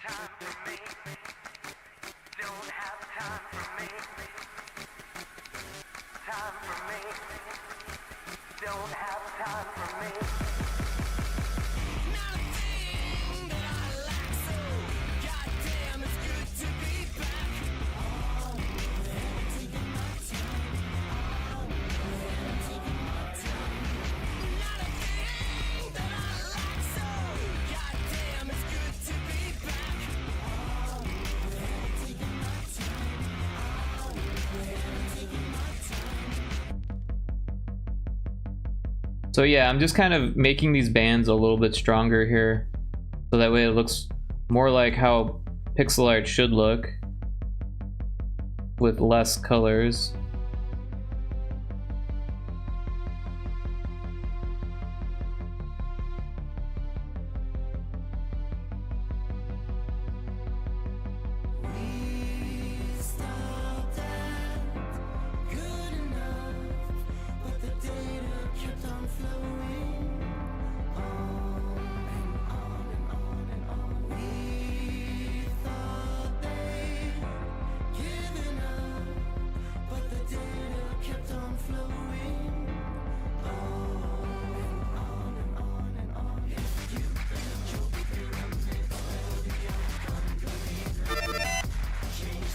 Hey Kara, thanks for checking in. How you doing? Welcome in.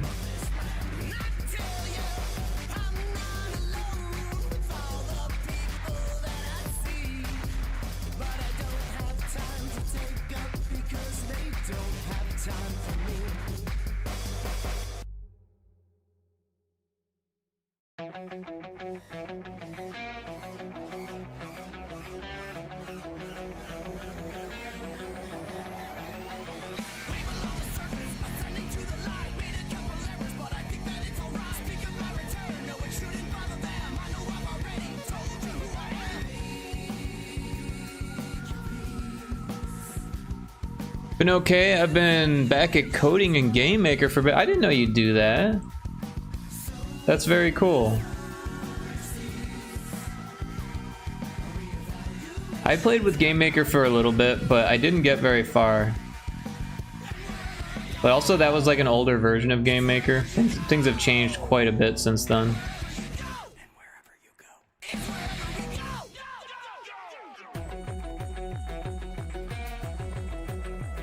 I told you the very first stream, remember? I don't, I'm sorry. Sometimes it takes me a couple streams at least before I start remembering the information about people. I wish I was better about it. I am sorry. It's not you, it's me.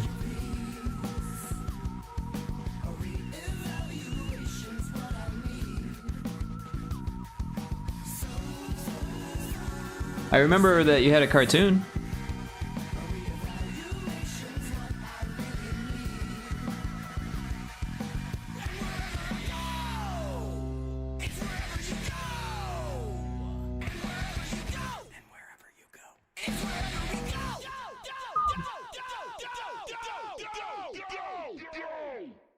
This song is good too. Oh, I still do, and the game I'm making is with all those characters. Okay, it's kind of coming back to me. So once again I will begin at the end. It's the best way for you to comprehend that I won't go quietly into the night, won't adhere to our fate without a fight. So I read their words and I questioned all their frankly more prepared for that curtain call.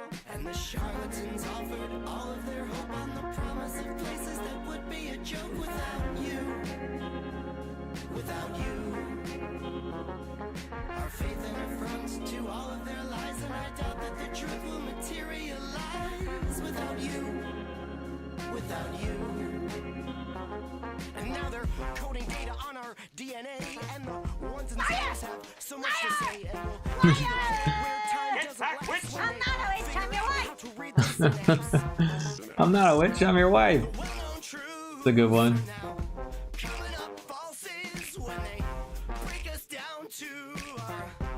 Hope you're doing well, Ceosaurus. Or Ceosaur, rather. I've just been focusing on the inventory stuff and 24-hour day cycle, year cycle. Cool.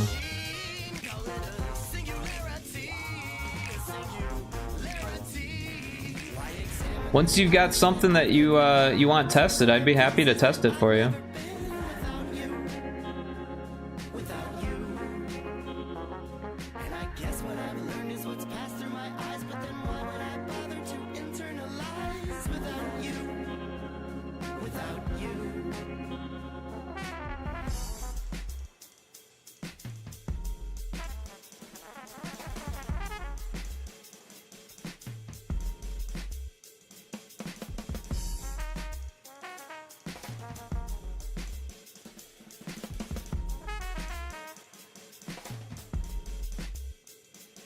if we all become just a single voice, I will seek you out if I have a choice. Now the shift has come closer and closer to us. It's a question of faith, it's a question of trust. And the things that we've done are the things I've done best. Curiously await whatever's coming next. Now the time is approaching, they're plugging us in, and we're I like that better before. not joining in without you. Without you. When the moment has come to energize, I won't take the next step, won't ascend to the skies without you. Without you. Maybe a bit darker.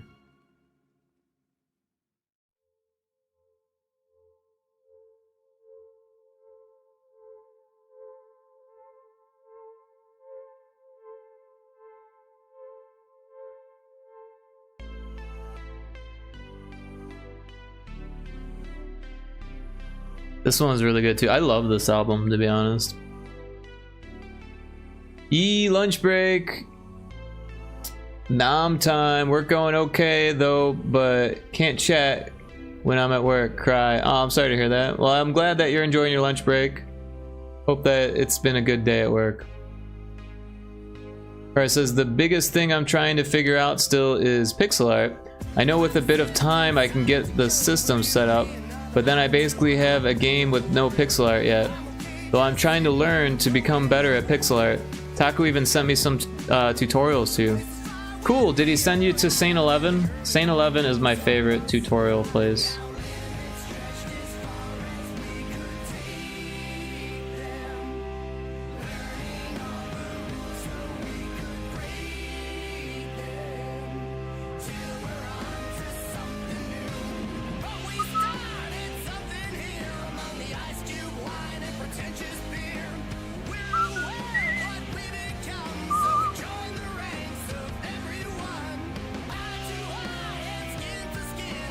Caesar agrees. Love those Saint 11 mini tutorials. Yeah, those are the only reason why I can do what I do.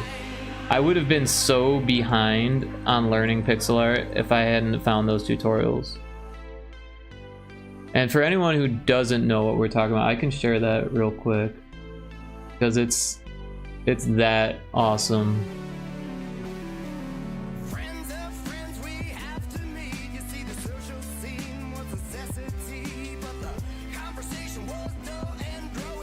I probably give this website so much traffic. Oh, sorry for the ads. I was going to snooze them and I forgot.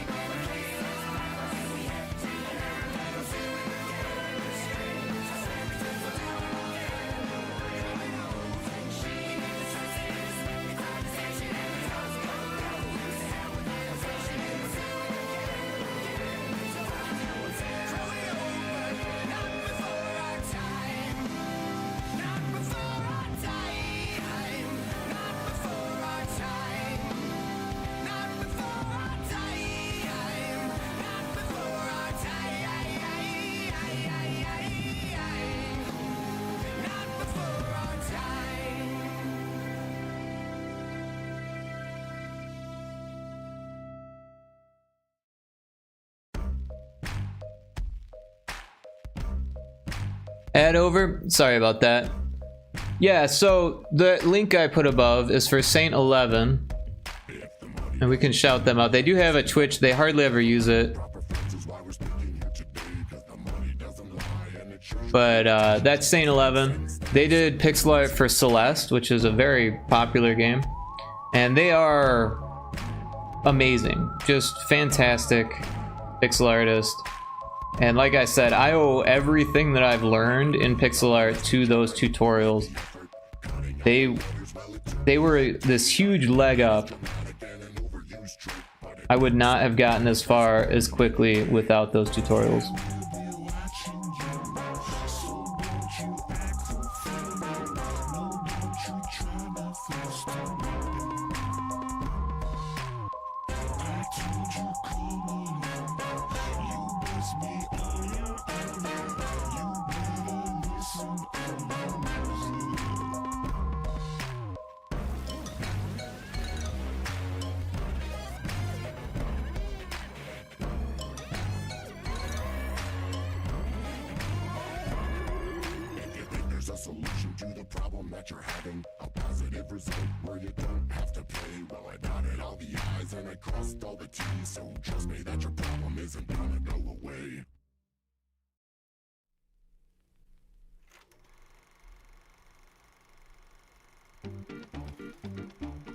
Another good one.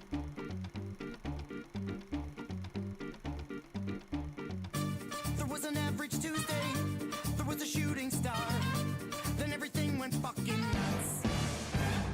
They landed giant spheres, contacted us, confirmed our fears that they were gods. So listen up. They said we are your makers, one chance to impress your creators now. So straighten up.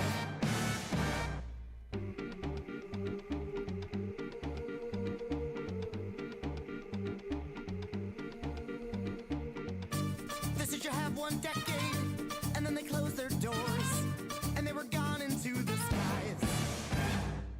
So we went straight to work together. We would make a much better earth to survive another life. So we were ready when in 10 years time they showed again to judge our lives.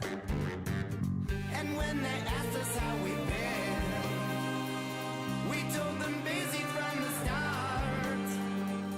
We pulled our resources and planned, everyone doing their own part. So how about this? Enjoy our fest. We built more weapons to rain fire upon all of you. You think you run the show, we're stronger than you'll ever know. We run the numbers, we pervade them. We've tried a million simulations. Fight us, you'll kill. Are you saying work will set you free?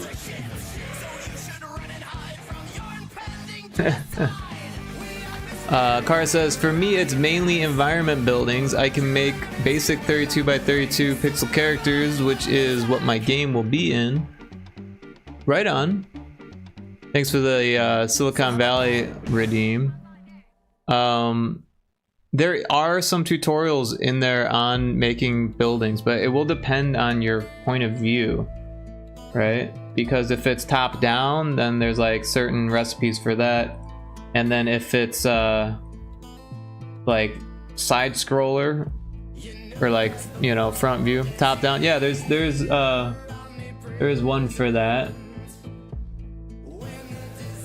If you just type it in here, top down, oh, we've got top down houses.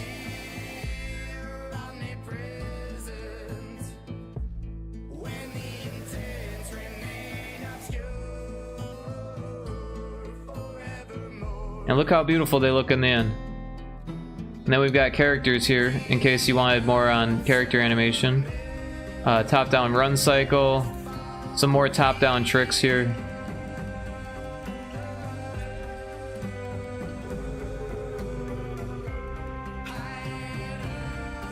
So yeah, definitely check these out. And another top down walk cycle.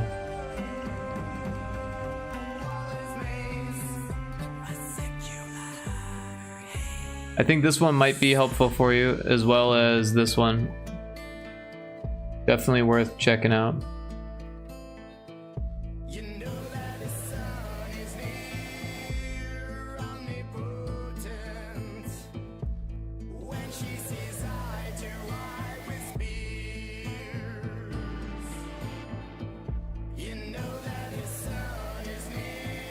Don't like the way this looks.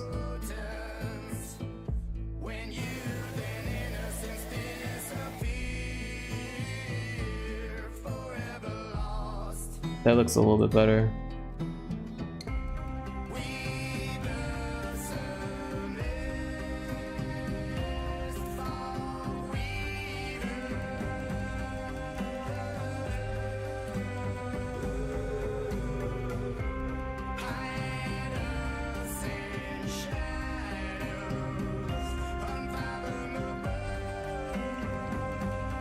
Yeah, I just have to adjust the things to 32 by 32 though. From what I've seen, that seemed more like 64 by 64 or larger. So what you can do is break things down into tiles, right? And then, you know, if we pull that back up again, let's take a look. Oh, did I close it? I think I closed it. I did, I closed it. But yeah, you turn it into tiles. And then you work with those tiles. And then you can make things that are larger than 32 by 32, but they're 32 by 32 tiles, if that makes sense. But yeah, if you're talking the characters, like if they have to fit within that 32 by 32, then, you know, obviously you would have to make some adjustments. But yeah.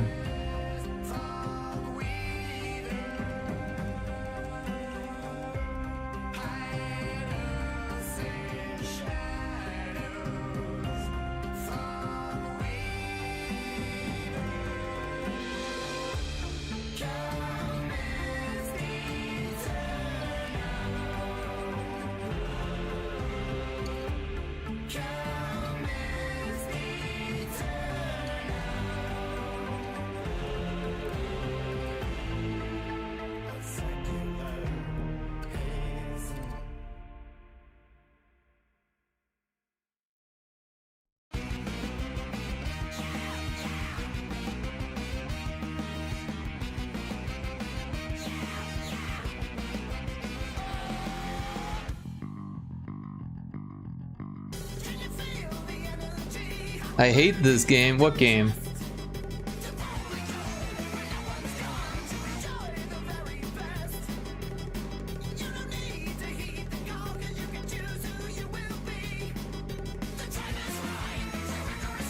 I did make one building using a tutorial before. Yeah, and you know, you don't have to use tutorials, but the more you practice, the better you'll get. So from my experience, when you're making a game, sometimes it's important to just make a whole lot before you really start making stuff that's actually going to go into the game. Because if you start putting stuff into the game, like as you make it, like this is my first house and now it's in my game, like that's fun, don't get me wrong, but by the end of it, you'll be remaking all of the art because you'll have gotten better by then. And you'll be like, well, this house doesn't match the new houses, or I could do better. Why did I make this house like that, etc.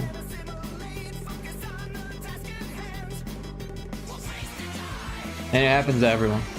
It's not gonna be a you thing at all. It's everyone. What's going on with that armpit?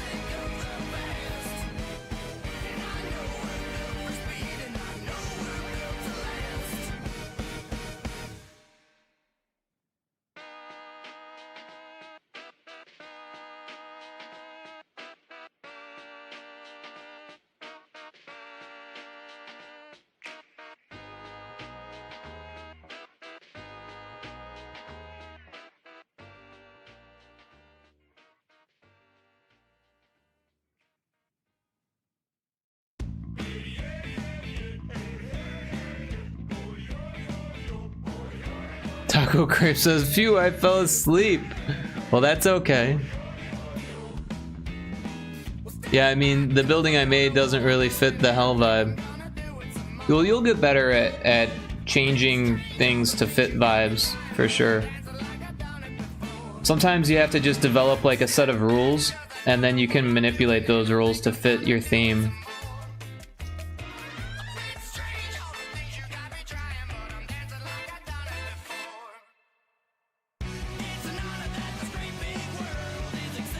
But I hope you got some good Z's in there, Taco Crepe. Good morning, Taco. I was napping. Ayo, Bree. I want to eat tacos now and crepes. Taco just goes around making people hungry.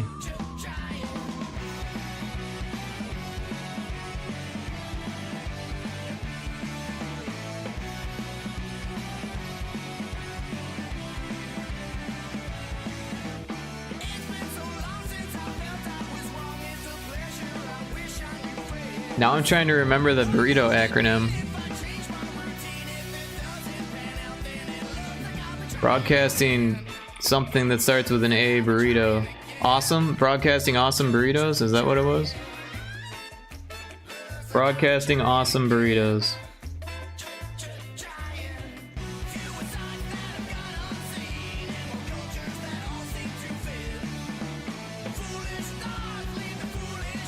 I was literally just broadcasting a burrito. Nice, nice.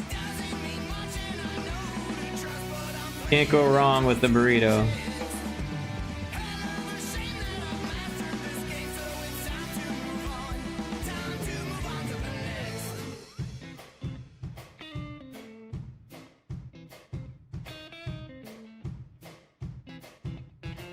Well, this is looking pretty good, I think. This is a little dark. That might look better.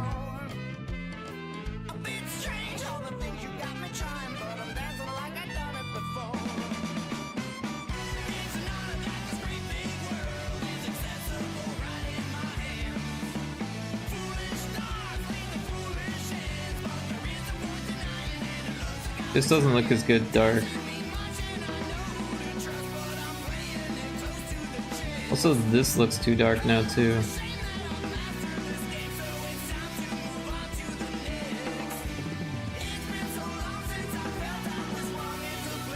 A little bit better.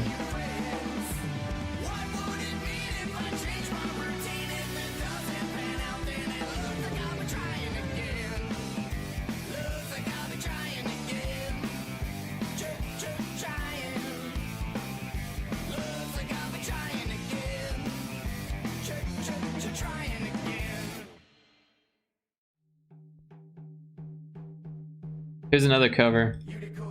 I feel like a lot of the songs on this are covers. I have a triple cheeseburger. That's a lot of cheeseburger. I don't think I could handle a triple cheeseburger these days.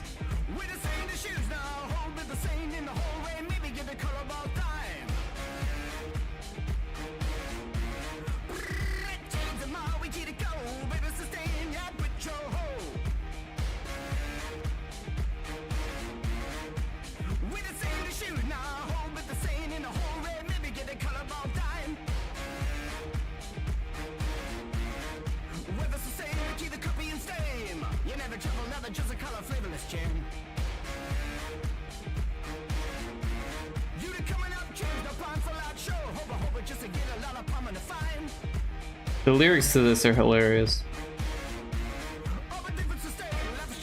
Because it's all gibberish.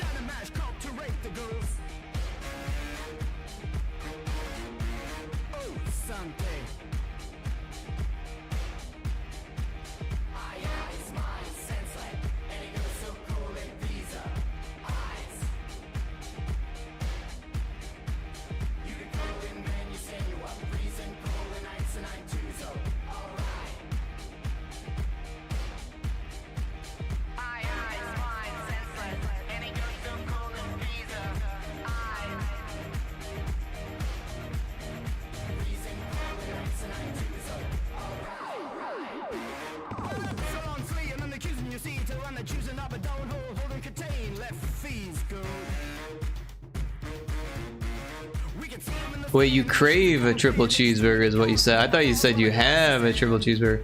Also, I missed where you wrote pulls out the spicy sauce. Taco Crave had tacos for dinner. Taco's a cannibal. It's true, he did that to me. Yeah. He makes everyone hungry. It was literally, I read that one, literally broadcast burrito. Especially if it's a chicken burger. I can't handle a double patty anymore. I've fallen from my prime. Does age make you less likely to win against a triple cheeseburger? I don't know. It just doesn't sound as good to me anymore. Then again, I can't eat regular bread. I have a gluten intolerance, so like I haven't eaten a burger since I found out about that. Cause like, what am I gonna do? Find like gluten-free buns? That sounds like a ripoff. My grandpa can eat quadruple or however you spell that cheeseburger if he wants to. Well, everyone can if they want to. It's the wanting to part that's scary. Eventually, you have to say goodbye to eating the nastiest stuff you used to eat. What, like Cheese Whiz?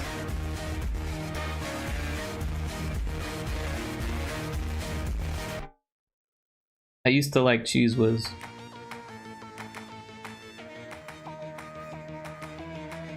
Sorry to hear that, Unc. Jeez.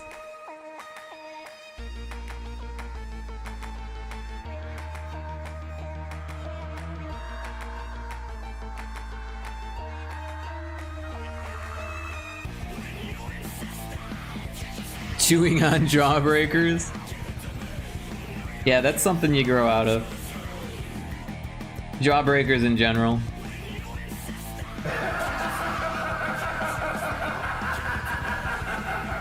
This is a good one, Lot Lizard. Kinda creeped me out.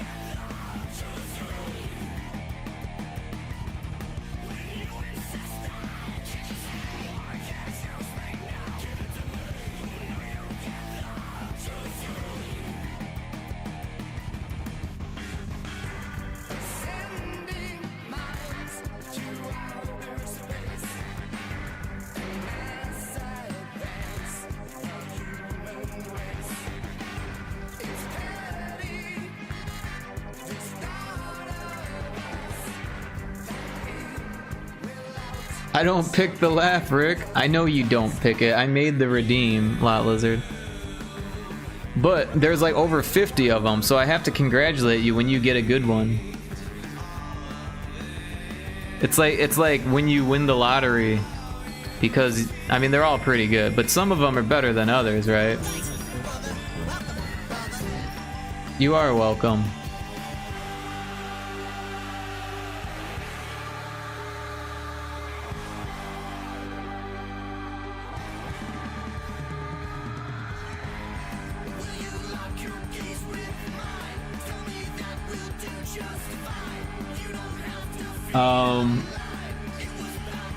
Let's throw on something else. I mean, this is good, but we're almost at the end, and I kind of want to switch gears to reading, but I also want to listen to Peeping Tom.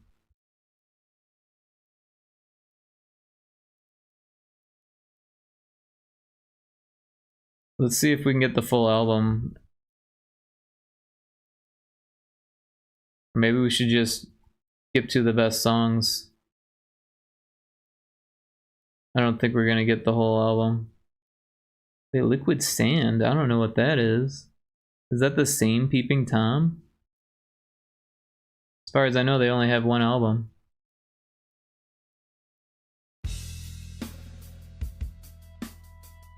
So it starts at the last song. What's up with that? Let's skip to Your neighborhood spaceman.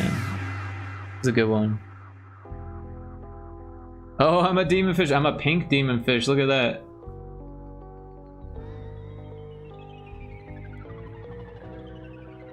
Demon fish dead ahead. Rawr. By the way, you can play Demon Fish Dead Ahead at that link. I'm working on doubling the game. Yeah, my game Demon Fish Dead Ahead has demon fish. It takes place in hell. You might appreciate it, Kara. I know you're a big hell enthusiast. I saw Peeping Tom, and it was really a good show. Hee demons funny. I already live in hell. Oh no, that doesn't sound as fun.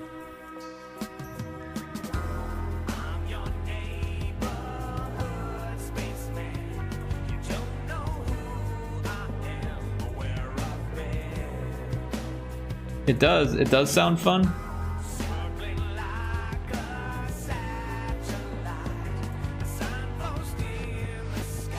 Living in hell or Demon Fish Dead Ahead?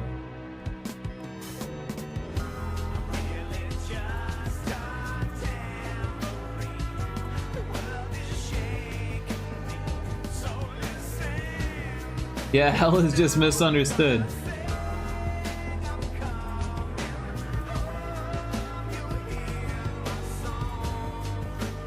Here, that's where all the good music is.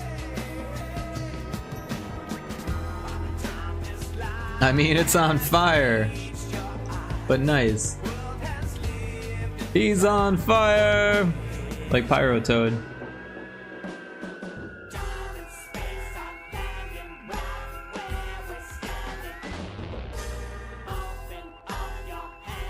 So this is the singer from Faith No More. I don't know if you recognize it.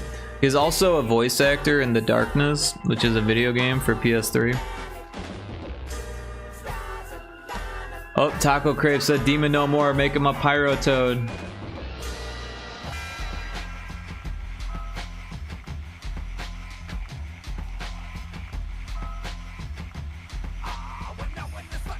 You don't know any singers. Well, this is the singer you should know. Mike Patton. Oh, I'm a demon again.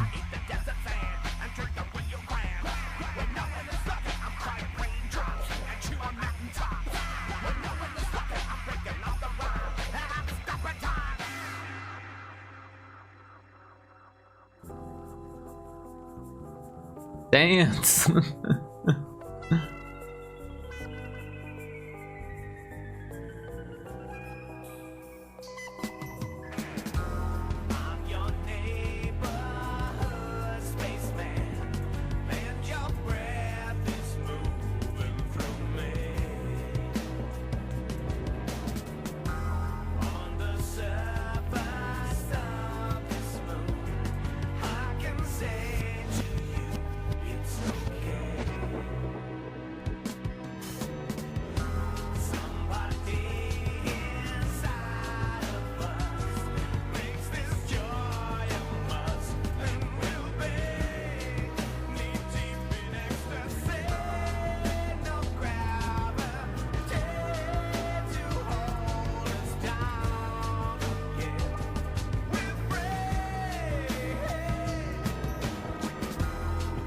I mean, Abby is into demons and stuff, is she? I thought she was into video games and stuff.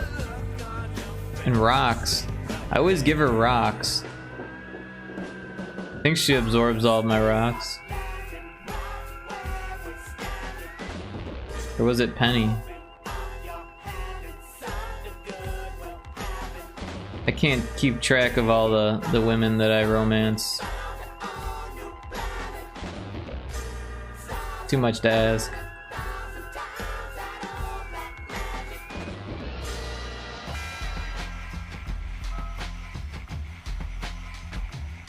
Oh, my sound cut off. What did you say?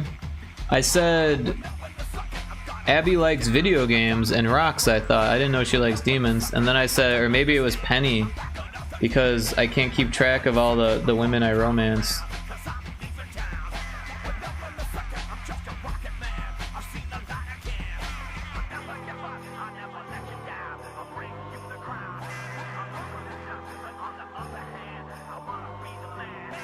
I'm a real player in Stardew. No, actually, I've only ever tried to romance characters once in that game. And it was a lot more fun than I thought it was going to be.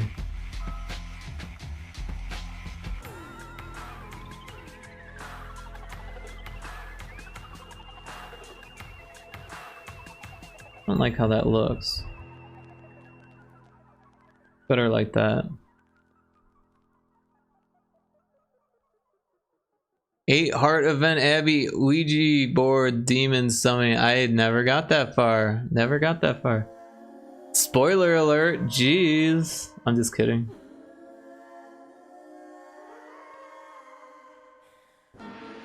What are we doing next here?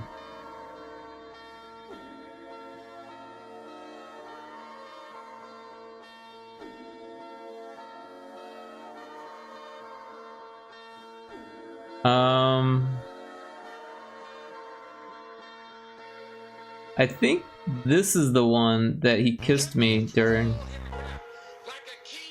Yeah. He ended the set with this song. And at the end of the song, he kissed me on the forehead.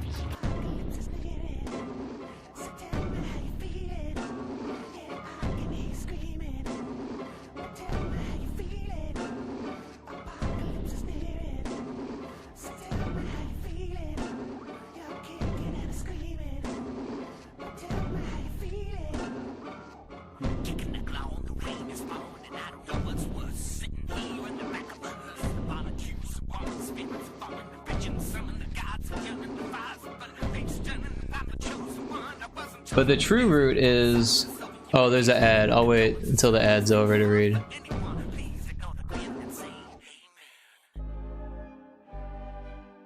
Ad is over. Unmutes. Alright. Yeah, so the true route is romancing Robin. Yes, I know she is like 40 and could be my mom, but come on, it's Robin. Again, a 2-minute ad. Sounds like me with the ads, drives me wild. I need a stronger ad blocker. I get like 7 LOL. The ad is over. Unmutes. LMAO. Alright, so I think we're going to start reading. So if people don't like reading, might be time to find someone else to watch. I'm going to reading The Doors of Perception by Aldous. I can't spell. Aldous Huxley. And reading. How do you do? What category is reading? Reading and writing and reading. There we go. That's what it's called. So that does that. Reading screams and runs away. Rick, do beta. What am I doing beta at? The ads? Is it the ads? Is it the fault of the ads? We're gonna be reading this book. Reading? What, you don't like reading? It's a good book. Look at all these cool covers.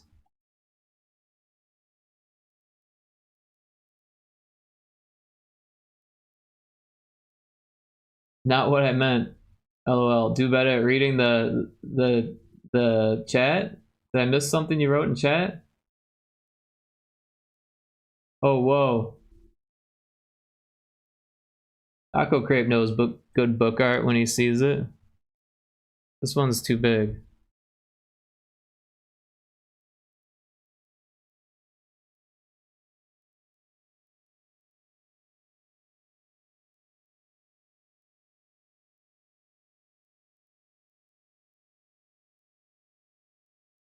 There we go. We got all the cool book jackets.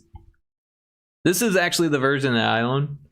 But Heaven and Hell is not, it was written later and it's not public domain yet, unfortunately. They're both good books.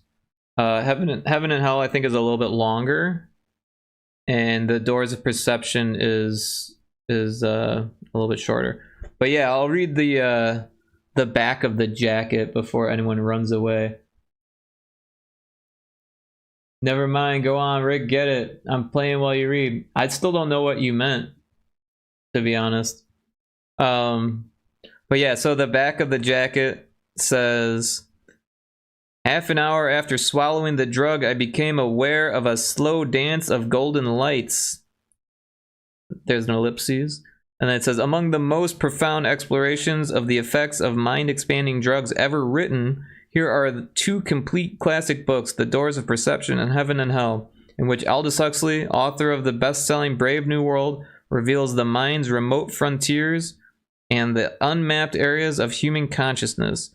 This new edition also features an additional essay, Drugs That Shape Men's Minds, which is now included for the first time.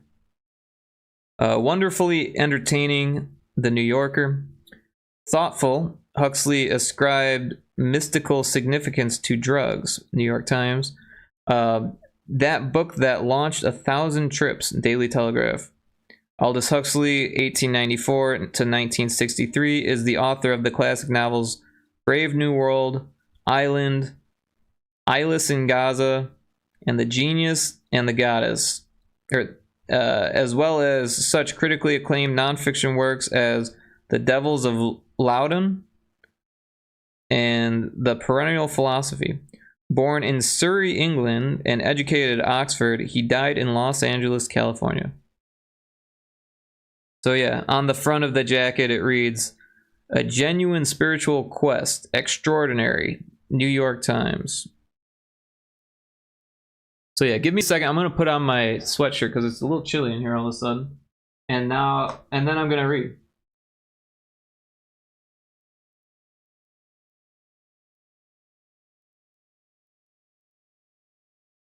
Oh, you know what I was going to do real quick? I was going to turn on and off the YouTube so that way it's a second thing. So give me a second to do that.